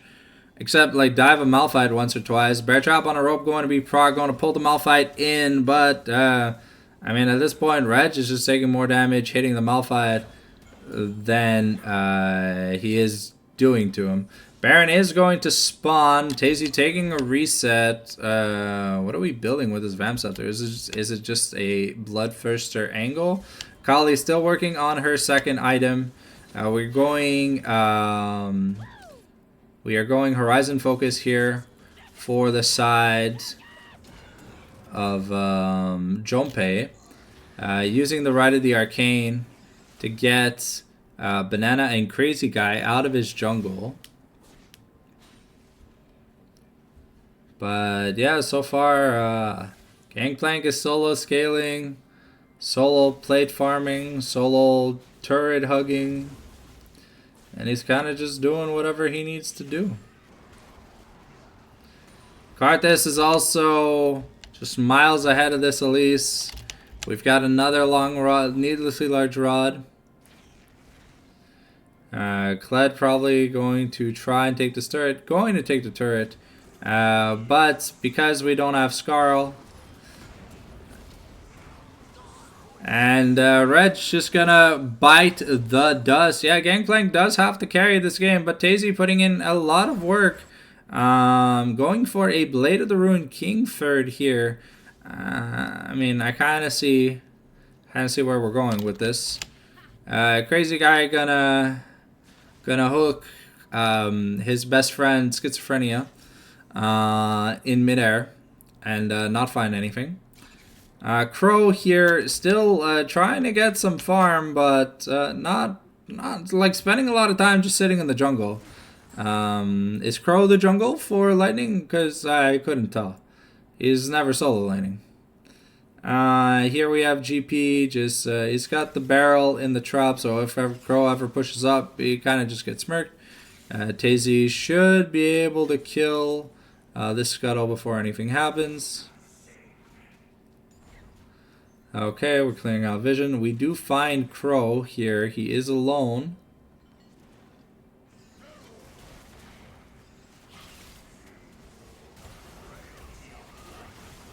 And H2O is just going to assassinate him. We've got Grubs, we've got Demolish, and this turret's not going to last long. And it's broken. Okay.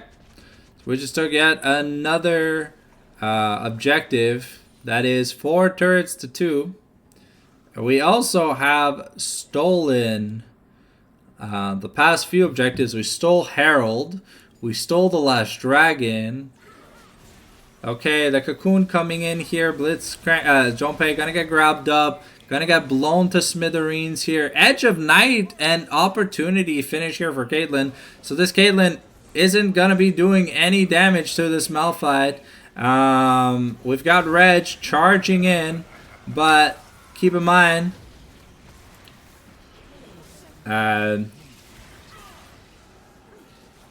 we have a lot of damage here. We've got the Flash all in. Rotodon gonna get run down here. Oh, okay. And Tazy going to try and live against Reg, but going to get the over-the-wall slam. Reg has to be a little bit careful. And so does...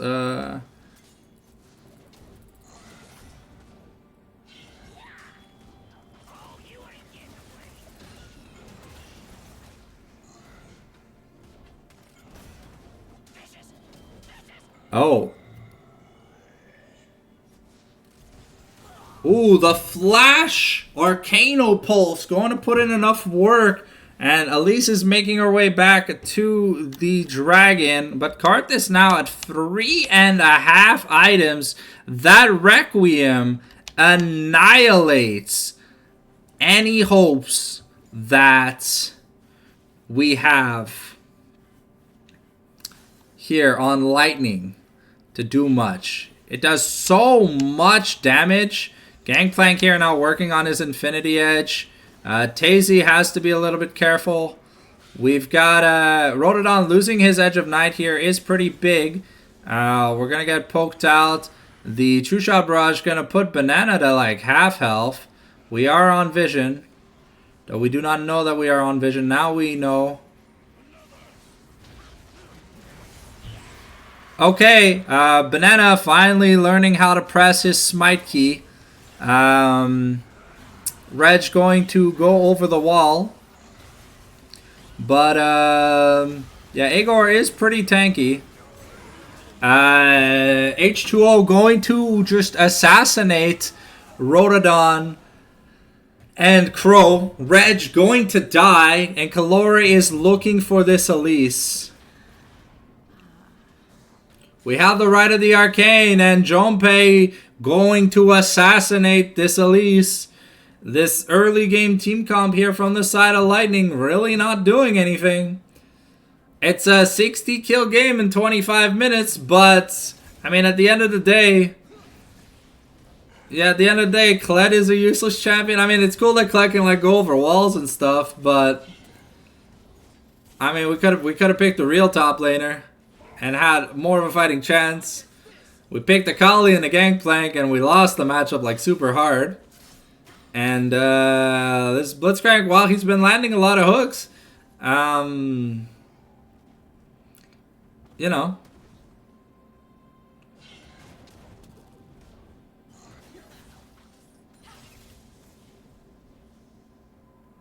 Okay. We're just clearing out the jungle here for the jungle of Lightning here.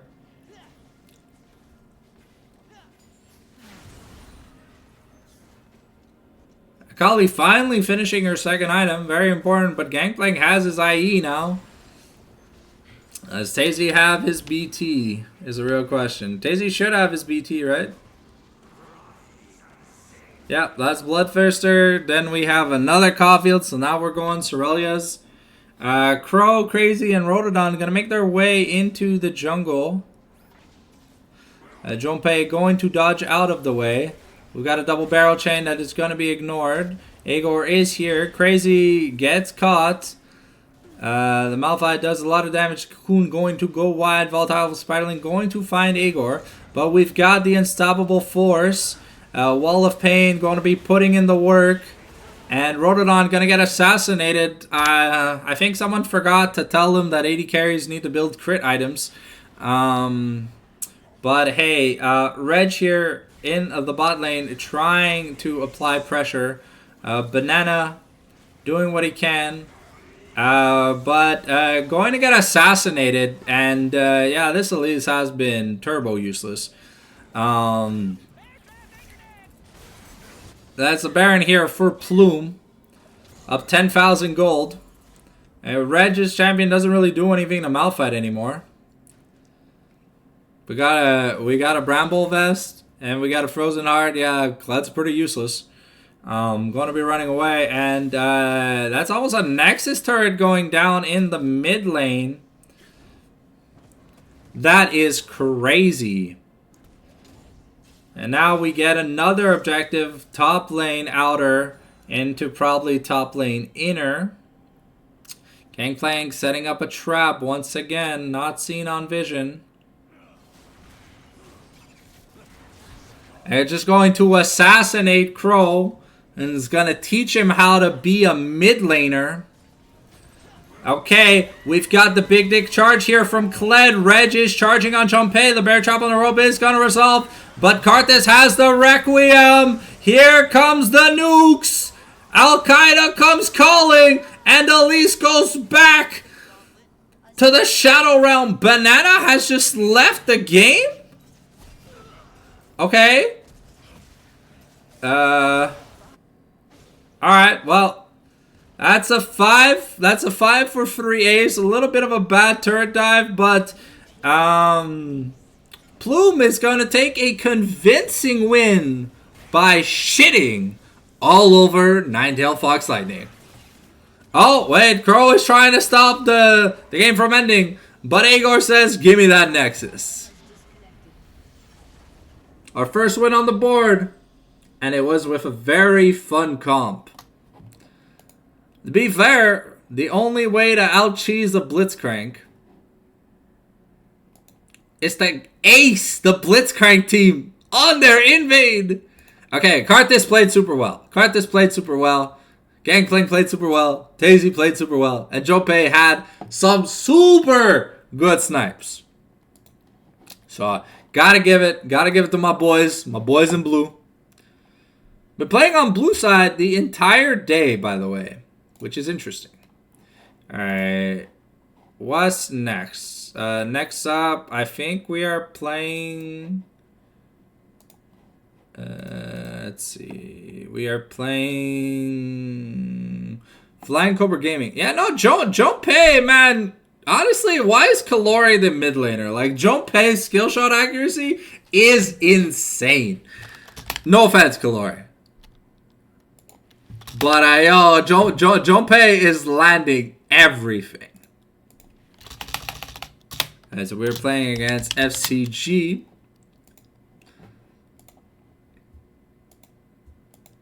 Yeah. But hey, that double barrel chain at the beginning of the game. Oof. Oh man, that was dirty. You guys just like, you Hawk-Tua'd them to death. That was hilarious. We took a bit of bad fights, though, towards like the mid game, but you guys were clearly in the lead. It was just a very, very, very bloody game from the start. And welcome everyone new to the stream. I see we have a shit ton of people watching. So hopefully you like this super bloody playstyle, because that's what you can expect from DH Plume. Even when they know they can't win a fight, they'll take it. They're the Chinese team in the skies. Because crazy is our game. Hashtag not sponsored.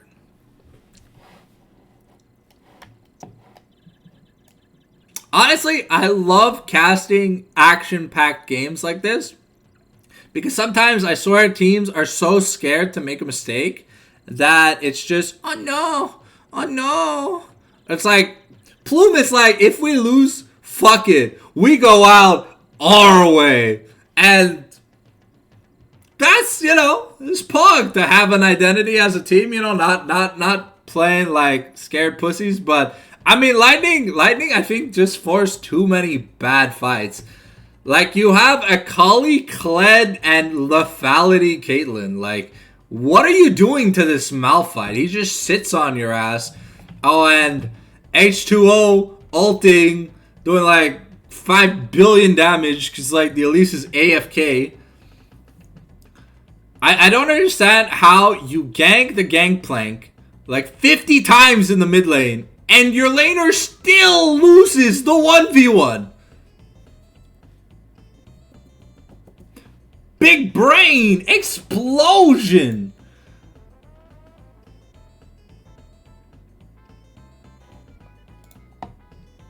But that was a great game from Plume. That was a great game from Plume. I want to see more games like that. You know, where you guys are going in, playing with confidence.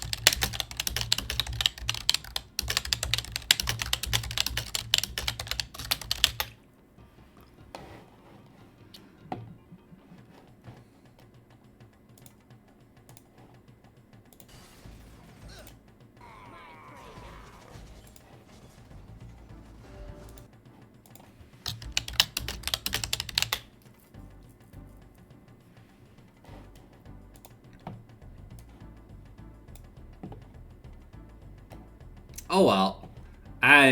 The latest video I uploaded, it never changed from the loading screen, and apparently my mic was muted, so it's literally 23 minutes of the loading screen.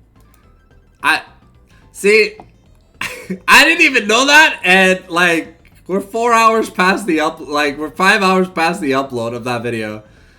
XD, like I was just like, okay, what the fuck did I upload? Cause I cast the game, but my mic must have been off. Okay. I mean, I played when I played the playback on my recorder, things were fine, but I don't know. I guess it just died in the upload. But hey, I mean, it's okay. You got some days where you're good at life. You got some days where you dog shit, and I guess that. Well, to be fair, that morning I was super tired. It was like a small cast I did before going to bed. So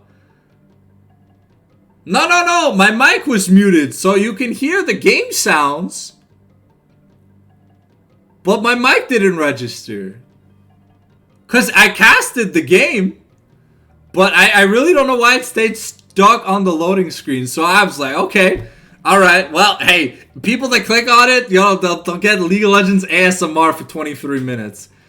And it's hilarious. It's hilarious because it's a Gragas video, right?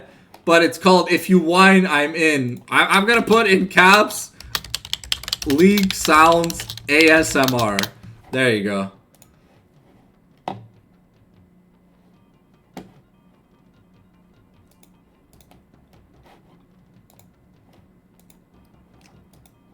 It's all good. We got 13 minutes left on the ready check here for Flying Cobra Gaming.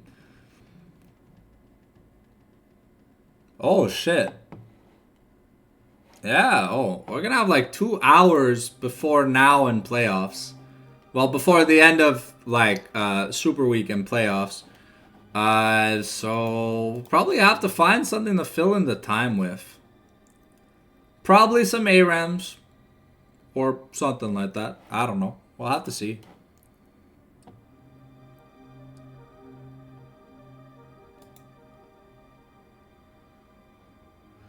Ooh, good luck, Mr. JC. You just got in game.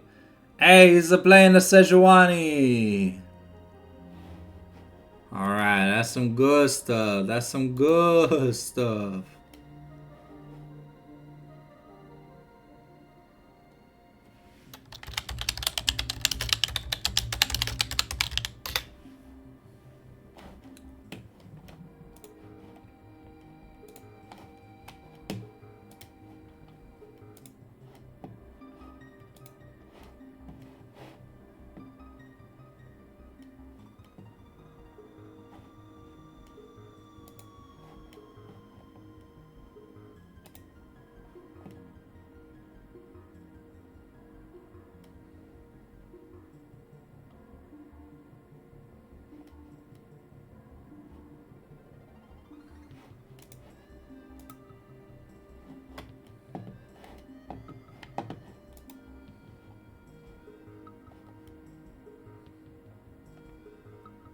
I love that in the WASD like interface or whatever. It's like DH Plume a remporté la partie avec brio. I'm like, what does that mean? Because sometimes it literally says this team got shit on, or like this team got annihilated, and I'm like, but why is the like system talking shit in the win report screen? Like, okay. Asking myself the important questions, you know. So how you doing, Logic? If you're still around. Sorry I didn't get around to asking.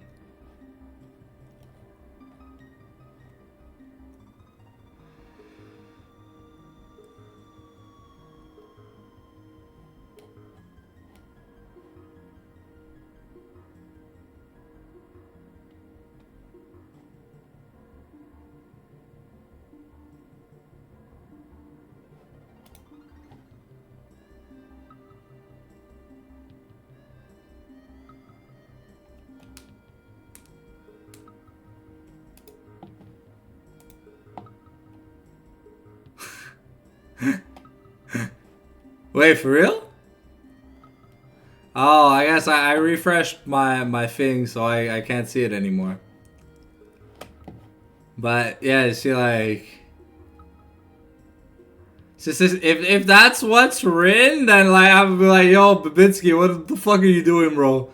Like, what is this thought, like, profanity in match report screen? Like, this is so toxic.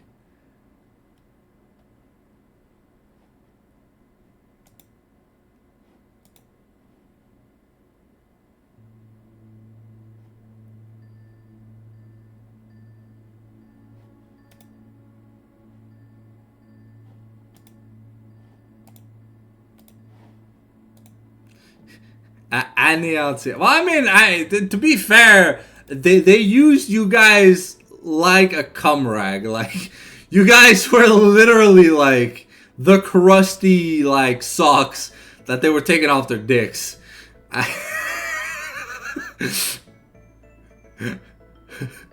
Yeah, I mean, it's funny that the software itself is toxic. That's hilarious. Oh my god, how long are these timers? I wanna like cast my fucking games, bro.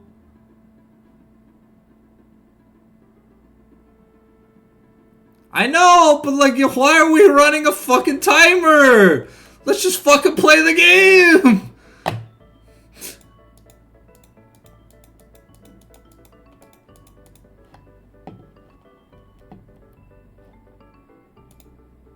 Man, how many bathroom breaks do y'all need? Like, Jesus fucking Christ. I've been sitting here drinking water for the past, like, 5 hours. I haven't needed to get up and go pee. Man, y'all are weak.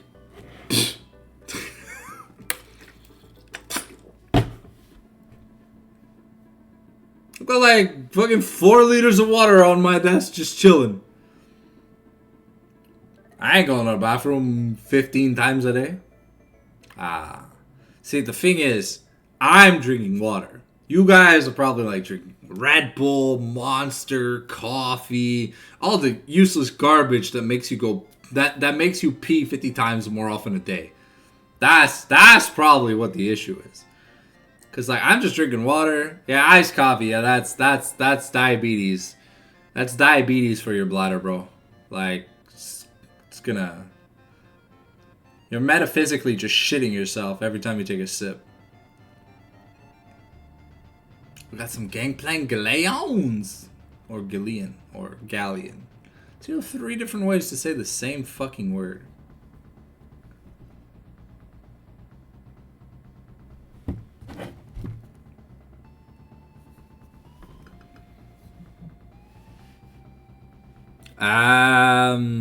You can DM it to me on Discord. I'll tell you if it's TOS.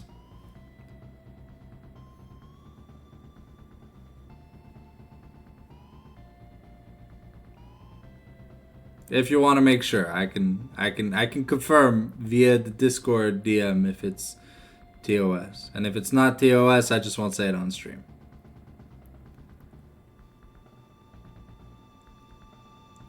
So we got that big brain. That omega-sized brain. Level 89? Why the fuck am I facing a level 89? I'm like level... Oh, I'm level 80. Lol. Alright, let's check.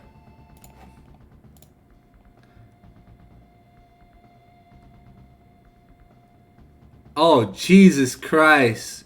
I mean, it's not TOS. That's just like really, really fucking dark. But hey, if you want to share it or say it, you can say it. It's fine. You won't get in trouble here.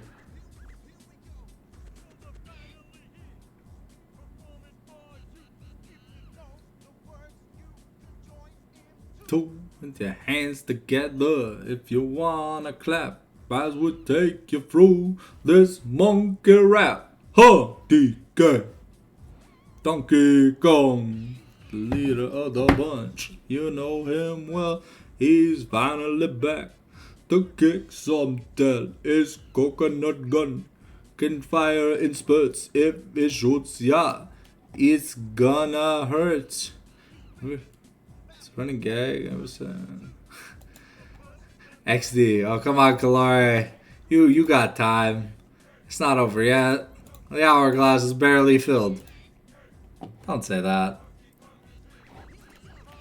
Style, so listen up, dude. She can win and says to suit her mood. She's quick and nimble when she needs to be. She can float through the air and climb up trees. If you choose her, you'd not choose wrong with escaping a hop. She's one cool Kong, huh, DK. Donkey Kong has no style, he has no grace. But this Kong has a funny face. You can handstand when he needs to and stretch his arms out just for you. He presses himself just like a balloon. This crazy Kong just digs his tune, huh, DK?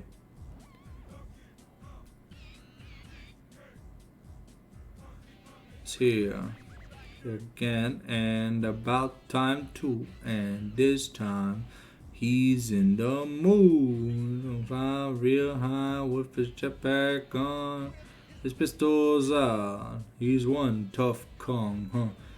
Smile when he plays his tune, but gremlins beware, 'cause it's out for you. Donkey Kong, he is here for you. He's the last member of the DK crew. Kong so strong, it isn't funny. Can make a gremlin cry out for mommy. Boulder with relative ease makes crushing rocks seem such a breeze.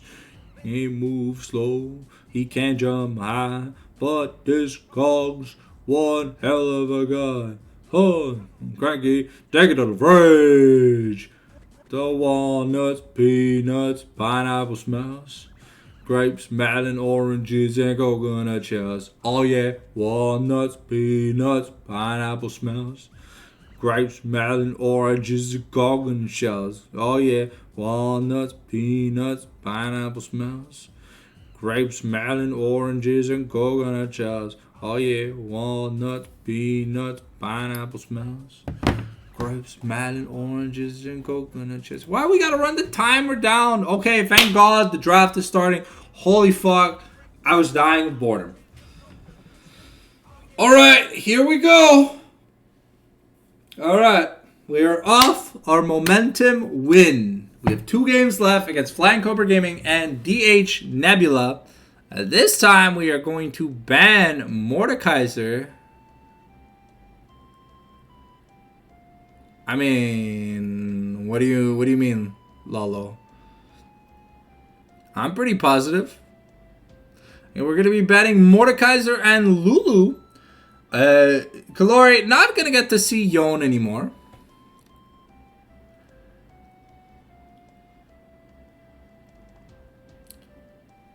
It is officially back in the permaban slot. Tazy also never going to see Ash again.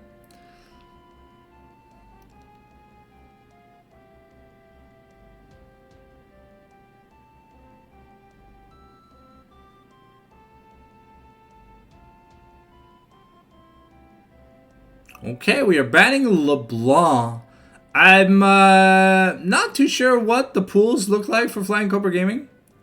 I've cast them a few times, I think. I can't recall. But hey, Junpei, the Lux one trick. They know Junpei is the Lux god. Alright. So it's gonna be banned away from him forever and ever. Alright, let's see. What does DH Plume have cooking in the kitchen? Oh, okay, well, the Zeref that never misses. Will Flying Cobra Gaming be able to counter this perfect accuracy Zeref? Man did not miss. Died a lot, but man did not miss. Definitely helped this team secure a W. Hey, when the enemy team spends all game focusing the support and they lose, you know, as a support, you did a good job. Okay, we're going to be logging in Maokai here for Flying Cobra Gaming.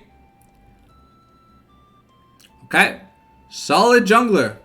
What are we going to pair the Maokai with?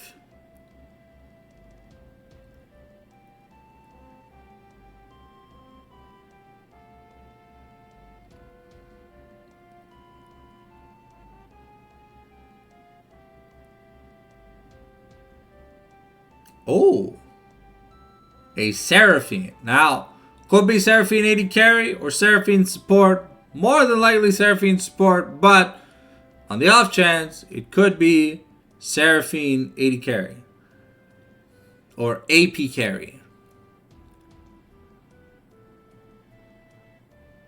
Okay, Agor gets to play the Tamu Kenshi.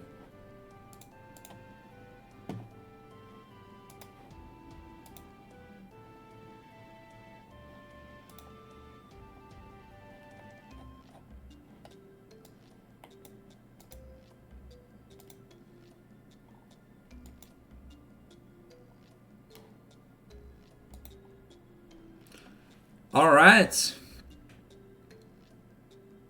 Alright, we are cooking. I don't know where anything is anymore.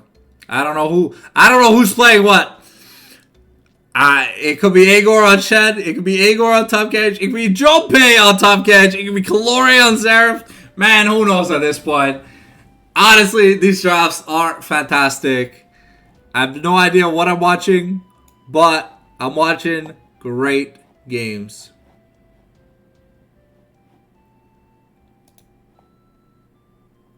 Alright, we're going to be locking... Okay, so it's Maokai, Seraphine bot lane? Is that it? Shen mid? Hey, yo. Man, that shit's crazy. Alright, well, so we've got just magic damage so far from the side of Flying Cobra Gaming. Versus...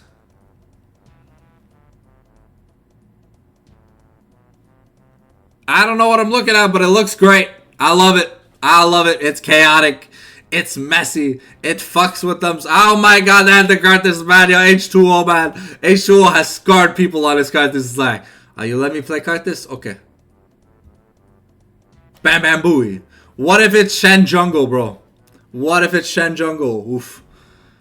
Okay, we're looking to ban Lissandra here. Okay, so it looks like it's Seraphine something in the bot lane. I don't know if it's Maokai top. I mean, it could be, but I don't think Maokai top is going to have any impact.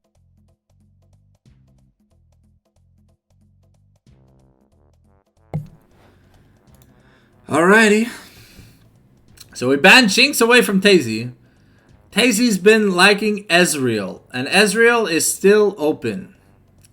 So do we just give Ezreal for free? Because if we steal the Ezreal here, then it's Seraphine support, Ezreal AD carry, and like Maokai top of Moo jungle. You're gonna need a big source of damage because on paper, it's like... we are really just taking Tazy's Ezreal away. Okay, I'm confused. So it's like Maokai top, Seraphine support. Yeah, we've got great engage, we just don't have any damage. Okay, we're gonna beat them with Sunfire Gives, guys. Trust. Everyone's building Sunfire. Okay, we've got Tazy on Kaisa. It's a good matchup, but I mean Seraphine's gonna be a little bit annoying in the bot lane, unless it's... Oh, we're going Jhin. We're pivoting at the Jhin. Okay. Okay.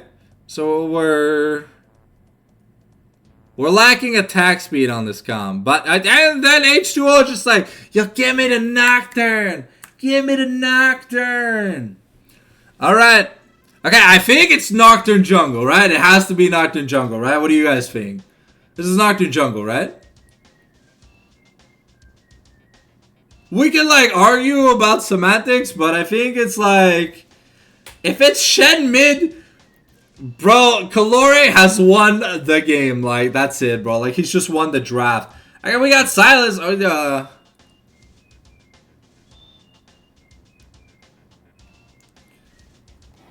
Alright, well, I have no clue what we're watching. But we're going to have fun. I think Kalori is also probably going to have the most fun.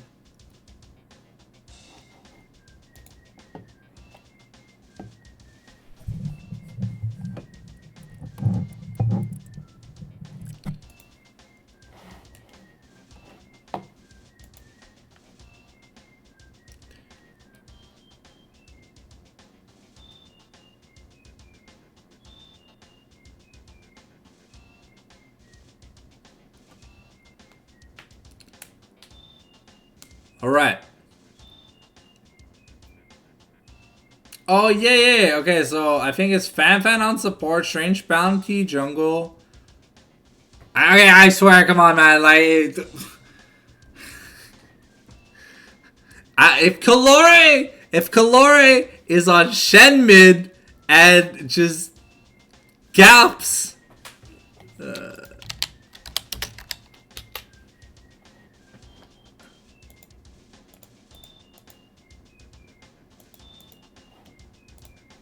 Alright, well, we're ready to go whenever.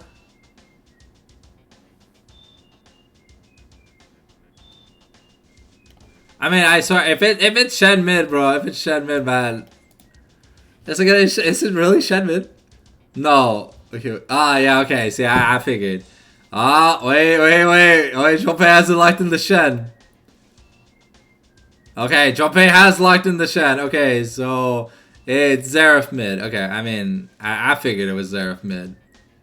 And like, it was not Xerath support.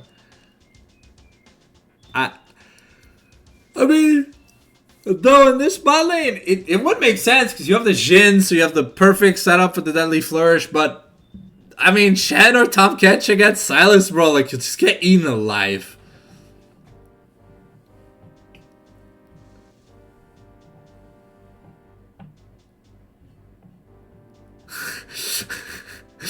Yeah, I bet you were down to play Shen mid, bro. But I don't know. How do we lane against Silas with Shen? I mean, sure you have a Todd, but he presses W, he heals back to full, so it's like, how's that lane playable? But like, I guess, yeah. I mean, Zeref should have a good laning phase against Silas, but Silas has a really good amount of ultimates.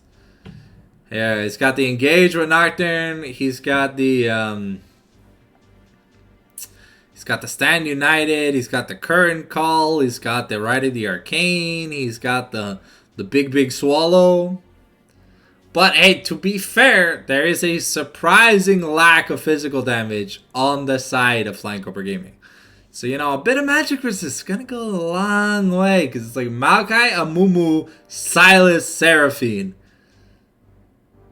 Maokai doesn't have any physical damage skills. I mean, Amumu does a tiny bit of true damage. Or like, when magic damage is dealt to people affected by his passive or whatever, they take a little bit of damage as true damage. So, at least Amumu has a bit of access to true damage for his team. But other than that, like, Ezreal is the only physical damage on the team. Like, it's not even funny. Hey, we got 2 games to go. Oh, let me lie back in my chair for a quick second. Oh. We just bang chilangos.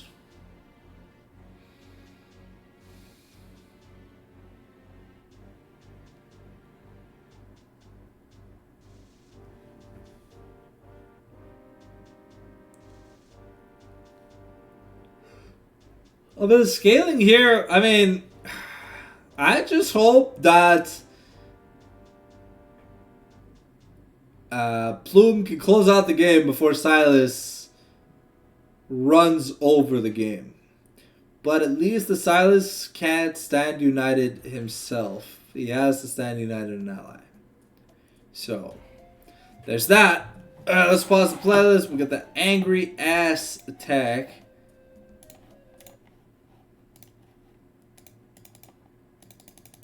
Here we are. We're getting into the game, ladies and gentlemen.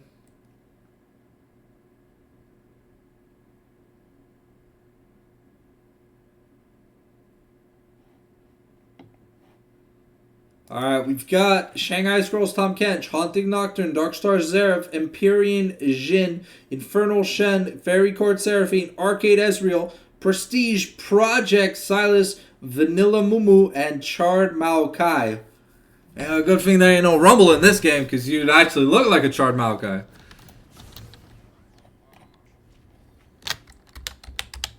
Alright.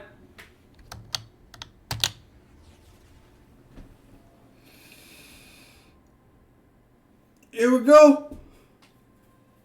Hooey. Early bot side invade.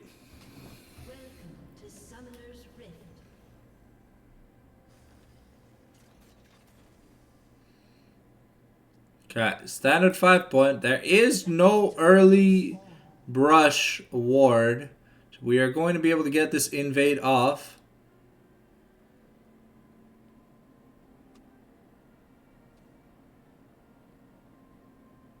Okay, so we...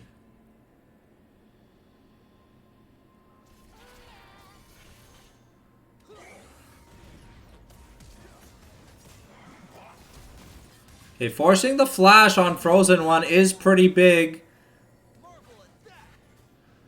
Okay. Well, we forced the flash, we forced the heal.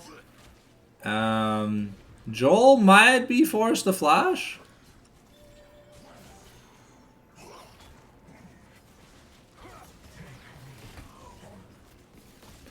And Fan. Okay, so that's first blood again to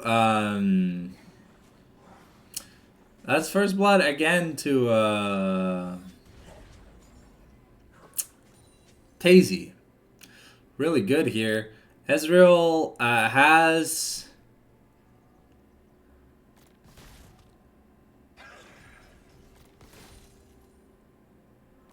Ezreal still has flash.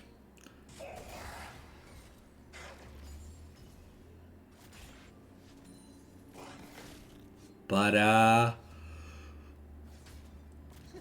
this pushback here. So Ezreal, sorry, Ezreal doesn't have flash. Ezreal has his barrier.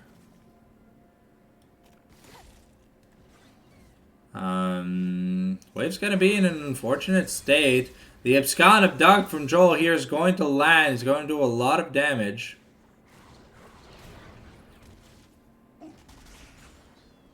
Okay.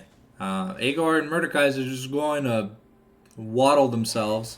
Oh. Unfortunately, Kalor not going to respect. Ooh.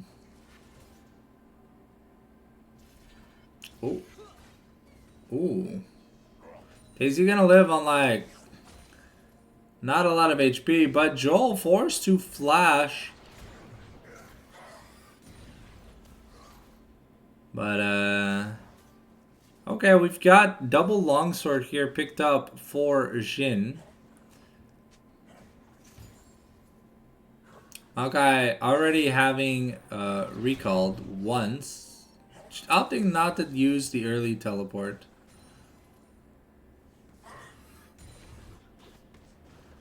Strange Bounty going to be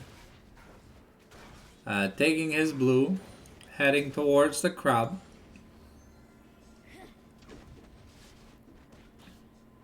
Okay. We'll see if Strange Bounty falls for the same mistake that every other team has made playing Amumu. If you build Liandry's on Amumu, you are a bad player. Especially if your team needs a tank. I mean, sure, we have the Maokai. But it'd be great if a tank was actually tanky. Seeing a tank at like 2-shot by like an 80 carry doesn't make any sense.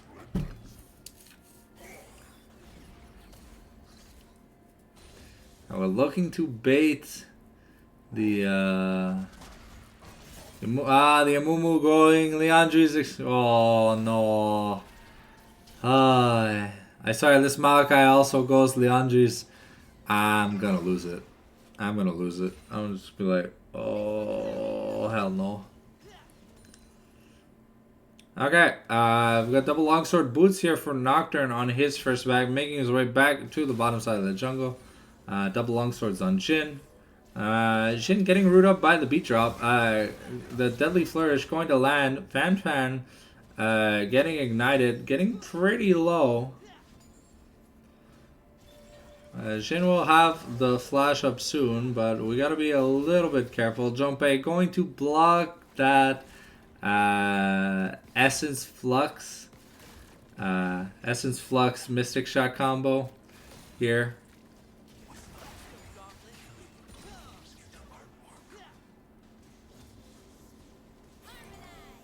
And Junpei gonna get a Warden.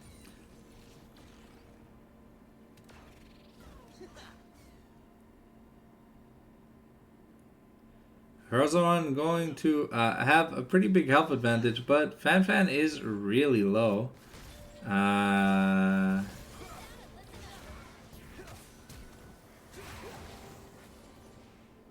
Okay, forcing the flash and the heal here from Seraphine, really big. Joel abusing Kalori in lane. To be fair, I don't think it's the funnest lane matchup, but I don't know if Kalori was given a chance. Okay, we have the Paranoia here for a possible attempt to kill the Zeref should he overextend too much.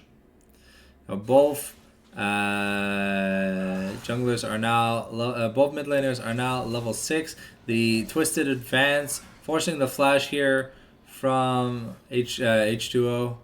Mordekaiser here going to be cornered, forced to go the way of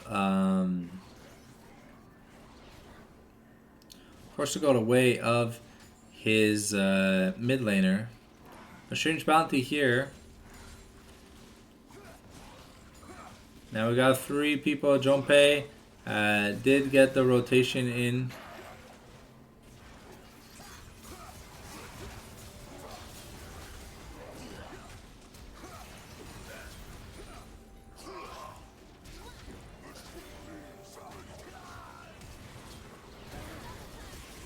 Okay.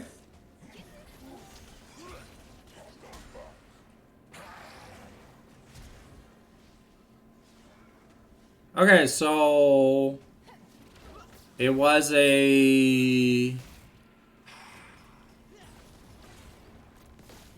yeah, that was a 2-for-1, and we get triple grubs here. That was pretty good here for the side of Plume. Rotation from the Seraphine. Wow, I mean it's Seraphine. If you're expecting damage from a Seraphine, X of the D. Okay, Unending Despair seems to be the item of choice that we are going towards with this Maokai. Looking a bit at the gold values. Another taunt gonna come here, forcing the flash from Frozen One, and then the curtain call going to be enough to get a kill here. Tazy having a lot of fun in this lane matchup, bullying 1200 of a gold lead. Yeah, Minimumu is going full AP. So Murktrid's gonna be your best friend here. Oh yeah, Tazy in a little bit of trouble. But Tazy going to be able to get a killing spree before getting shut down. There's a 540 gold kill here for Frozen One. Really good shot, really good snipe here with the True Shot Barrage. We got Agor and Mordekaiser just being tanks. They're gonna do what tanks do and look at each other and be like, "Ha, motherfucker, I got damage." Be like, "No, you don't." And it's like, "Ha, yeah, I do, motherfucker, I got damage." And yep. Tomken's just going to be able to easily sustain this up.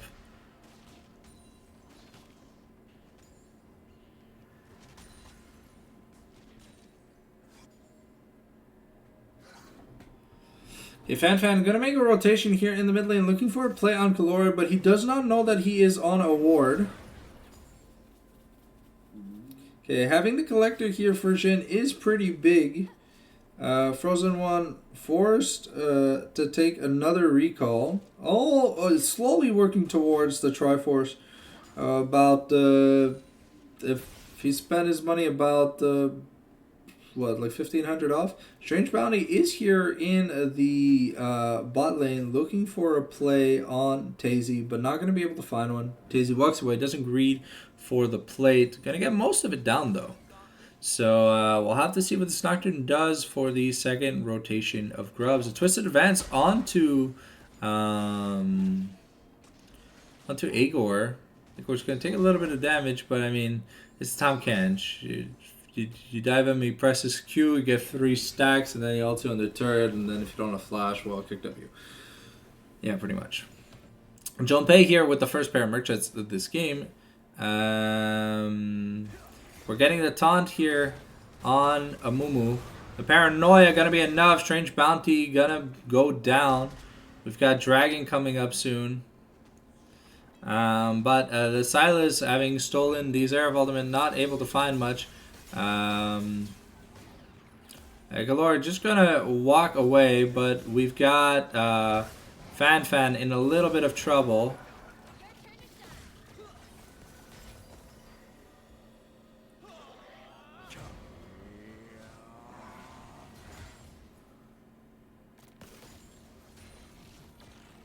Fan does have to be careful, but there is no current call to be wary of. Tahm Kench really doesn't want to take it back till he has his Heartsteel. Oh, Maokai going. Okay, I thought we were going Unending Despair, but it looks like we're going Sunfire Cape first. Okay, so grubs have spawned. We've rotated.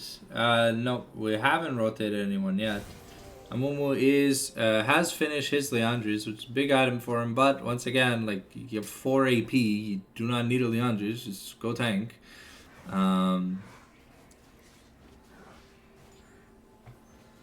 We don't really have a team that enjoys taking turrets. Well, not a team that excels at taking turrets.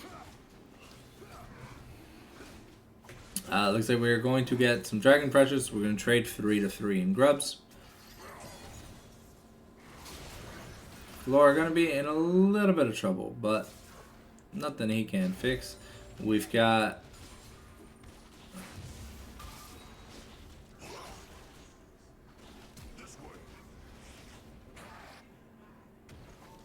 Okay, Agor able to...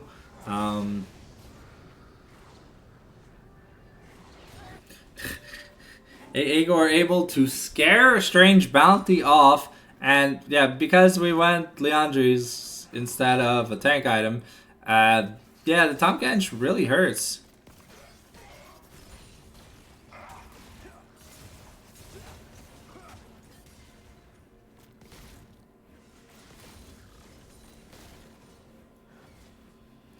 Okay.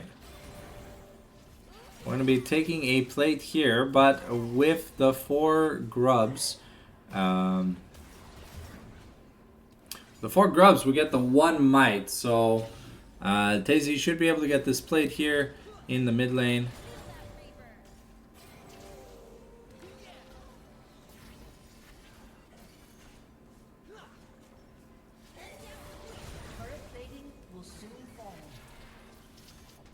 Kalor still not yet having finished his first item.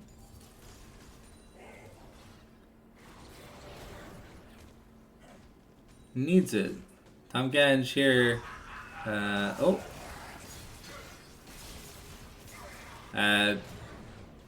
Tazy gonna forget that he's Jhin versus a Silas. Look him in the eyes and be like, you can't kill me. And then Silas be like, alright. Okay, kid. Poor Tazy. Forgetting the first rule of Silas. Silas doesn't care about AD carries. Especially not when Silas is knocked out. Okay. Looking at the gold value here, I think Allure has an item on recall. I think it's Companion here on recall, if I'm not mistaken. Mordekaiser gonna get knocked up. The Angor are gonna come in. H2O in a little bit of trouble. But we're gonna Collector.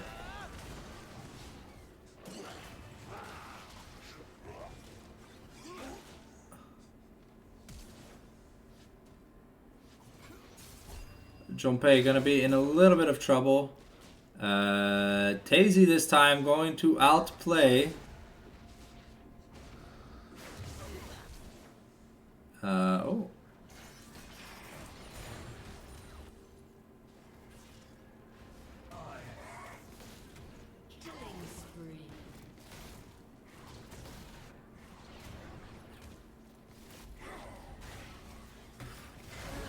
A Strange Bounty going to get executed by the Jhin, but we've got the Paranoia this time. Tether is going to connect. Ezreal in trouble. Frozen One gonna get shut down. And what I love about Plume is that they're always willing to fight. At first turret bounty here, Mordekaiser gonna be in a little bit of trouble.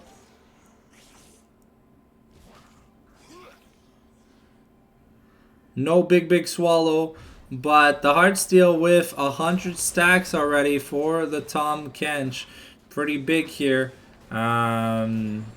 Okay, gonna be doing a good job at farming up. Needs that magic resist to be able to deal with this Zareth and this Tom Kench damage.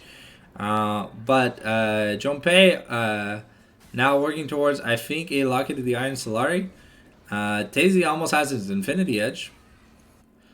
So we're doing good. A little bit of a 2k gold lead, but yeah, no, this super squishy AP Amumu build.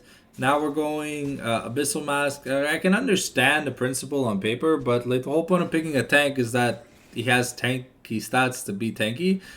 And oh, okay, Junpei, unfortunately, gonna miss that.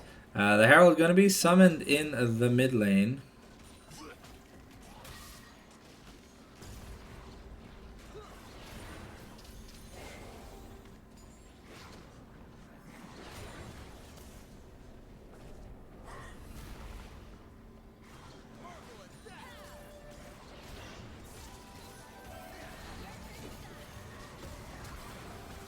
Okay, Fan gonna get annihilated. Junpei unfortunately going to miss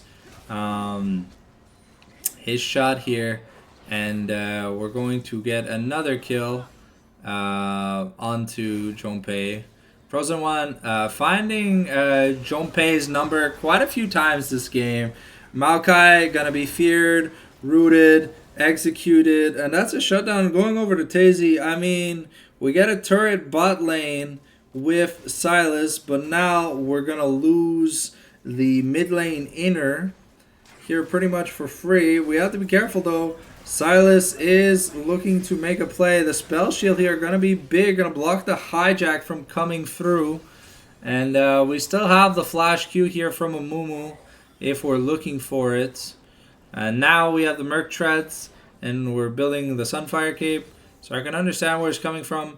But I really wish we would have seen a tankier item first. The roots and Tazy just gonna get some damage in. We don't have the curtain call, but the Arcano Pulse, sorry, the Rite of the Arcane gonna do enough damage. Xerath is super fed, Jhin is super fed, and when you're 150 billion gold behind on a poke against a poke team, if you can't one-shot the pokers as the team that's not the poke team, then you kind of just lose. Because the Xerath and Jhin poke is getting really annoying, and then whenever they get close, Nocturne, Shen, and Tahm Kench are just looking at them saying, yeah, we're going to engage on you guys. So it doesn't matter. Okay.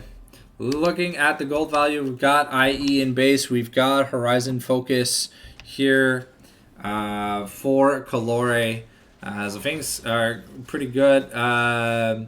Joel just TP'd and failed to get onto Tazy. So unfortunate.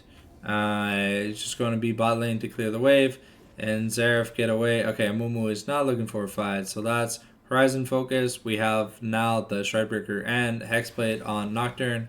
Joel taking the Stand United could be big if to save this Amumu who just literally gets one shot. Jhin taking a recall though. We have IE and then some. IE, Swifties, and we're buying some crit items now. So probably going towards the rapid fire cannon. So have to be careful. Silas is still Silas, can still assassinate the Jhin. You know the Jhin is pretty fed. Frozen One does have to be careful. I'm going to stay in the pit, not going to force the out. And we're going to be able to secure it here as Nocturne, so we don't have to lose the Void Scuttle. Calore excited that he gets a blue buff? No? It's not a shared blue buff? Why it's not a shared blue buff? Heck, I just sworn it was supposed to be a shared blue buff. Tahm Kench just doing Tahm Kench things, not caring. I don't think Fan, Mordekaiser, and Strange Bounty can kill. Oh, okay.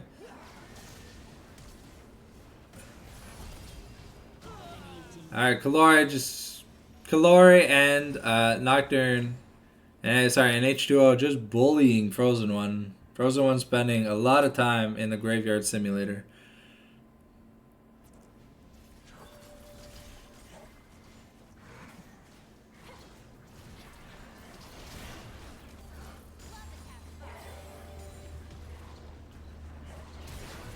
Okay, we've got the flash bandage toss into the Curse of the Sad Mummy, but the Shen is coming through. The Encore is here. Fan taken super low here. The True Shot Barrage is going to miss by a hair. Would have probably killed if it hit Nocturne. But H2O going to be denying some jungle camps away here from the side. I don't think we can do Baron. We have a Jhin, a Shen, and a Xerath. I don't think we're doing Baron just yet. We kind of need some good items to do Baron. Okay, the third pair of Merc Treads built here for the side of DH Plume. Now we have Dragon coming up in a minute 40. The blue buff up that Amumu is doing. And we've got Baron. But it'll take a while to get this Baron done. Maokai now with a Kainic Rugen. I mean, he's got 2 tank items, but there's just no damage on the team. We drafted 0 damage top jungle, and we never really camped the mid lane, which we should have, because that's what we needed to camp in order to give this Sylas enough damage or enough money to like not care about team fights being like 1v5s. But yeah, we've almost got rapid fire here for Tazy. He should have it on his next recall. Now we're going towards probably Stark's Gauge. Sorry, had a bit of a brain fart. Yeah, so we're going for probably towards Stark's Gauge or well, I don't. We'll see once we see the components from this Nocturne. But just a Ruby Crystal could literally be like a third of the items of the game. Okay, so it's a Tunneler. Tunneler, that's probably Stark's Gauge, because I don't think... No, Sundered Sky also has stacks. And Tom Ken's just farming stacks on this Maokai. Taking a little bit of damage, taking the stack from the trade, and then just walking away and healing it all back up with immense HP regen. Okay, H2O here. Gonna get caught out, forcing the teleport here from Mordekaiser. Okay. Glor going to engage on Junpei. But Joel, the team's like primary source of damage, just getting caught out here.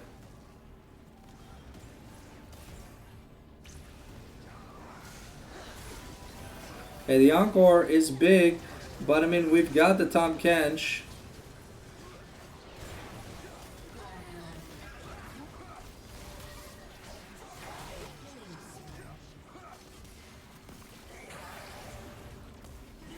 Fan going to die, double kill over to Jhin, and that is a 5-for-1 ace by DH Plume.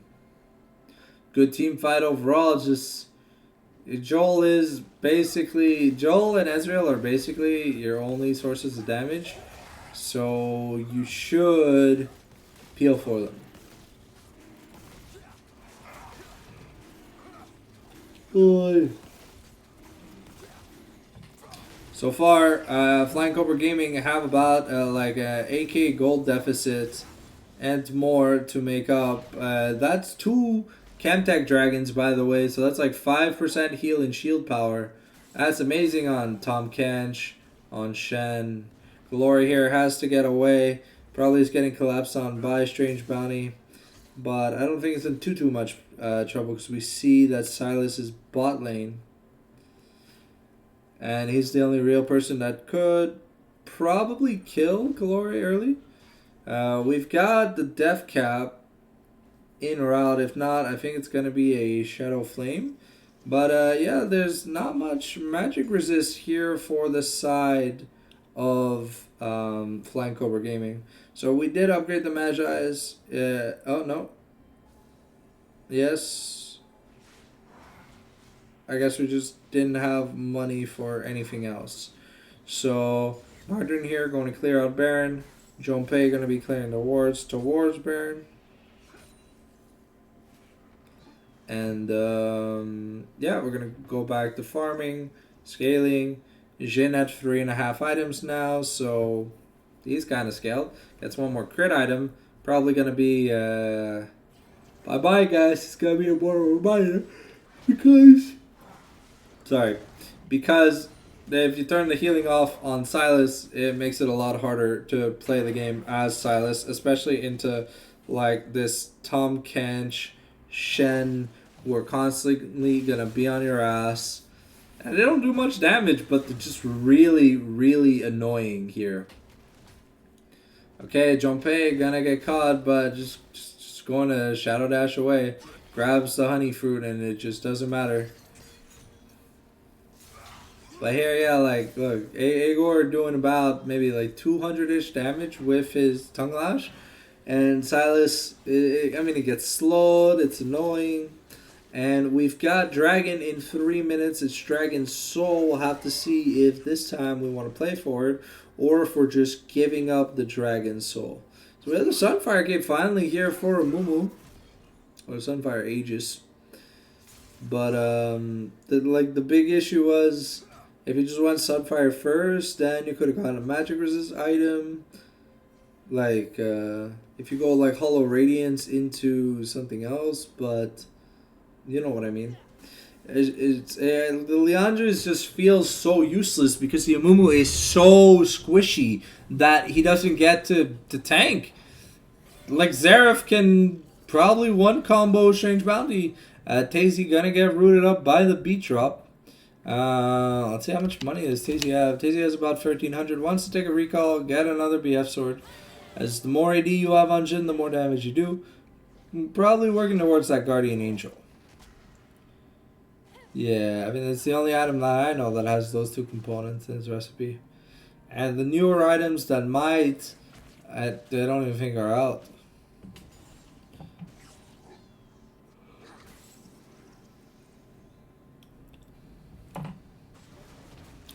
Alright, we got Nocturne now, almost at the Sterix gauge.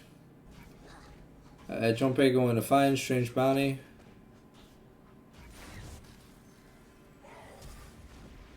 Strange Bounty forced a flash. The Abyssal Voyage going to be enough, and now we're just going to kill a Mumu, force his ult.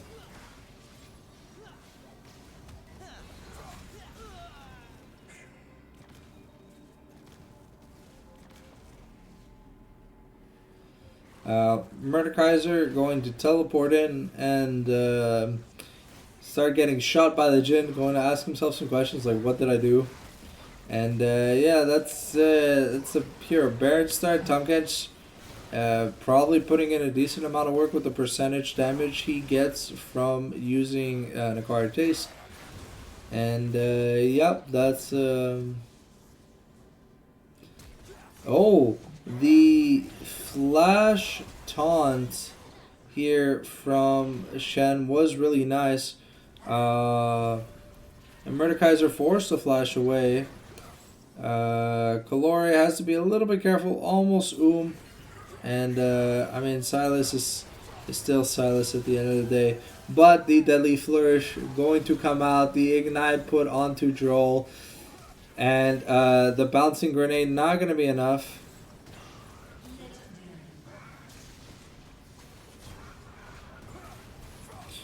And Maokai, I mean, he's tanky, but while he's tanking, there's no one here oh.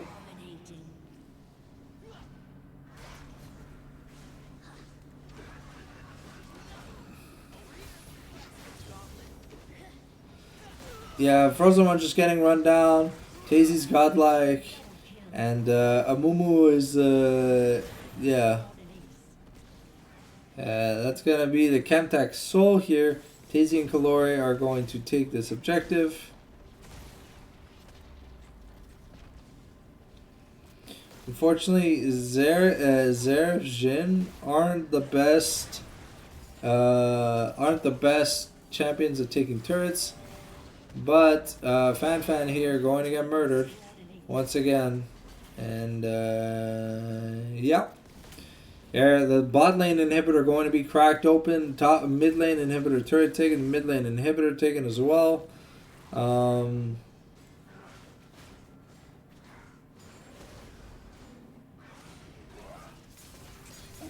Yeah, Thornmail picked up here for Tahm Kench. We now have a Spectre's Cowl. Sterix Gauge picked up here for Nocturne. We have the Death Cap on Xerath. It's 9, 1, and 11, so a 20 KDA. An 8 KDA here for Tazy. Still working on the GA, but I mean it's more of like a lavish luxury item than a necessary item because Could just finish his crit item, which he kind of needs to finish. But we'll see what we end up getting. Daisy has 2,500 gold, so when he does recall, there you go. He has a Guardian Angel, buys another BF sword, getting ready to build his last crit item.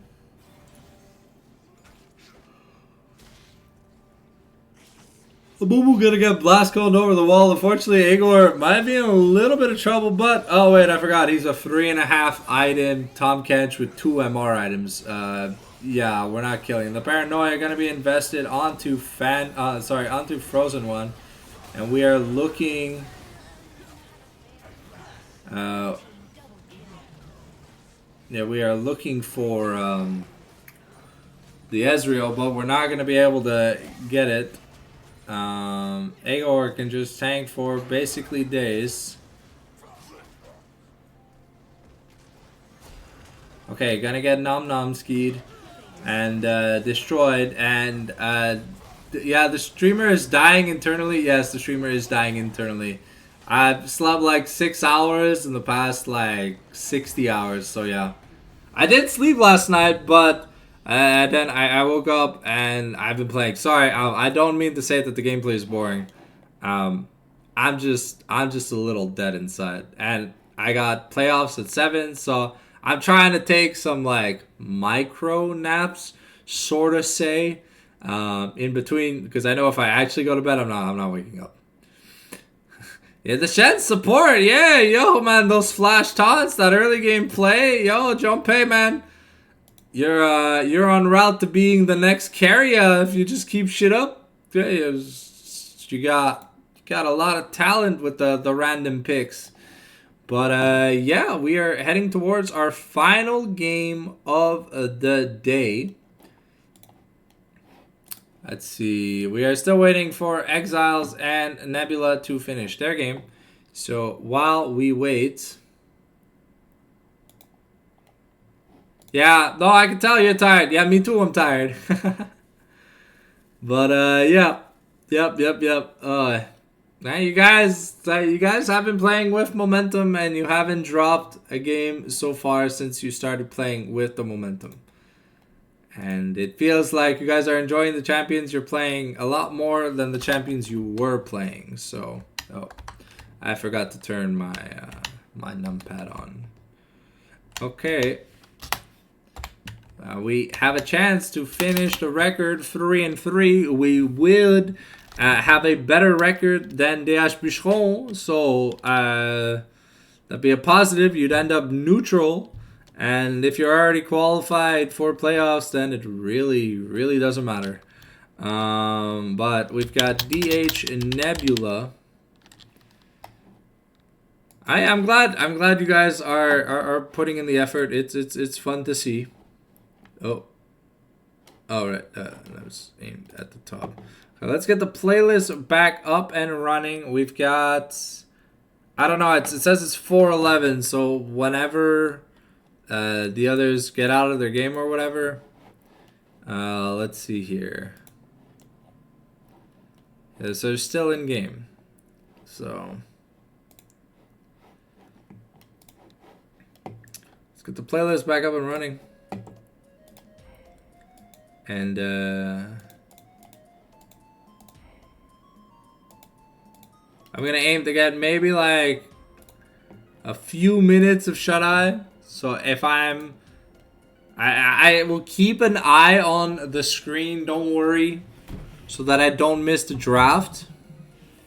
But if you see me like with my eyes like me lean back and like one eye closed like this, you know, like I'm just yeah, I can take a 15-minute nap. Yeah, essentially.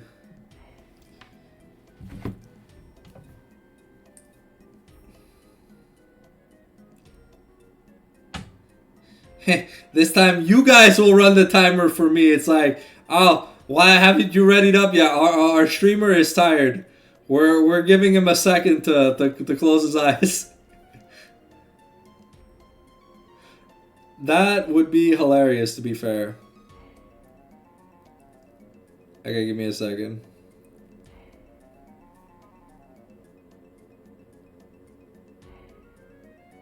we said 15 minutes. It's 4:12, so I'm gonna put it for 4:28.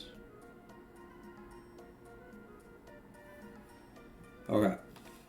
I'm gonna keep my good ear open. I'm gonna keep my phone here right on me, and I'm just gonna take a little bit of a snooze.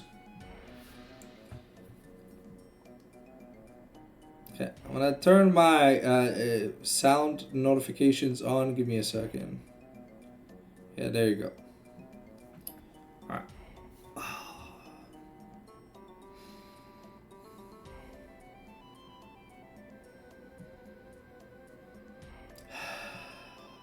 Man, it feels good to take a little nap. Or just like closing my eyes so they can rest. Not gonna lie, getting double booked for like a back-to-back like 20-hour weekend. Not something I'm gonna be looking forward to in the future.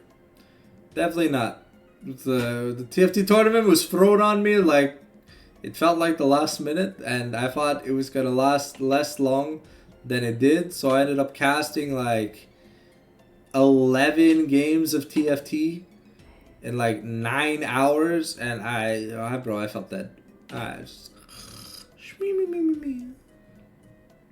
oh, by the end of the cast, man, I was dead. But yeah, so far we've done 15 hours of live streaming in the past 2 days. That's insane. Whew, okay.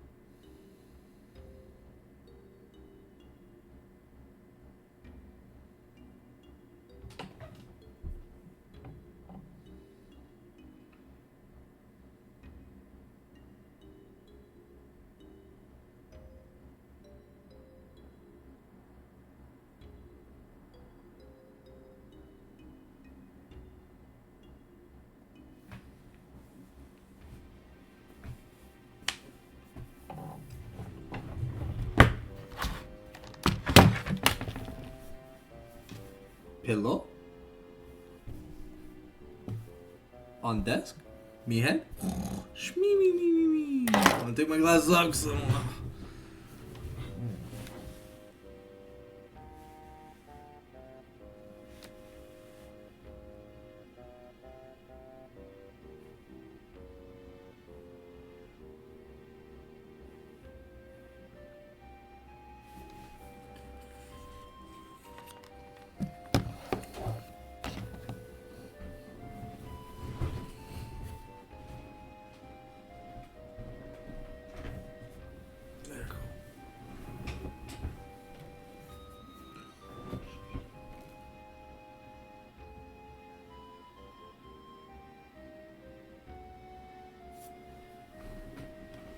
Oh wait, I forgot.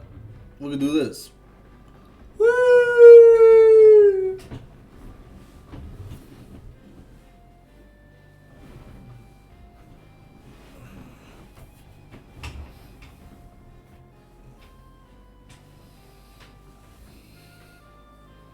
The streamer is sleeping on the stream.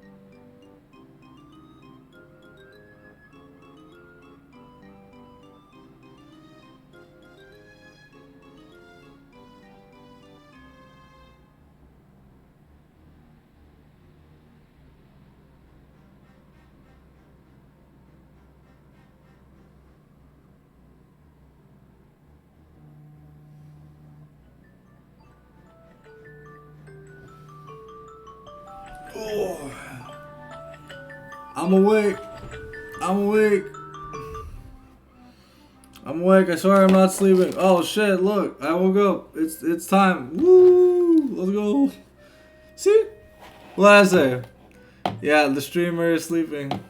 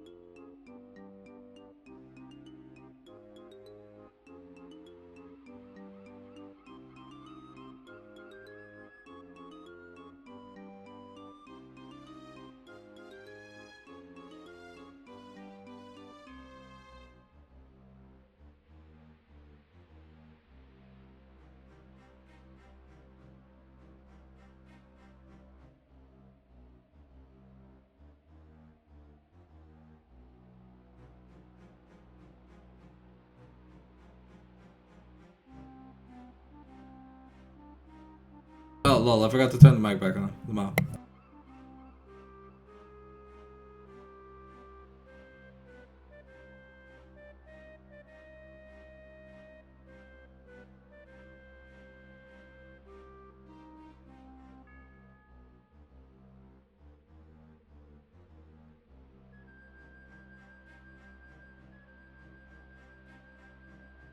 There you go. I sent some banter to the top laner of Nebula, my boy Johnny.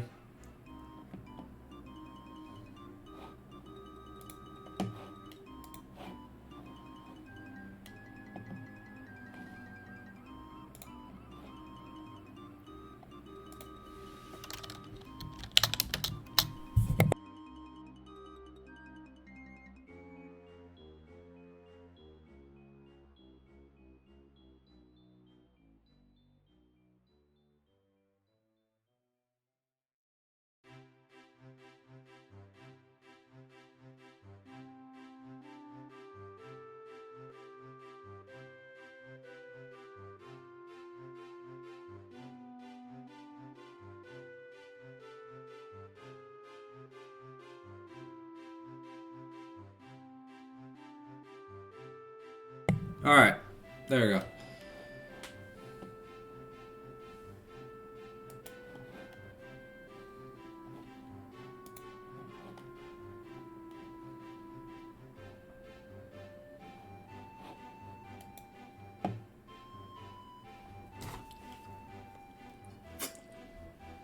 I'm out of water. No.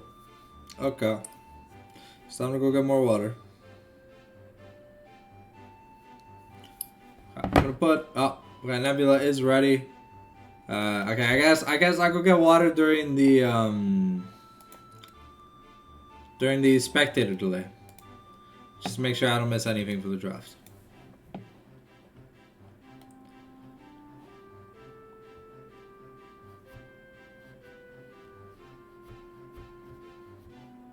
My boy Peanut playing that Renekton.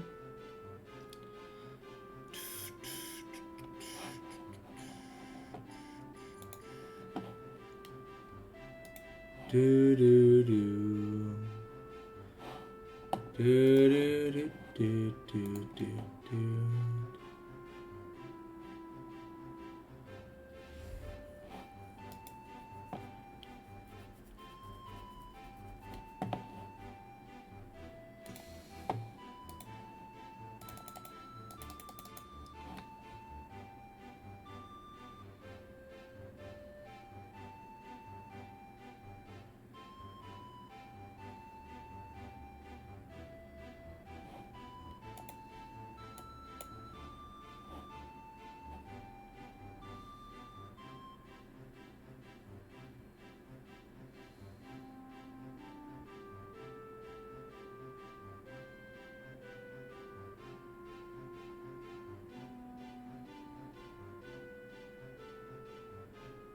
All right, here we go. We've got the draft. All right. We're going to look at the Aphelios One Trick. Ban that shit away from Zavi Fizz. Look at the Yon from Calore. Ban that shit away.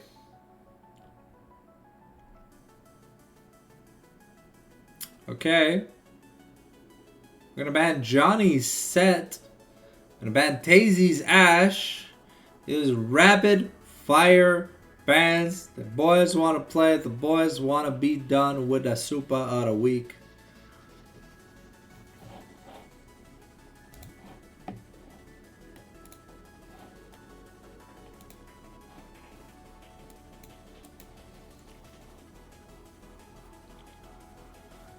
Ooh, what?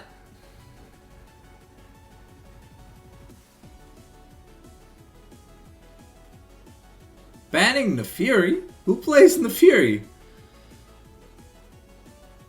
Oro plays in the Fury? What the fuck? Okay.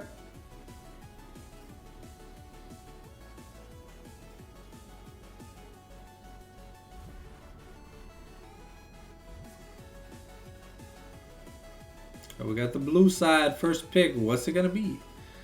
Ooh, it's gonna be H2O's. Cartus.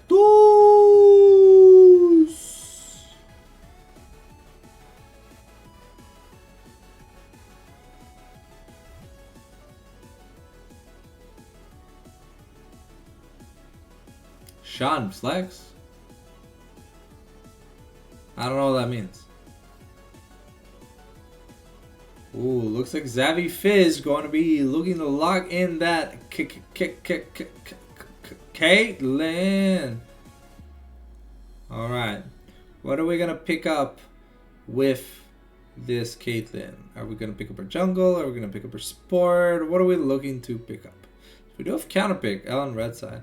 We're going to be picking up the Zaki Poo. Well, we're hovering Zac. And because this isn't a jungler you really interact with much. Okay. Sean Flex? Wait. Is Oro not playing? I could have sworn Oro was the mid laner for... Wait, Calore locking in the Vex. Okay. Interesting. This software would be so great if it had player names written. Oh, that'd be so great. That way I know who I'm talking about without having to know who I'm talking about. Ooh. Is this for Jonpei? Is this for Agor? Who knows?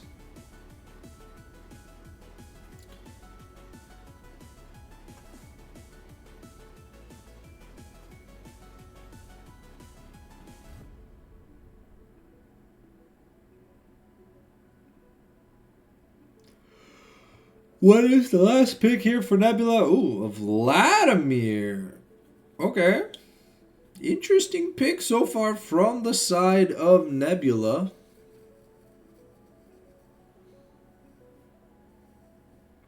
And we're going to be banning Lulu here away from Jonpei.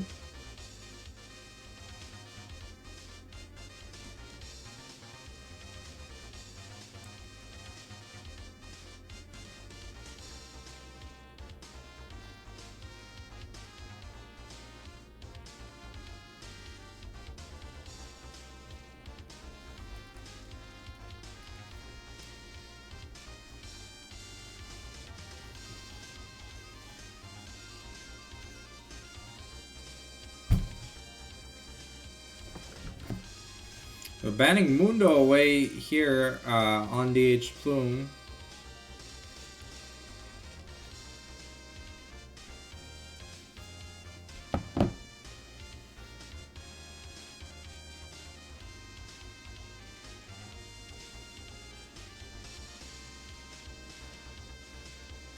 Big banning Kaisa away. Oh, Callista away from Daisy. Okay, interesting. Interesting bans. We're going to be banning Volibear here away from Johnny.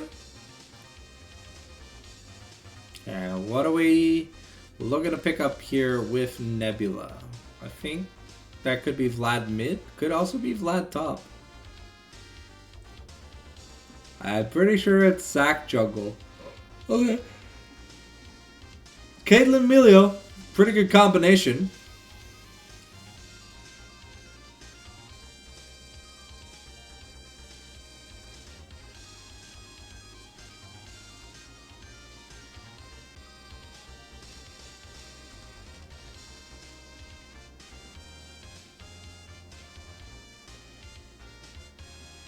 The clock is ticking. What is Plume gonna pick up?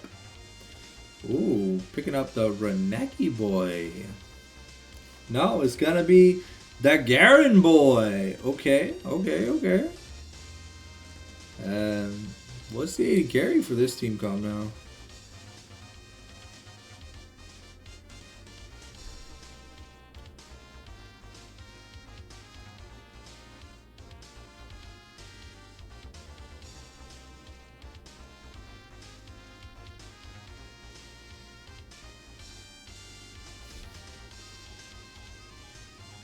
Okay. Okay. What in God's name is this draft? Daisy! Daisy! Y'all have cooked.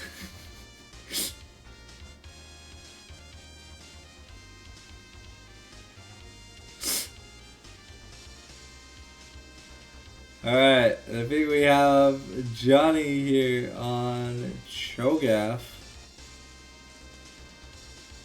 Yeah, you guys did mindfuck the caster. I was convinced that was Vex mid. That way! I don't get to sleep, okay? I took my 15 minutes and it is what it is. Alright.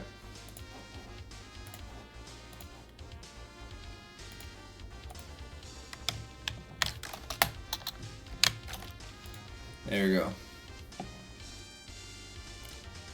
Seeker doing some rank flex. Can I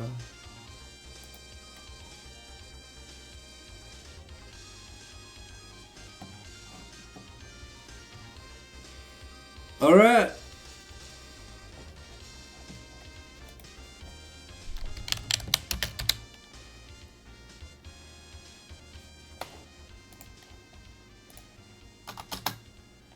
There you go. Sorry.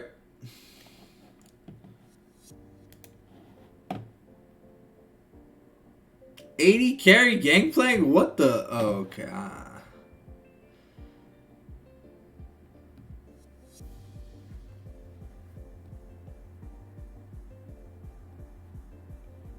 Alright, let's get it going.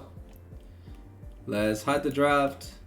And let's get it started.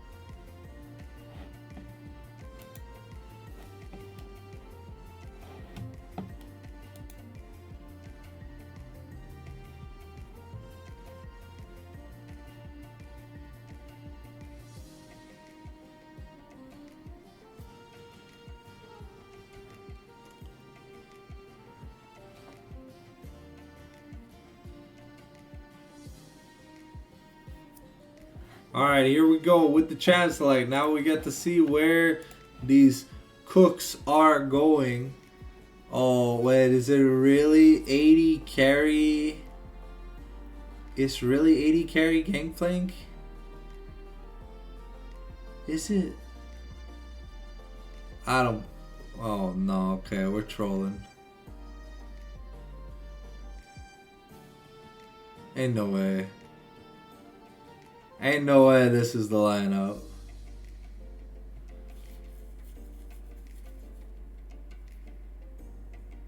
Oh.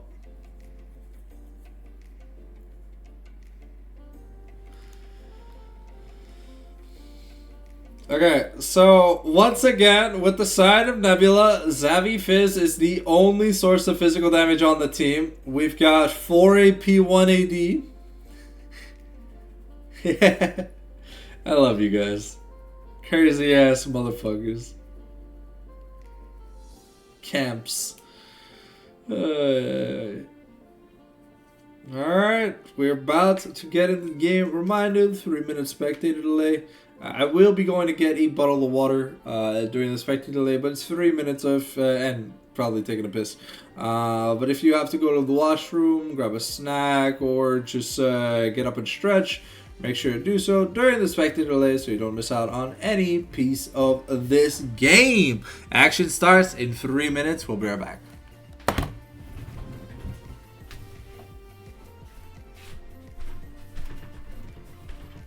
Holy shit, that little nap kind of did a lot. That's nice, that's nice. I'm happy. We got 3 bottles left. Oh, we got some rice that we can heat up. Okay. Oh. Got the bottle of water. And now I'm gonna go to the washroom. I'll be right back.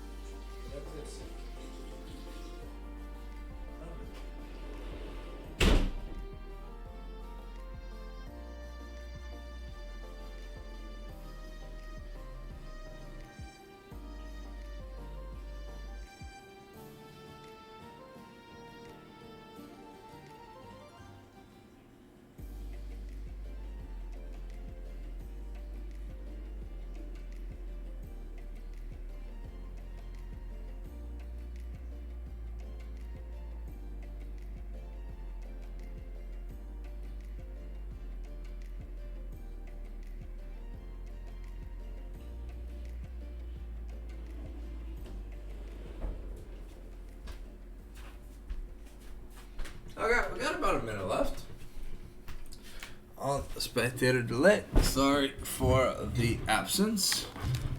After drinking 3+ liters of water, you kinda, you know, gotta go take a leak.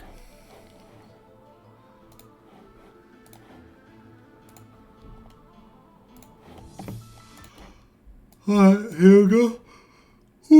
We're getting into the game, ladies and gentlemen. We're getting into the game.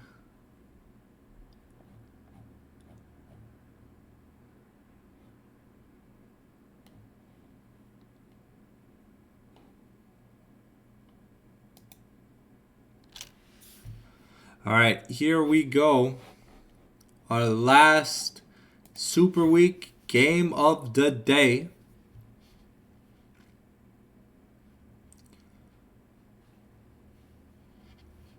We've got Mythmaker Garen, Grim Reaper Karthus, Gangplank the Betrayer, Empyrean Vex, Infernal Shen, Vanilla Melio, Vanilla Caitlyn, Nosferatu Vladimir, Empyrean Zac, and Janaman Cho'Gath. We'll have to see if Nebula has what it takes to break the momentum. Given that if Caitlyn doesn't get going, there is so much magic damage here on the side of Nebula that magic resist gonna go hard.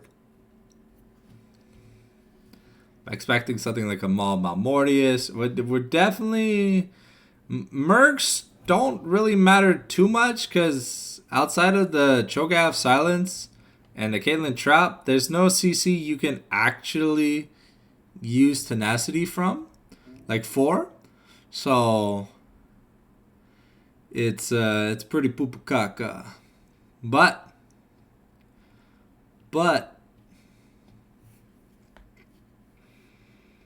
can we get into the game, please? Please let me get into the game. I wanna guess there. Alright, here we go.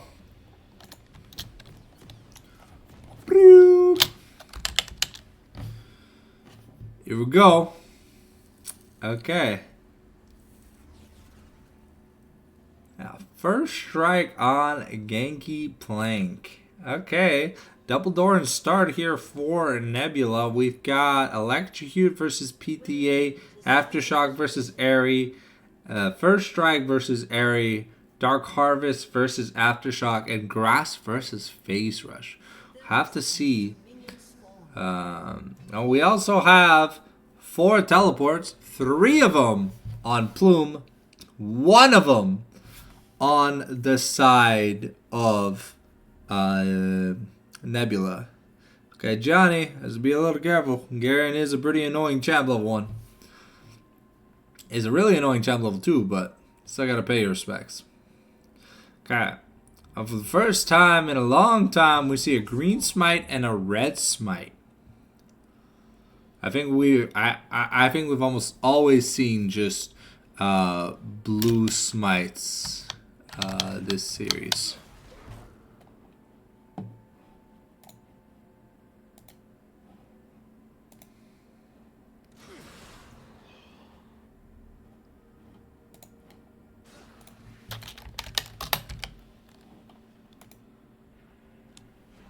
There we go. Okay, sorry. I had to update my stream title. I forgot to update it the entire day, but I was updating the scoreboard, so I guess I was doing the same thing. Here, Kalori is going to look to get as many first strike procs as he can. Interesting that he has a... I wonder what this mana crystal is going to build into, because the Sheen only builds... it's a little unorthodox to build a mana item on Gangplank, but we'll have to see what he gets with this.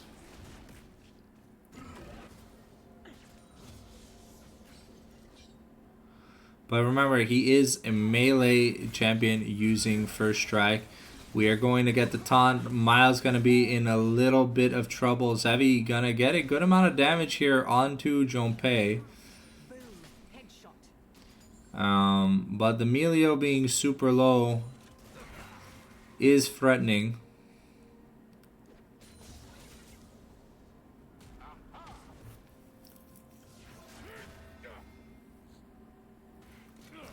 Johnny doing a good job farming up against Garen so far. Not really sure how Vex AD carry is supposed to play out, but so far Tazy's not doing too bad against Zavi.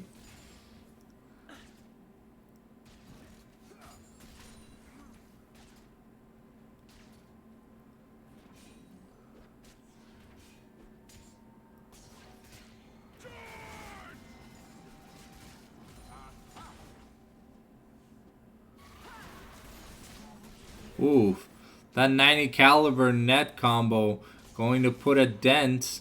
Another good grass track by Johnny. Ooh, we gotta be careful. Agor getting pretty low here. Forced to take an wants to take an early recall, but doesn't really have any money to get an item. GP going to put in the herd, get 17 gold for his troubles, and Oro going to channel the Tides of Blood. First Blood, though, over to Vladimir, going to be pretty big here. And Karthus not able to... Oh, Johnny going to live by the skin of his teeth, but forced to flash away. Zac here going to put a deep ward into Karthus' jungle. And Karthus up an extra camp because he did the double scuttles here. Wait, where'd the mana crystal go? Oh, I guess we sold the sapphire crystal because now we have the sheen. Okay, I guess it was okay. It was an interesting early game start. Yeah, okay. Looks like we sold the sapphire crystal.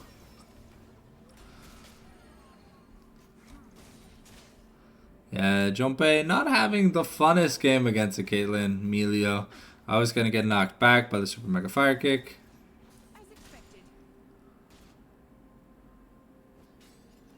Traps being set in the bushes, so things are harder for Junpei to step on.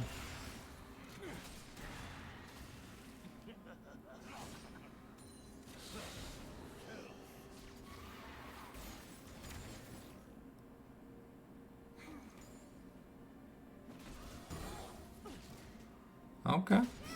Tazy being able to clear the wave.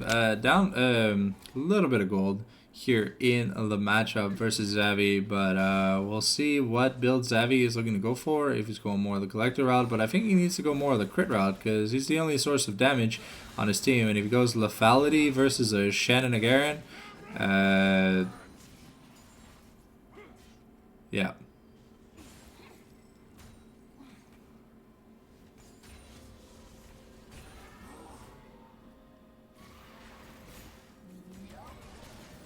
Okay, the shield here from Melio going to absorb a lot of the pressure from Tazy's combo. Agor has to be a little bit careful. The Cho'Gath has Nom Nom skis, but the Demacia has been invoked. It's now available here for the Garen. Both top laners are flashless. Agor still has his teleport if he needs it. Zach and Melio are doing the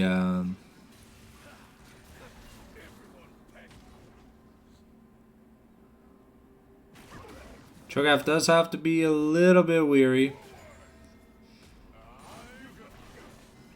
But it looks like it's going to be the first dragon for Grub's trade.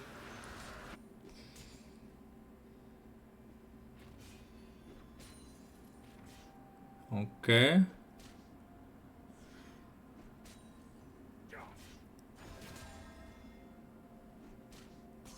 Johnny's slowly getting out of kill range. Gonna go Heartsteel first.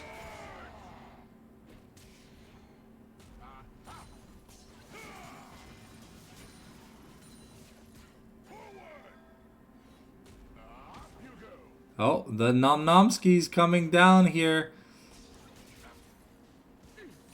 Oh. No, and we're not gonna Nom Nomskis. Okay. Thought it would have been a perfect time to take a feast stack. But Triforce about halfway done here. About 2/3 of the way done here for the side of Gangplank.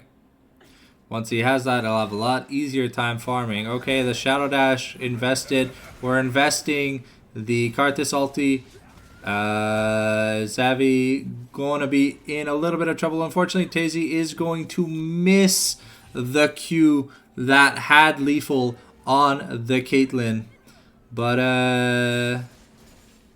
Oro here making his way towards the bot lane. Sorry, I say Oro, but his name is Yap. But his name is, like, we call him Oro. Here, Vladimir looking to make a play. Has Flash, has Hemoplague. But I think Tazy is looking to take a reset. Johnny having a fun time against this Garen. Oof, the Garen is getting low. This matchup doesn't get any more fun for Garen. And Nom Nomski's coming down. The Dark Harvest stack going to be taken here. The Shadow Dance, the Shadow Dash is almost off cooldown. And Tazy, unfortunately, going to take a turret shot. Zavi going to be able to live with his life. Monkey and Yap Looking to gank the bot lane. So GP is just chilling alone in the mid lane. Has grass. No, does not have grasp.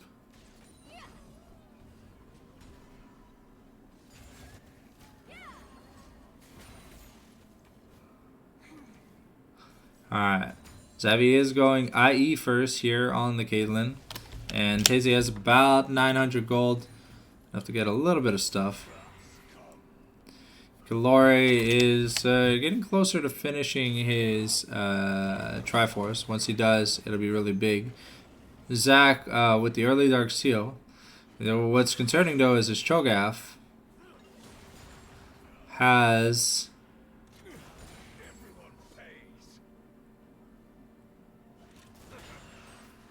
the early Heartsteel, and Garen just has boots.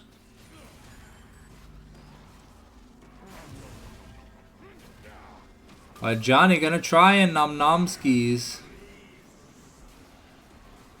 We have the stand united. But red team has stolen the objective. The Hemo Plague gonna come through. Karthus going to die. And things are getting pretty ugly. The Shadow Dash and Xavi going to get assassinated. So we do manage to steal one grub for Nebula. But this Vladimir is getting pretty strong. And the Garen pick really not working out too well. We got our first Heartsteel stack. And Tazy gonna put in the work in this turret. Get maybe 1 to 2 plates.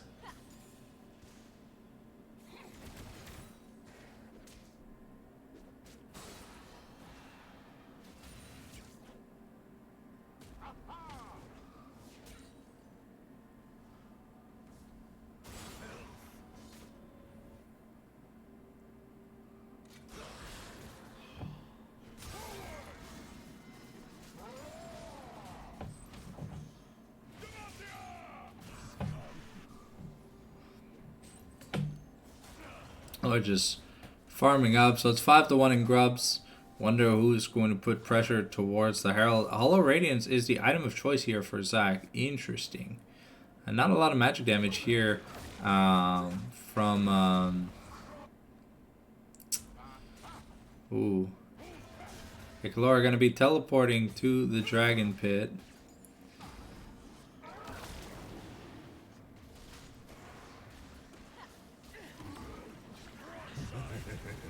Okay, Gangplank Ultimate, going to be putting in the work.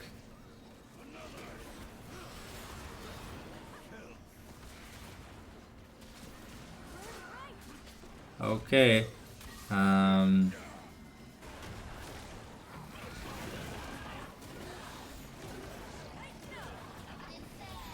We're throwing Zac into the passive, force the flash away from the Hemo Plague. Tazy trying to get away from Yap.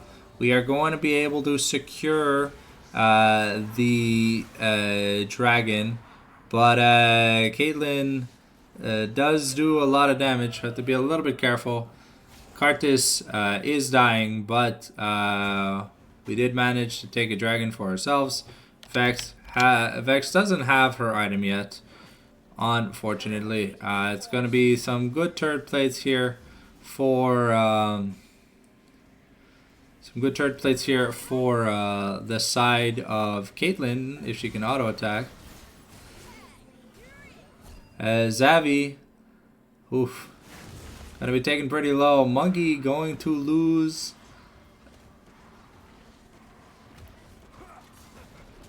Yeah, going to lose his passive and lose his life. Gangplank here with a nice kill, forcing the barrier from Caitlyn. Okay, so Yap has the Storm Surge. Not the normal first item you see Vladimir's get. But Johnny is having a lot of fun in this top lane.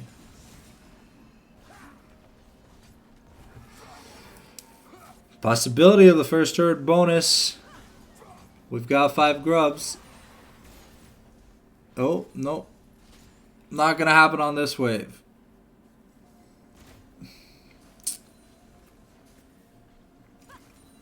Okay.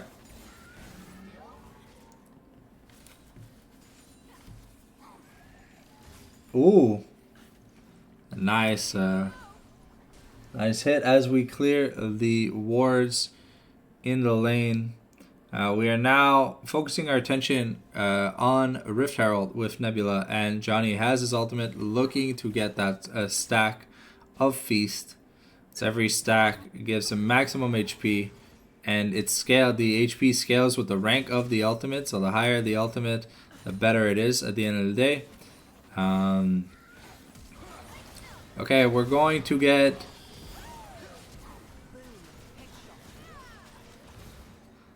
Xavi forced the flash, forcing the Melio ultimates.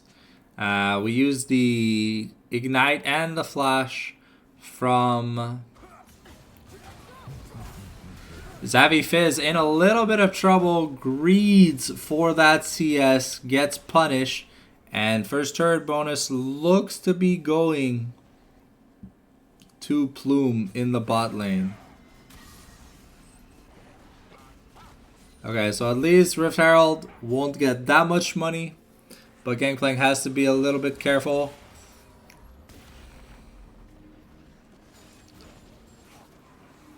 Also, the Rift Herald charge, not taking the turret means that the Rift Herald didn't really get much presence. The turret is close to falling, but this Karthus is putting in some good leeway. Johnny is here, looking for the Karthus though.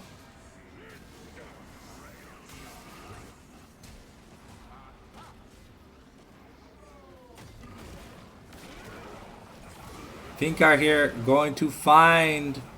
we're in a little bit of trouble. H2O is...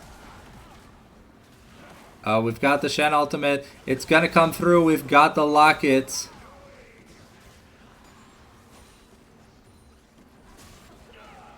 But unfortunately, H2O not having the amazing game he had last time.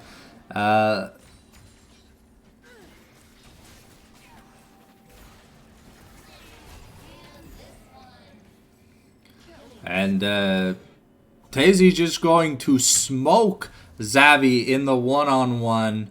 Gangplank already going for the anti-heal item. Second, skipping the collector, doesn't need it. Oh, Galore in a little bit of trouble. And gonna be silenced, can't flash over the wall. But gonna get a good chunk of damage towards that that inner turret in the bot lane. Looking at gold values, we're nearing the mortal reminder here for Kalori. And Agor are gonna put in a lot of work on this turret. Should be able to take it, but same thing with Johnny, he should be able to take it with just demolish proc. Heartsteel stack, gonna silence Tazy and Nom Nomski him. That's 250 stacks on the Heartsteel. That's a lot of damage. This Shogav is scaling out of control. Hopefully, Garen can start being a little useful soon, because this Shogav is gonna be a pretty big problem.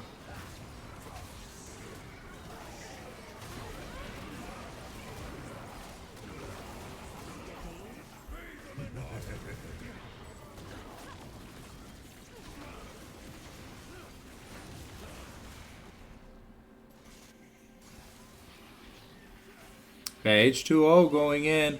We're looking for the Melio. But we're going to find the Caitlyn.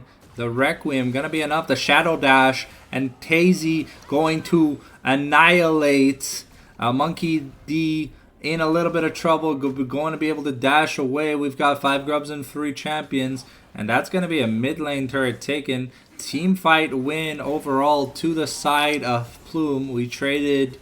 our jungler, we traded for Dragon, a turret, and 3 kills. I think that was worth it.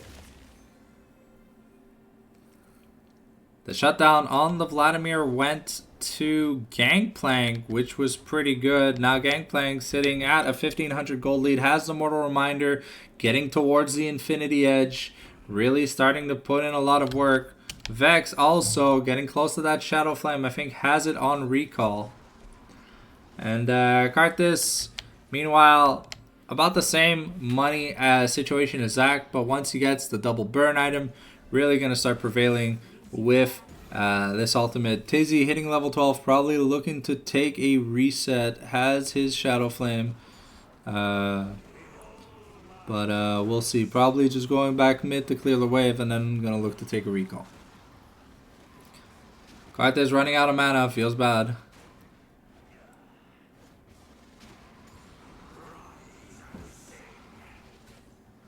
And Johnny with almost a Canic Rookern, so almost 2 items ahead of Agor. And now Gangplank though does a lot of damage, and Vladimir's gotta be careful.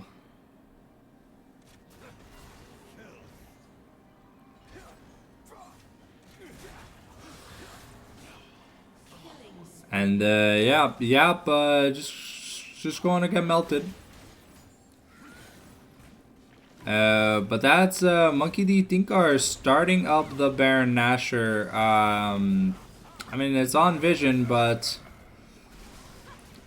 we've got the Stand United coming in too.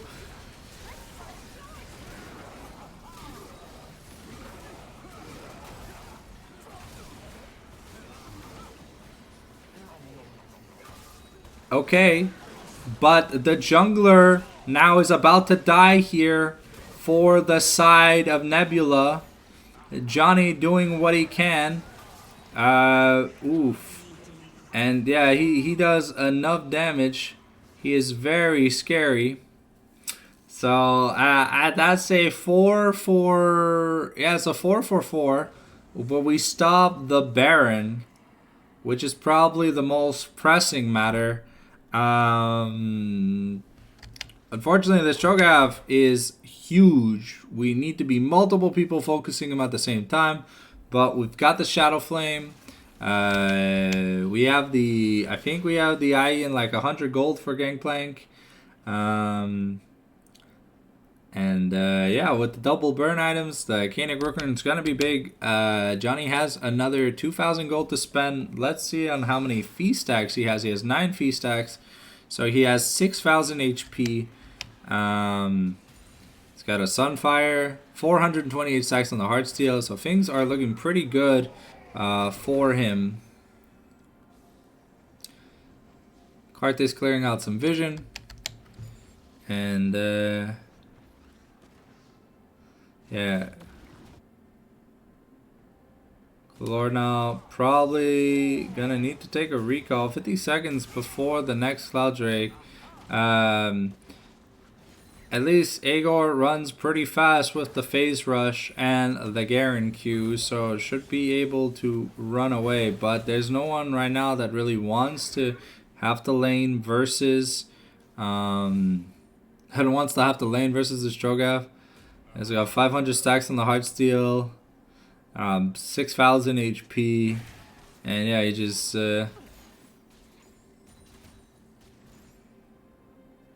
Gangplank has Infinity Edge on by. I mean, as long as Agor can keep Johnny away from the fight, Plume have a winning team fight.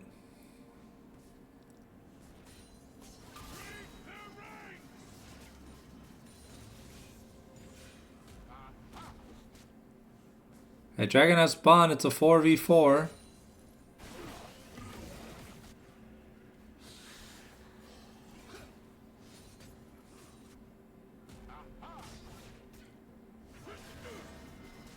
I don't know what we get from fighting the Cho'Gath, but Xavi gonna get all in again. The Stand United, the Gangplank ultimate. Okay, Kalori gonna find the 1v1 versus Yap.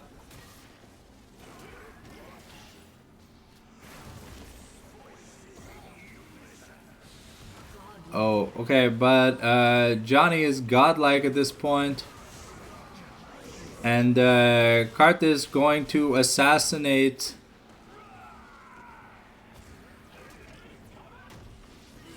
That's a double kill. And yeah, fortunately Vex just walked into the Vladimir, and Vladimir kind of just killed Vex. We've got 3-ish items. I think Galore wished he had his IE for that fight. He did not. Could have maybe made a bigger difference. But Zavi now almost on 2 items. Johnny on almost 4 items. And yeah, it's really going to be down to Johnny to carry this game. He is really big. And we took Hextech Soul Point here.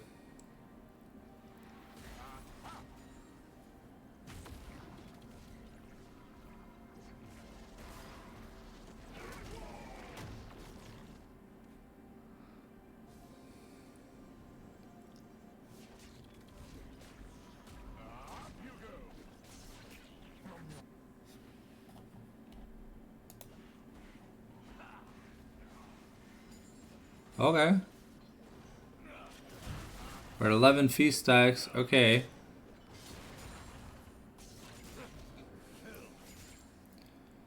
Kalor does a decent amount of damage to Cho'Gath. Because he ignores armor, has the armor pen, 50% crits, with the Triforce proc. But even then, you can see that like Johnny doesn't really care. He has so much HP that... Oh. Tazy looking for an engage, could not find it. Has the Seeker's Arm Guard now. Yeah, now has the Death Cap plus the Storm Surge. I'm surprised there's no Cosmic Drive. It's one of Vladimir's favorite items. There's also no Rocket Belt. We're just going for the pure damage of Vladimir.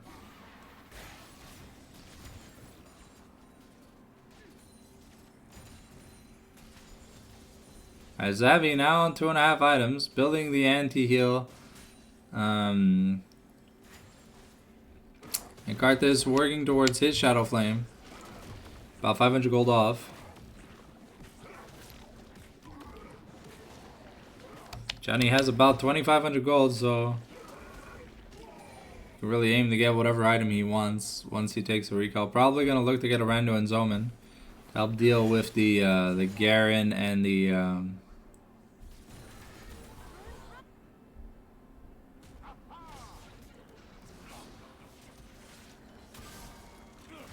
Okay, the Stand United invested. Okay, we're just gonna nom nom Kalore, and that's a Stand United and Kalore invested. Johnny with the amazing carry performance on this Cho'Gath. Fortunately, Garen's been a little bit of a non-factor. I don't even think I've seen Garen ult this game.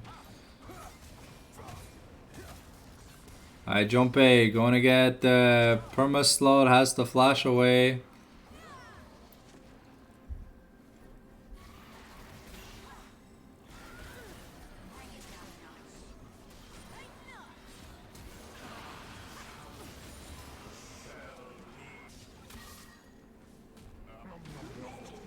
Johnny's just gonna eat Junpei. Things going from bad to worse here for Nebula. This Cho'Gath, I'm scared to click. It was like, what, 15 stacks now? 13 stacks, 7,500 HP. Yep. And now he's got 5,000 gold unspent. That's almost 2 completed items. But I don't know if he wins this one. And Garen just going to nuke button.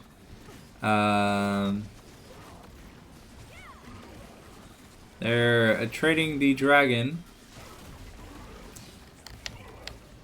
Garen can somewhat get back into the game with this, but Baron going over is going to be a pretty big deal. It's unfortunate that Johnny does not get access to this Baron, as he is the main split pushing force for his team. But now he picked up an Unending Despair as 2,500 gold. Probably gonna work towards a Randuin's and or a Spirit Visage. Oh no, he's going for a Rift Maker so he can get like 100 million AD.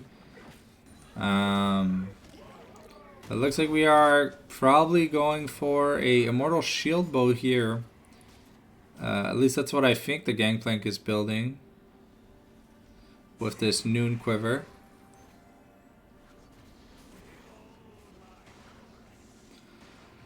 Karthus has the Shadow Flame now, but we're not doing enough magic damage for it to matter.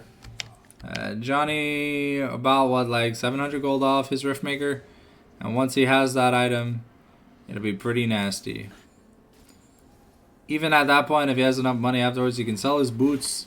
He can sell his boots to just buy something like a Stark's Gauge or something, so his autos can do so much more damage. Okay, Monkey D think are looking to get a okay, Utezi gets chunked out by without Calore. We don't really have that much physical damage. Is that gonna be able to just run away? The Shadow Dash.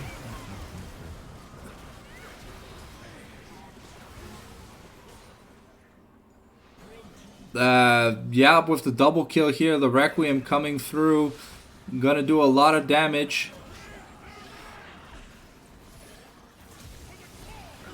Double kill here for onto Yap, and Yap is gonna be going down. That's a triple kill for the Garen.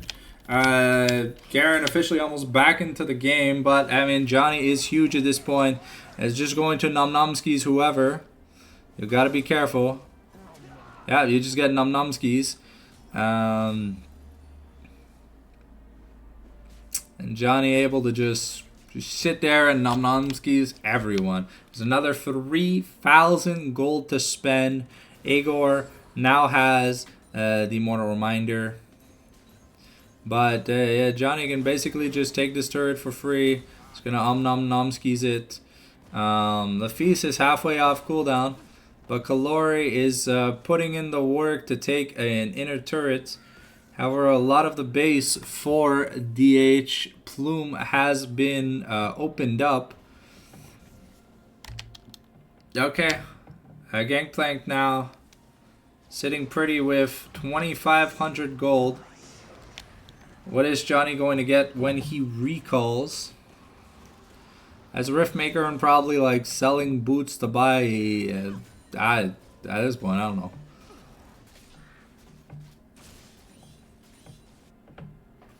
We've got 1,500 gold left, so I guess we're gonna wait and see what we need before fully buying. Okay, so Gangplank is at 75% crit chance.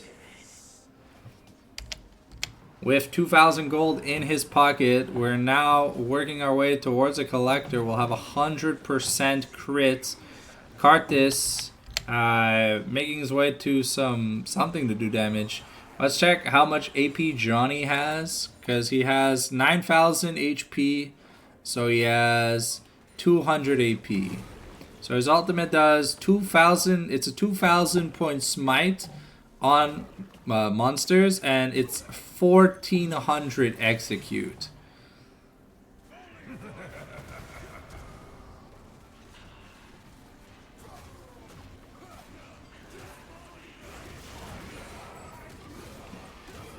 Yeah, we gotta be careful.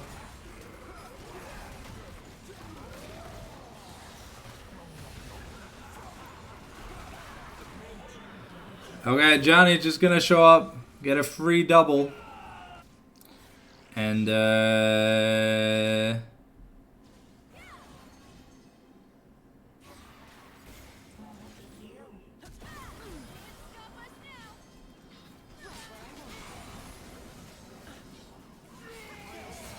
right, Igor just going to yeet Xavi out of this world, but Johnny putting in enough work. However, the Gangplank does have amazing wave clear at this point of the game.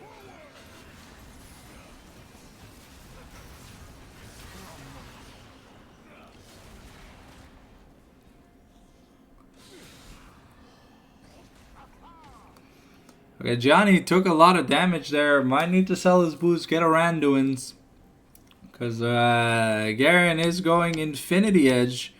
Getting close to it, but that Hextech Soul could be pretty big.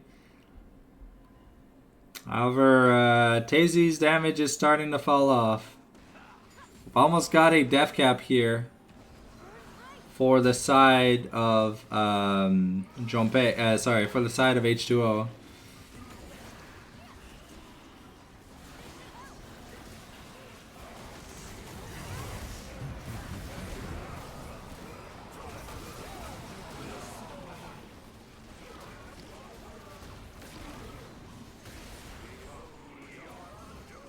Oh, Karthus ulted prematurely while alive. Unfortunate. Okay, we do have the Collector on base here for Gangplank. We need to go get it. Need that power spike. But that's going to be another Baron given over. I don't think we should contest this one. Karthus is going to be alive by the time it's dead. Johnny, they want to give Johnny his feast stack. And unfortunately, we are not going to give Johnny his feast stack. How many feasts does Johnny have? 17. Sitting at 9.2k HP. That's insane.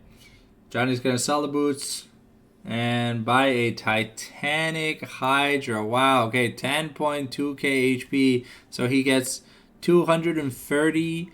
He gets 230 AP from a single item. 220, 158 AP. Okay, wow, that's insane. That's insane. If Johnny can't carry from this point, the man has so many health bars, it just doesn't matter.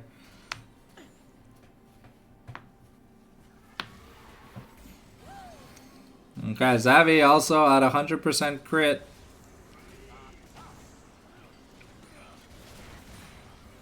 Okay.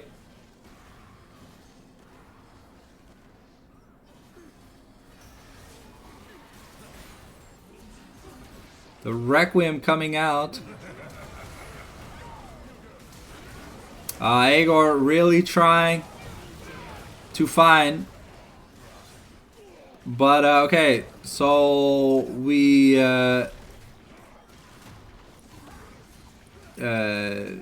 yeah, unfortunately, Nebula is just ending the game.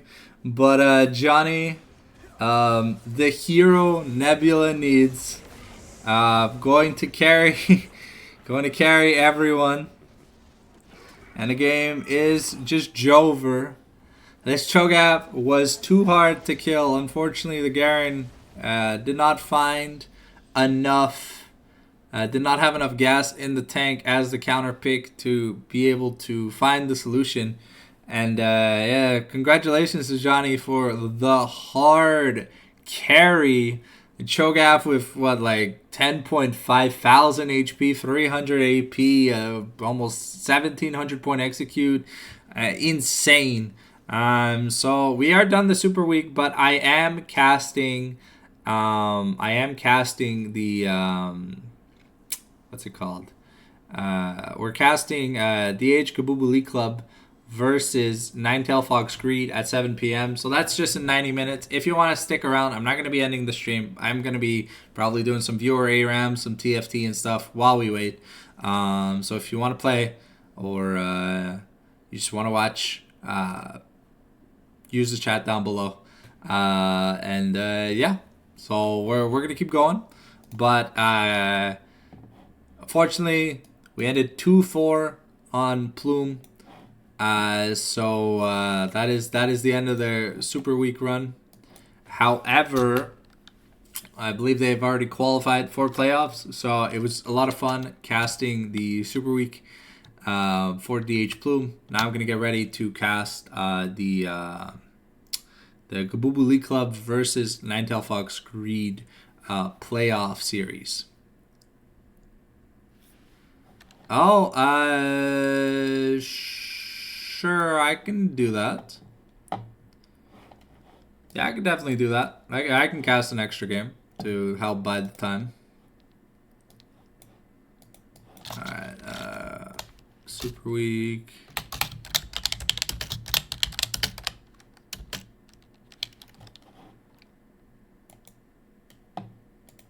Okay, on the WASD thing, if you could add me to the team so I could see the draft, that'd be great.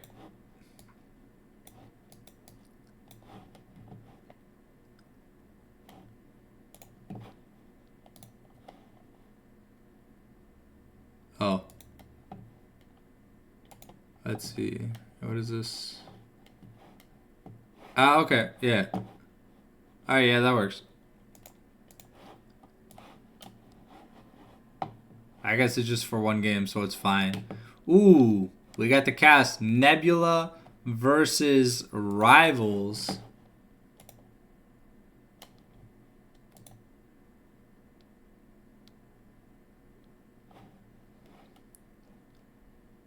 Yeah, I saw the DM. But here we go. 10 minutes. We're gonna give Rivals a sec to ready up. A Nebula hot off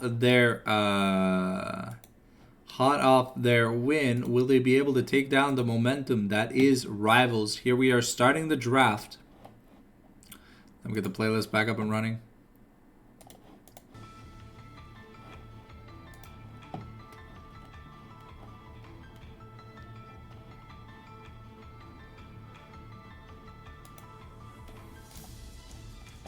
Alright. We're banning Evelyn away from Monkey D. Tinkar.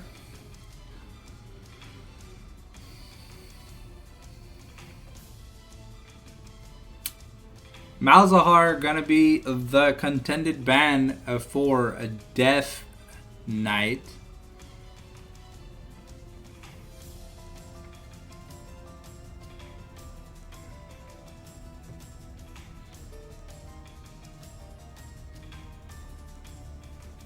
What's my stream title called? Okay, game 6. Alright, we're gonna be banning Akali away from Yap. I think this is CB's Morgana that we're target banning. Yap's Vladimir going to get banned. Ooh, interesting, a lot of mid lane attention this game. And we're going to be banning Eyesight's Skarner. Here we are with Rivals on blue side for their final game. What are we thinking? A lot of power picks still open. We'll have to see what we aim to get.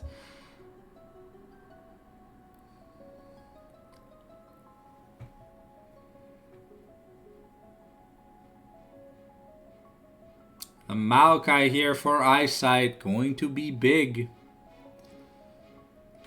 The champion he is very, very, very comfortable on.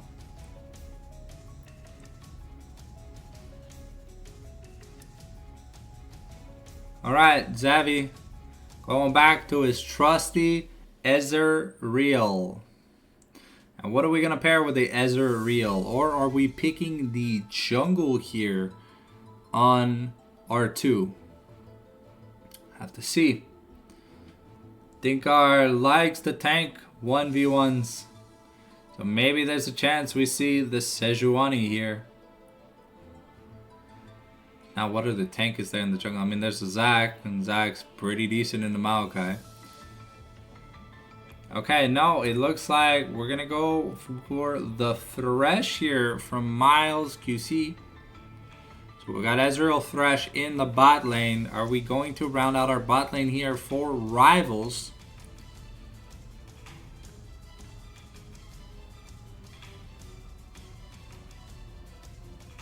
Okay, Salicene's Ash being considered one of his all-star picks. The man is just so good on this champion, it's not even funny. Alright, and what support are we giving it? Looks like we're going Freljordian with the Ashe Braum lane. This disgustingly powerful, strong lane. So a solid bot lane and a jungle pick here. It looks like Sejuani is going to be the pick of contention. And so we've got two pretty good bot lanes with two tank jungles. Let's see some damage now from the mid and top. We'll have to see. Volibear is still open here for Nebula. Gnar is still open for Righteous. We've got the Karma here for Death Knight if we're scared of it. And Nivea as the ban here against Death Knight. I mean, Death Knight does play Nivea, but he plays a lot of interesting mid laners. So it's hard to solo focus banning him. I'd assume we're going to be banning top laners here from the side of Rivals. No, we're gonna be starting with a Silas ban against Yap. So those are his 3 main champions that are now gone for Yap FPS. Still has access to things like Syndra and stuff, but I mean, Death Knight is a Karma enthusiast, so oh, never mind. We're going to be banning it away from Death Knight, so the mid lane pool going to be pinched even harder. Are we going to see an 8th mid lane ban? Sorry, 7. Yeah, 4 plus 3. 7 bans in the mid lane, so 9 total mid lane picks this game. If that's the case, the clock, the clock is ticking. What is the ban gonna be? What are we considering? It looks like we want to take away the Yasuo. I mean, great enablers with the Sejuani Q, the Fresh E, and the Thresh Q. So definitely see why that could cause some issues. Also, Yasuo is notoriously more annoying than his brother Yone. A little less stupidly broken, but a lot more frustrating to play in the specific matchups. This looks like we're blinding Aurora. I do want to believe that this is for Yap. I don't think Johnny plays this. Because if Johnny plays Aurora, then I've never seen him play it. So, Volibear is still open, and that is Johnny's bread and butter. Does Righteous have something in the pocket pick here to be able to deal with the last pick Volibear that is more than likely looking to come through? We've got a Lilia here in the top lane. Oh, wait, is this Righteous playing top lane Maokai? Was this an insane flex by Rivals once again? We'll have to see when the lineup gets finished off in the next 10 seconds. What are we locking in here? Well, looks like Death Knight is getting his way. So we've got a lot of artistic expressions from our mid lane champion. Alright, we've got a lot of peel. Now we need a sort of physical damage carry. Volibear is going to be the highlighted pick. If it is Volibear versus Maokai, Volibear is going to eat Maokai alive. If it is Volibear Lilia, Volibear might have a little bit more of an issue. Could this premeditated counter pick really come to fruition?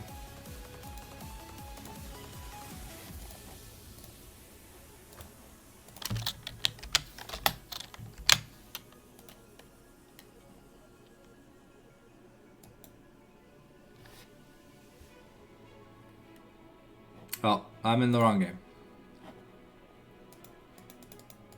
I cannot copy the link. Righteous, can you send me an invite?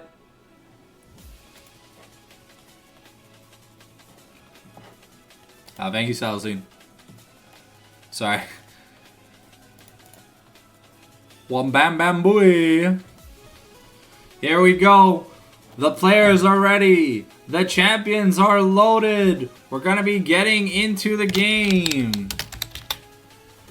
I am ready. We are ready to ramble. Just waiting on the ready check here from Nebula.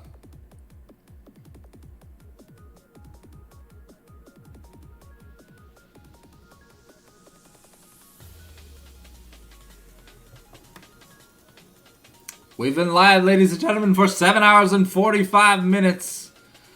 So if you appreciate the content and have not already subscribed on YouTube, it's free to do so. Or followed on Twitch, make sure you do so, please. It is very appreciated. I put a lot of work into getting these casts and things done. So let's see Okay, so it is Maokai in the top lane here for Righteous. Hasn't been locked in, but we'll see. But Lilia is a very known counterpick to Sejuani. Righteous not gonna have a very fun game against Volibear, if I have to be honest myself. But we'll have to see what flavor of build Johnny goes. Are we going the Flicker of Ages build? Are we going the Despair Thimble build?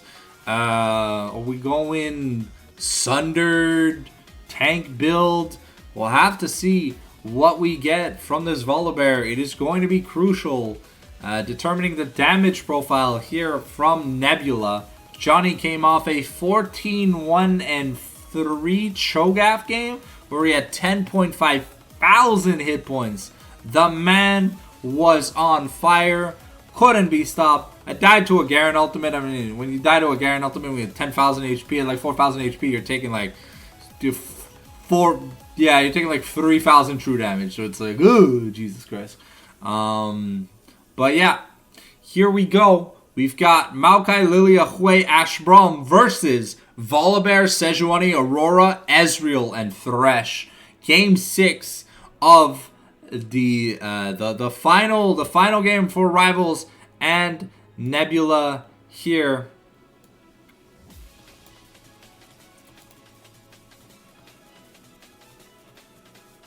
Nebula here contending for a possible second place finish in their Super Week. So far, Rivals are undefeated. Will they keep the win streak alive? You'll have to find out by watching this game. Reminder, minute 50 before we get in game. If you gotta go to the washroom or get a bottle of water real quick, make sure you do so. You're not gonna want to miss any of the action here.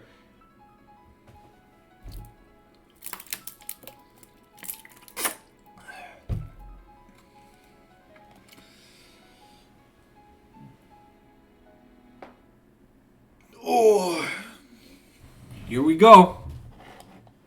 Oh man, my arm cracked and bro, it felt so good.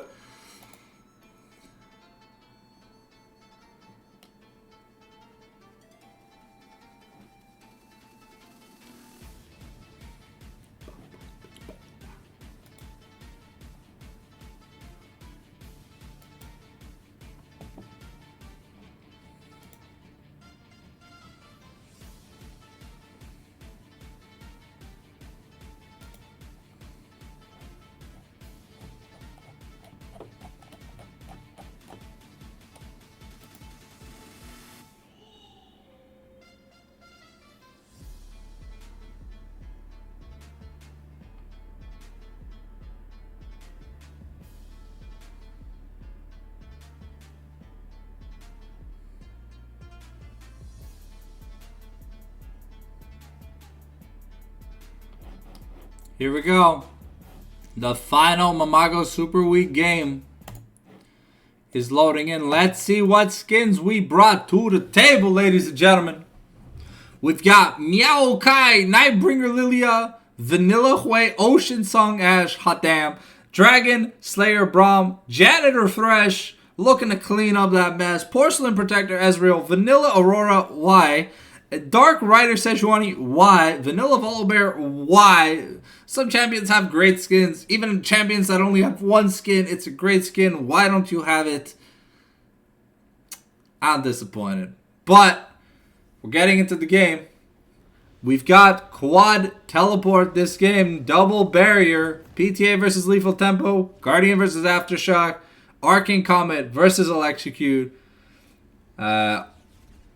And we've got Grass versus Lethal Tempo. So what Lethal Tempo tells me on Volibear is it's going to be a Flicker of Ages build. So it's going to be a squishy Volibear. Well, squishy. It's going to be like an AP Bruiser Volibear, not a tank. Okay, so we've got a early ward in the quadrant. We are invading.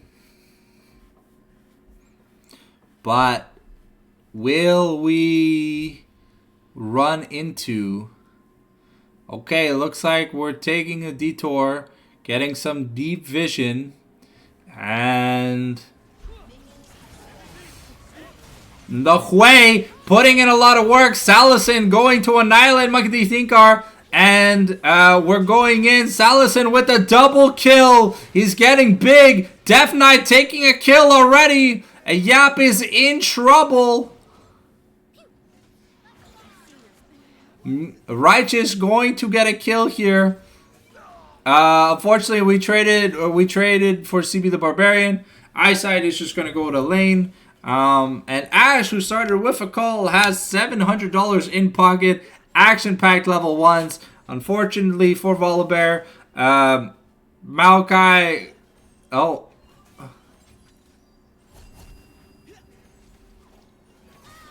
Oh, Thresh with the... Oh, unfortunate here. Thresh with the shutdown. Steel with the death sentence. Scared that his laner wasn't going to be able to make it. Dinkar and Lilia both starting at their reds. A little slower than normal. Given that they were a little less HP. Death Knight here. Going to be a little happy with an early back if he gets a chance. But yeah, Johnny with the level advantage really just going to bully Righteous.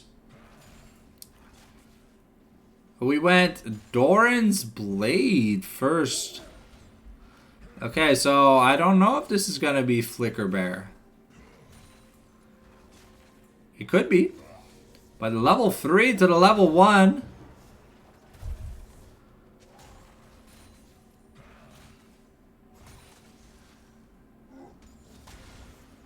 Okay, the Bramble Smash. Gonna throw him back.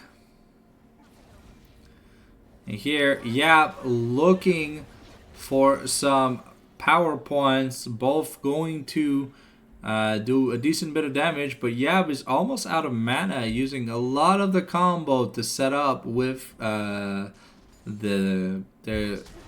don't know what the W is called. I call it the bunny hop because it's a bunny hop. Okay, the frame perfect twist, twisted advance to dodge the Volibear E, which would have probably killed him. Righteous playing this weak side matchup pretty well. Gonna be a little sad with the CS numbers, but is not doing too bad for himself right now. Miles going to miss the flay. Going to sweep the ground instead as he fought. There was some change in there. Level 3 here for the bot lane of Nebula. Death Sentence going to land on a minion. And Righteous wants to be able to get a recall soon. And Yap was sent back to base without the ability to get his lost chapter. Looks like we are going... looks like we are going Luden's companion. Yeah. Ooh, Johnny gonna be doing a lot of damage here to Righteous, and unfortunately Salison gonna be in a little bit of trouble, and is gonna get taken out. The flash after Q here for Monkey D. Thinkar invested, thinking that we could close the gap on CB, but we are nearing a Blade of the Ruin King here for Ash. Sorry, brain fart. Head's tired. We've got a Haunting Guys here. Death Knight going to find Monkey D. Thinkar just casually doing chickens, but he is going to take a few chickens away.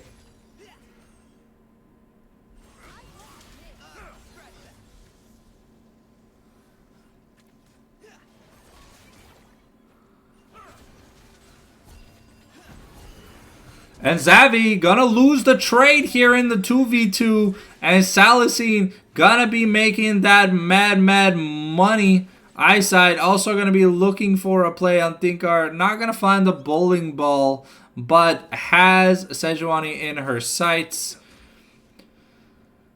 Sejuani has not yet recalled.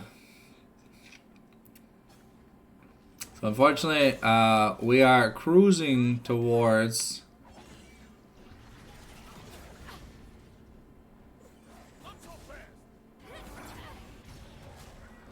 Maokai in a little bit of trouble. Volibear just gonna nom nom skis.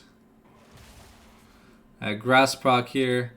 Yap has to be a little bit careful. And Death Knight going to be able to slay Yap where he stands. Yap not having the best game. Johnny doing what he can. Unfortunately, 0-2 already. But the Stormbringer going to come out. Nature's Grass. Twisted Advance. We've got the flash from Johnny. And forcing the flash here from Righteous. Oh! Righteous with the 1v1 outplay. Unfortunately, we were not able to get the bite off to heal with Volibear. Some really nice timings on the Twisted Advance here. Okay. Death Knight has spent his money, has his last chapters, looking to farm up. Ash putting in a lot of work here in this bot lane, trying to bully Xavi. Xavi going to be going Manamune first over the Triforce, so the Triforce going to be decently delayed. Now Miles going to be in a little bit of trouble. And that should be Miles dying. Oh no, unfortunately. Miles fortunately want to be able to live. We're going to be taken really low. No summoners invested. Hui is pinging that he has ping issues. It's funny that you can ping that you have ping issues. Okay, a nice Bramble Smash to take Maokai out of the Storm Shield. Okay, but Johnny is looking for a play. Monkey is top lane. And okay. Okay, Righteous is gonna be breaking the ankles of both Johnny and Monkey here. First grub rotation, going over here to the side of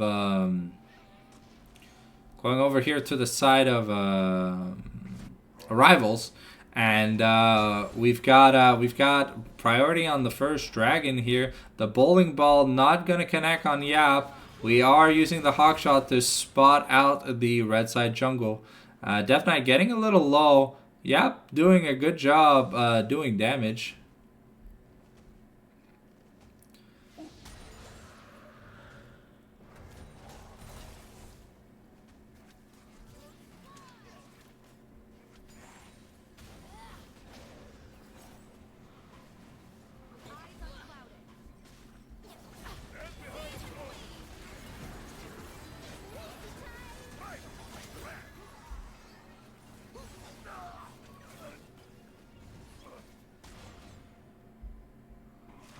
Okay, we gotta be a little bit careful. We use the Flail of the Northern Winds and the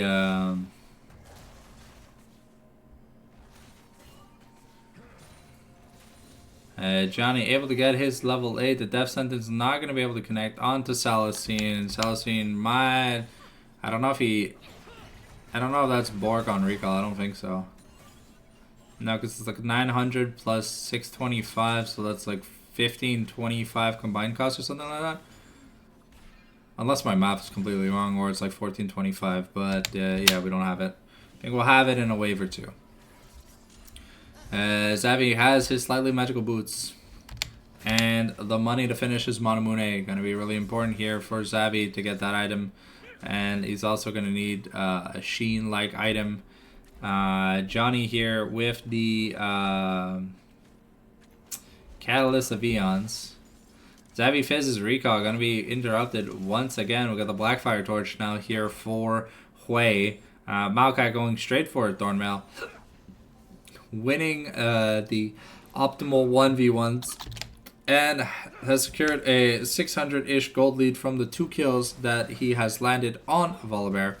Death Knight going to do his best to clear the mid lane. Still pretty short on being able to get the item he wants. Xavi keeps getting his recall interrupted. Gonna be pushing this wave in, then looking to probably get... Miles really wants to take a recall, but keeps eating a Bromdor to the face. And he's gonna keep eating one as the cooldown is slower on... ain't no way this happens for an... Ow. Okay, Miles, just pay respects to the Brom, get out of Q range. Okay, Johnny, with a 2v2 starting here in the top lane. The Nature's Grass, gonna be enough. We're gonna find Monkey, forcing the flash here. And the flash, Bramble Smash, gonna be enough. Eyesight here, gonna just... Okay, well, Eyesight probably didn't realize that he had turret aggro. I just died to taking the turret. XD. Yeah. And Death Knight dying of laughter be like, oh, come on, bro, man. You knew you had turret aggro. I'm like, ja. Alright, so that's 2 plates here for the Hui. Probably a third one on its way. Thinkar here is the first to the Grubs, though. Eyesight, though, with the Leandris compared to the Zeke's Convergence. Miles is rotating. We only need one more Grub to get the Grubling buff. But Miles is doing good at denying access to the pit. There's only 2 Grublings left. Maokai stealing a Grub. This is insane.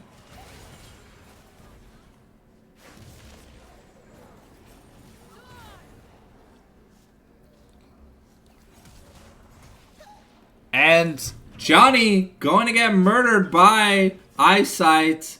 Eyesight really putting in the work with Righteous to break some ankles. Xavi gonna be...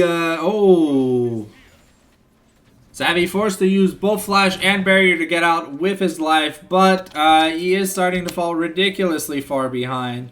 Looks like we are trying to...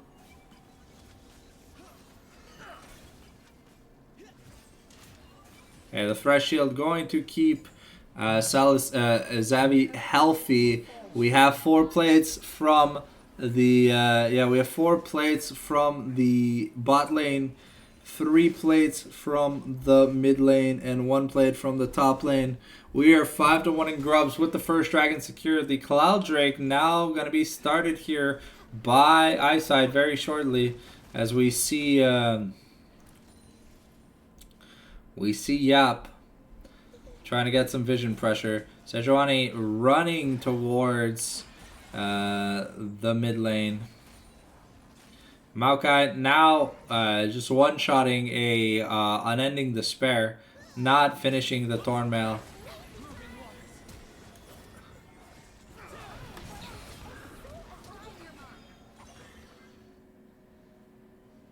Okay, yeah, forced to flash away to live. Salicine here finding Xavi, though. We have the Enchanted Crystal Arrow off cooldown very soon.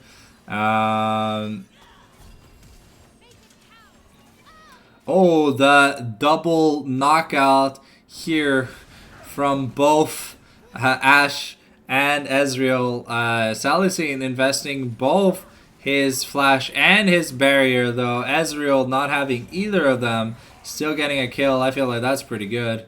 Okay,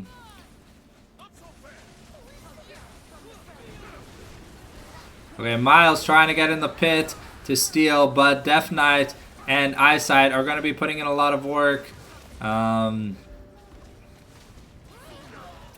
Yap in a little bit of trouble. And that's a triple kill for Death Knight. Johnny is running at the speed of sound with the Stormbringer, the stun, the Sky Shield. And, oh, Johnny not going to be able to make it. Going to get kited down. And Death Knight is dominating. That's technically a quadra kill here for Death Knight. Things not really working out for Nebula. Down 5,000-ish gold. And Hui now has a second burn item. We're teleporting bot lane to stop Xavi from taking that plate. Or taking the turret. And Righteous going to be putting in the work. Unfortunately, the counter pick, Volibear, not successful enough. The biggest problem with Volibear is in the Feast or Famine playstyle, when you are not a tank, when you are built like a bruiser, it is really hard to make a comeback. So you have Maokai is just built full tank, and Thinkar here going to get yeeted by Righteous. We've got the Between Worlds. We're flashing over. We're trying to find him. The sleepy time comes in. And Eyesight going to kill Yap on repeat. Another kill down the drain. But now we almost have 2 double burns. Items fully built, so the tanks are just gonna be melting here. And this is how you play Maokai. You don't build Leandries. Okay, Miles has to be a little careful. I mean, he's level 7 and Death Knight's level 12.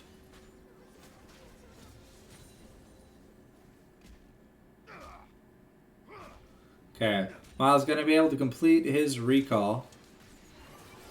The Enchanted Crystal Arrow going to put in work. Xavi going to get knocked out. And he's dead. Thinkar also might just be dead. And Miles going to flay 3 people. But he's also just going to be dead. And Rivals here with an insane amount of pressure.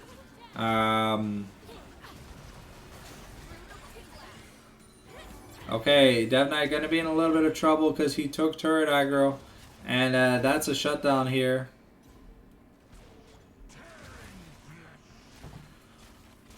Johnny working towards his Dasher.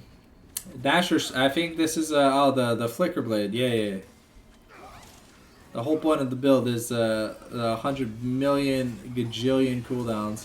Okay. The Rival's going to be losing this team fight. Sal's going to get shut down. But Miles once again gets the money. How many times will Miles take the money away? That was also a 900 gold. So that was a 900 gold kill on Hui, but it was a 400 kill on Ashe. 400 gold kill on Ashe. We've got Phantom Dancer and more here for the side of Salicine. Lilia has another 2,000 gold to spend. So we've got the Fimbulwinter here for Maokai. We've got the Rage Blade. Okay, I haven't seen Rage Blade Ashe in so long. Death Knight here going to be clearing out the ward. We've got the Stormbringer. See, now that's how an Unstoppable is supposed to work. When you Unstoppable with Ornn or Kazante, if you get stunned or whatever, you still get stunned after the fact, which is kind of dumb, but hey. Okay, the Unbreakable Glacial Fissure going to be enough, and Miles just going to spend another day in the Shadow Realm. Johnny winning the 1v1 against Eyesight, though. Unfortunately, getting his teleport cancelled.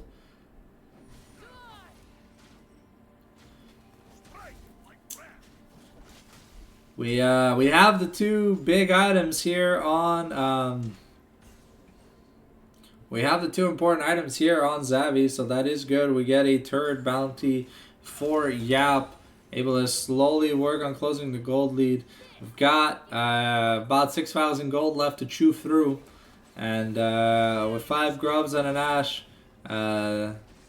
Xavi forced to invest the essence, the Arcane Shift early.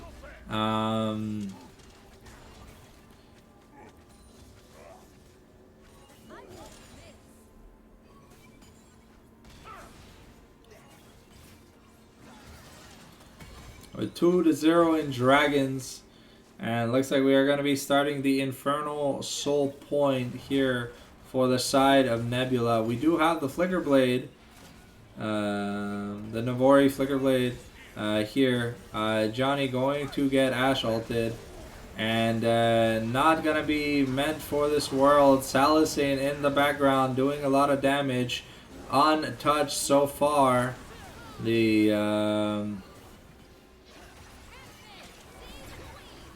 okay, Yap is trying to get on Salicine, but Ezreal getting the double kill here. Trying Zavi forced the flash away. We don't have the flash here on Maokai, but Death Knight is going to get the snipe onto Monkey. Runan's Hurricane picked up here for Ash is really important. And let's see what's the next item. I'd probably assume a Terminus. You don't really need to build crit on Ash. You can, but you just don't have to. Okay, Righteous and Death Knight are pretty low mana. Johnny needs to get some magic resist. And some armor. Because I was showing he's very squishy. Eyesight going to be taking the bot lane inner turrets. Shadow Flame purchased here by Hui. Looking at the gold values. Yap is struggling a bit in his lane matchup. But I mean, so is true for basically everyone on Nebula. So the gold lead is pretty big. It's about 7,000 gold at this point. So Nebula have to turtle their way to a win. I think if they give up the next dragon, then they have to fight on an Elder. They can't not fight on it. Looks like we got the Riftmaker here for Lilia. She's got about 1,600 gold. I wonder what she's going to be getting. Is it going to be a Rylai's? Oh, Miles QC going to get caught once again. Unfortunately, not going to be meant for this world. Forcing the flash, using the locket. Gets hit by the Braum door. Gets another death sentence, but Eyesight is just going to murder him. And Chusha Barrage is going to miss in the mid lane. Savvy doing what he can, but doesn't have the most amount of money to work with. Righteous is going to flash twisted advance, throws down the Nature's Grass. He's very tanky on this Maokai. And we're looking to siege that inhibitor turrets.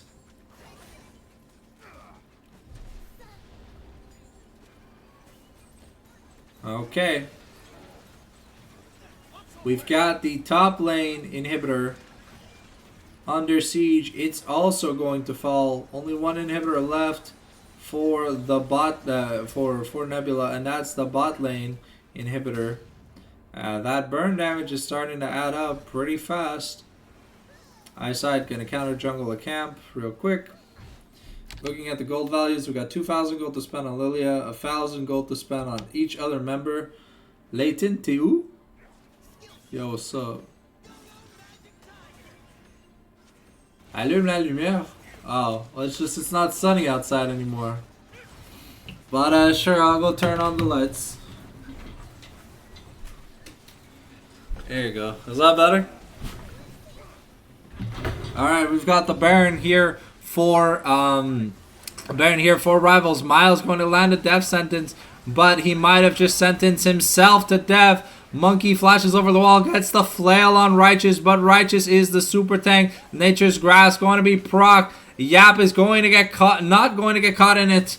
But Nebula struggling to meet their makers.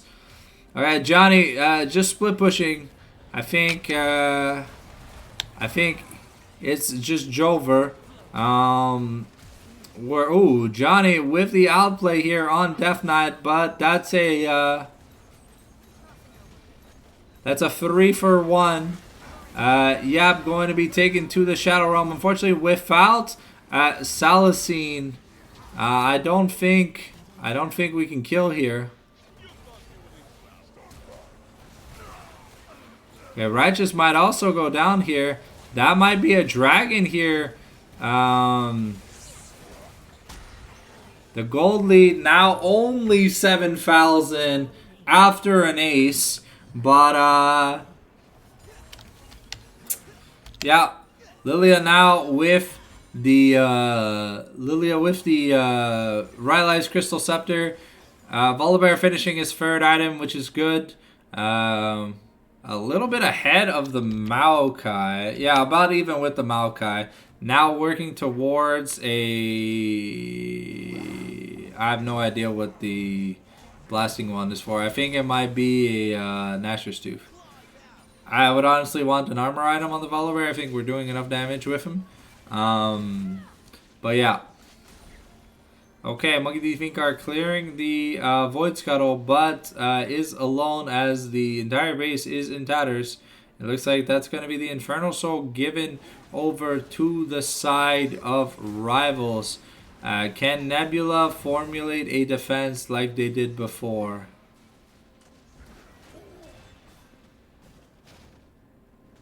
So we're shoving in a lot of waves. We've got the Infernal Soul. We're looking to take that bot lane inhibitor.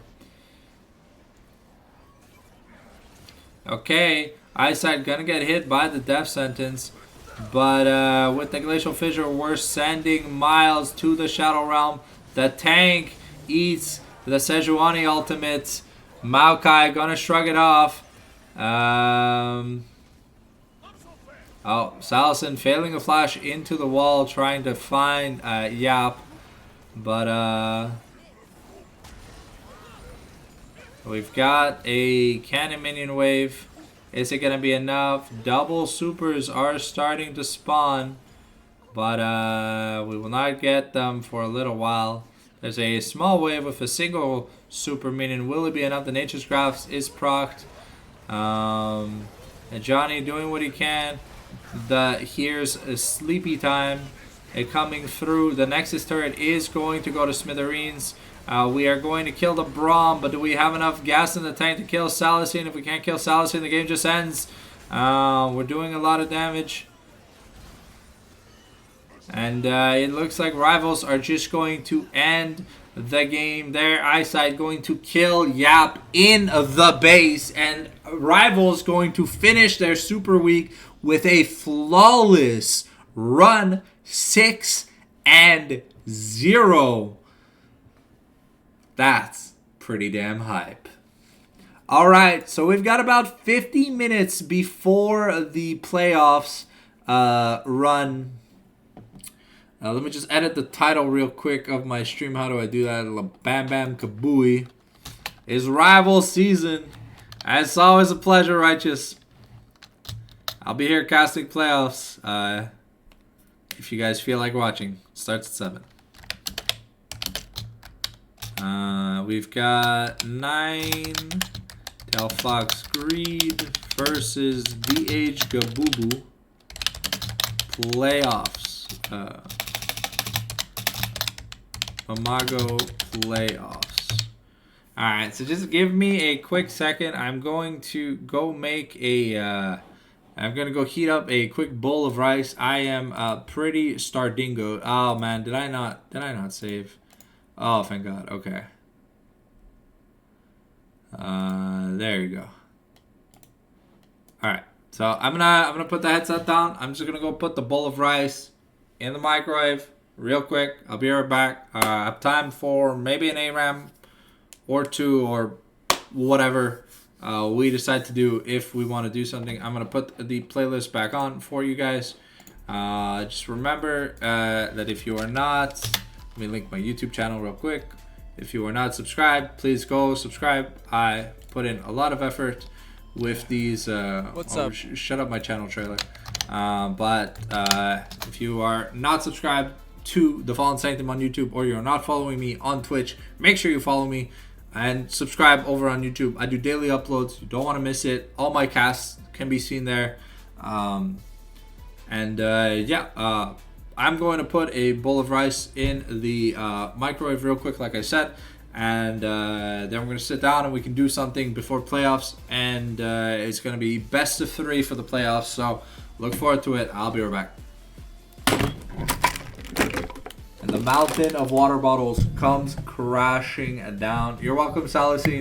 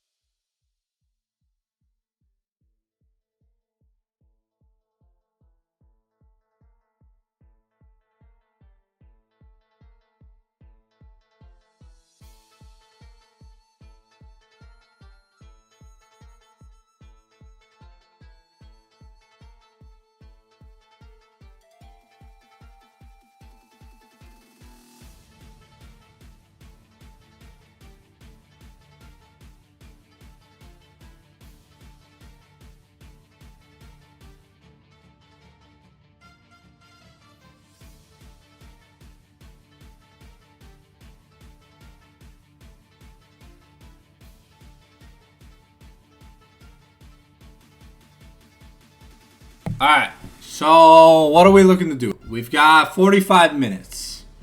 It's gonna take me like 2 to 3 minutes to eat.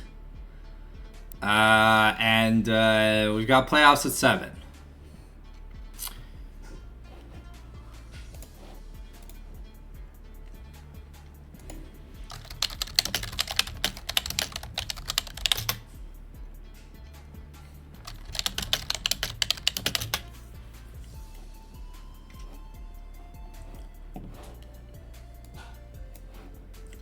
The microwave in the background, don't mind it, is the bowl of rice.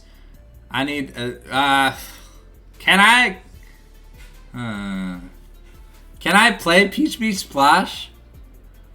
I mean, sure. Let me get my controller. I'll play like 30 minutes of Peach Beach Splash.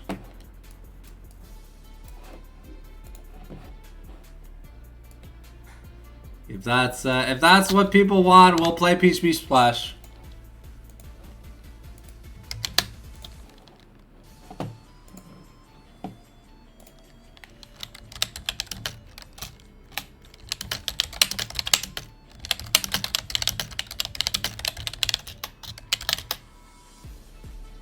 All right, let me just get my controller real quick.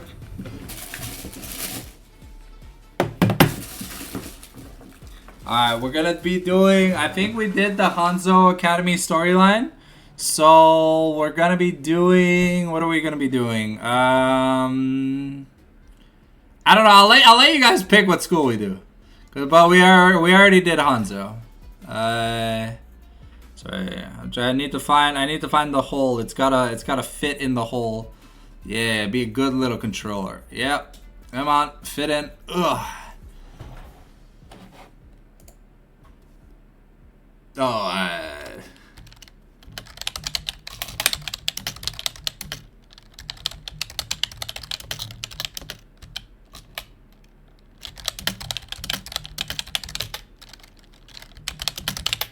Alrighty. Alright, we can close the WASD. We don't need it. Wait. Just Ghost Nations.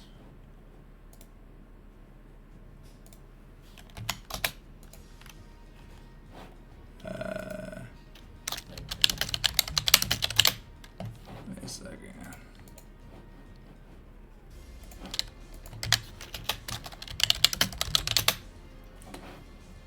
Okay. I'm going to keep it in the league category. I'm going to go get the bowl of rice. I've got the controller right here. So we're going to get it set up in just a second.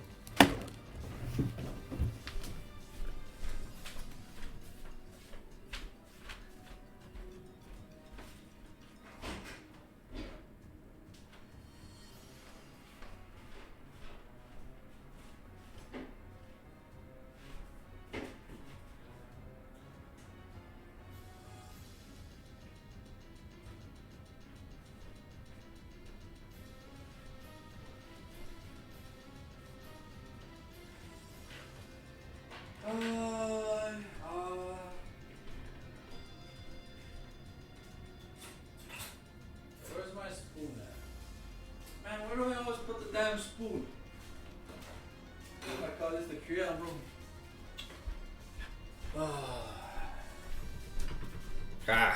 I don't know if this is gonna work out. I hope we don't get the channel taken down for Peach Beach Splash.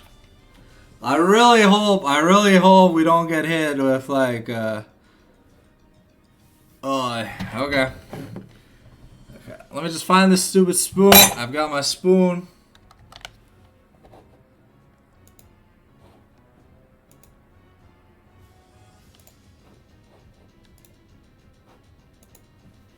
Alright, let's mix the rice real quick. I'm gonna turn the mic off while I eat. But I promise we'll get at least one match of Peach Beach Splash in for you guys. So give me just a second. Let me get a bit of food in my belly because I'm live for 8.5 hours. And yesterday we were live for 9 hours. So that's 17.5 hours of League of Legends in 2 days.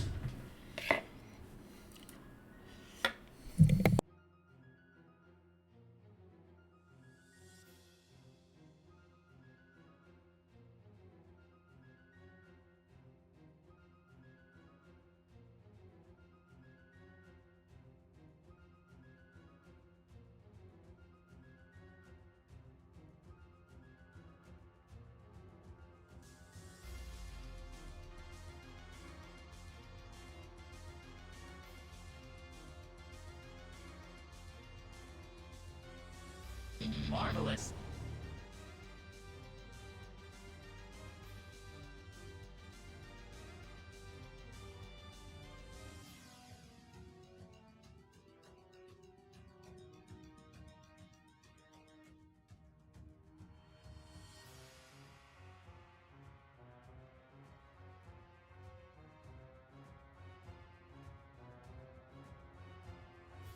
Senran Kagura ピーチビーチスプラッシュ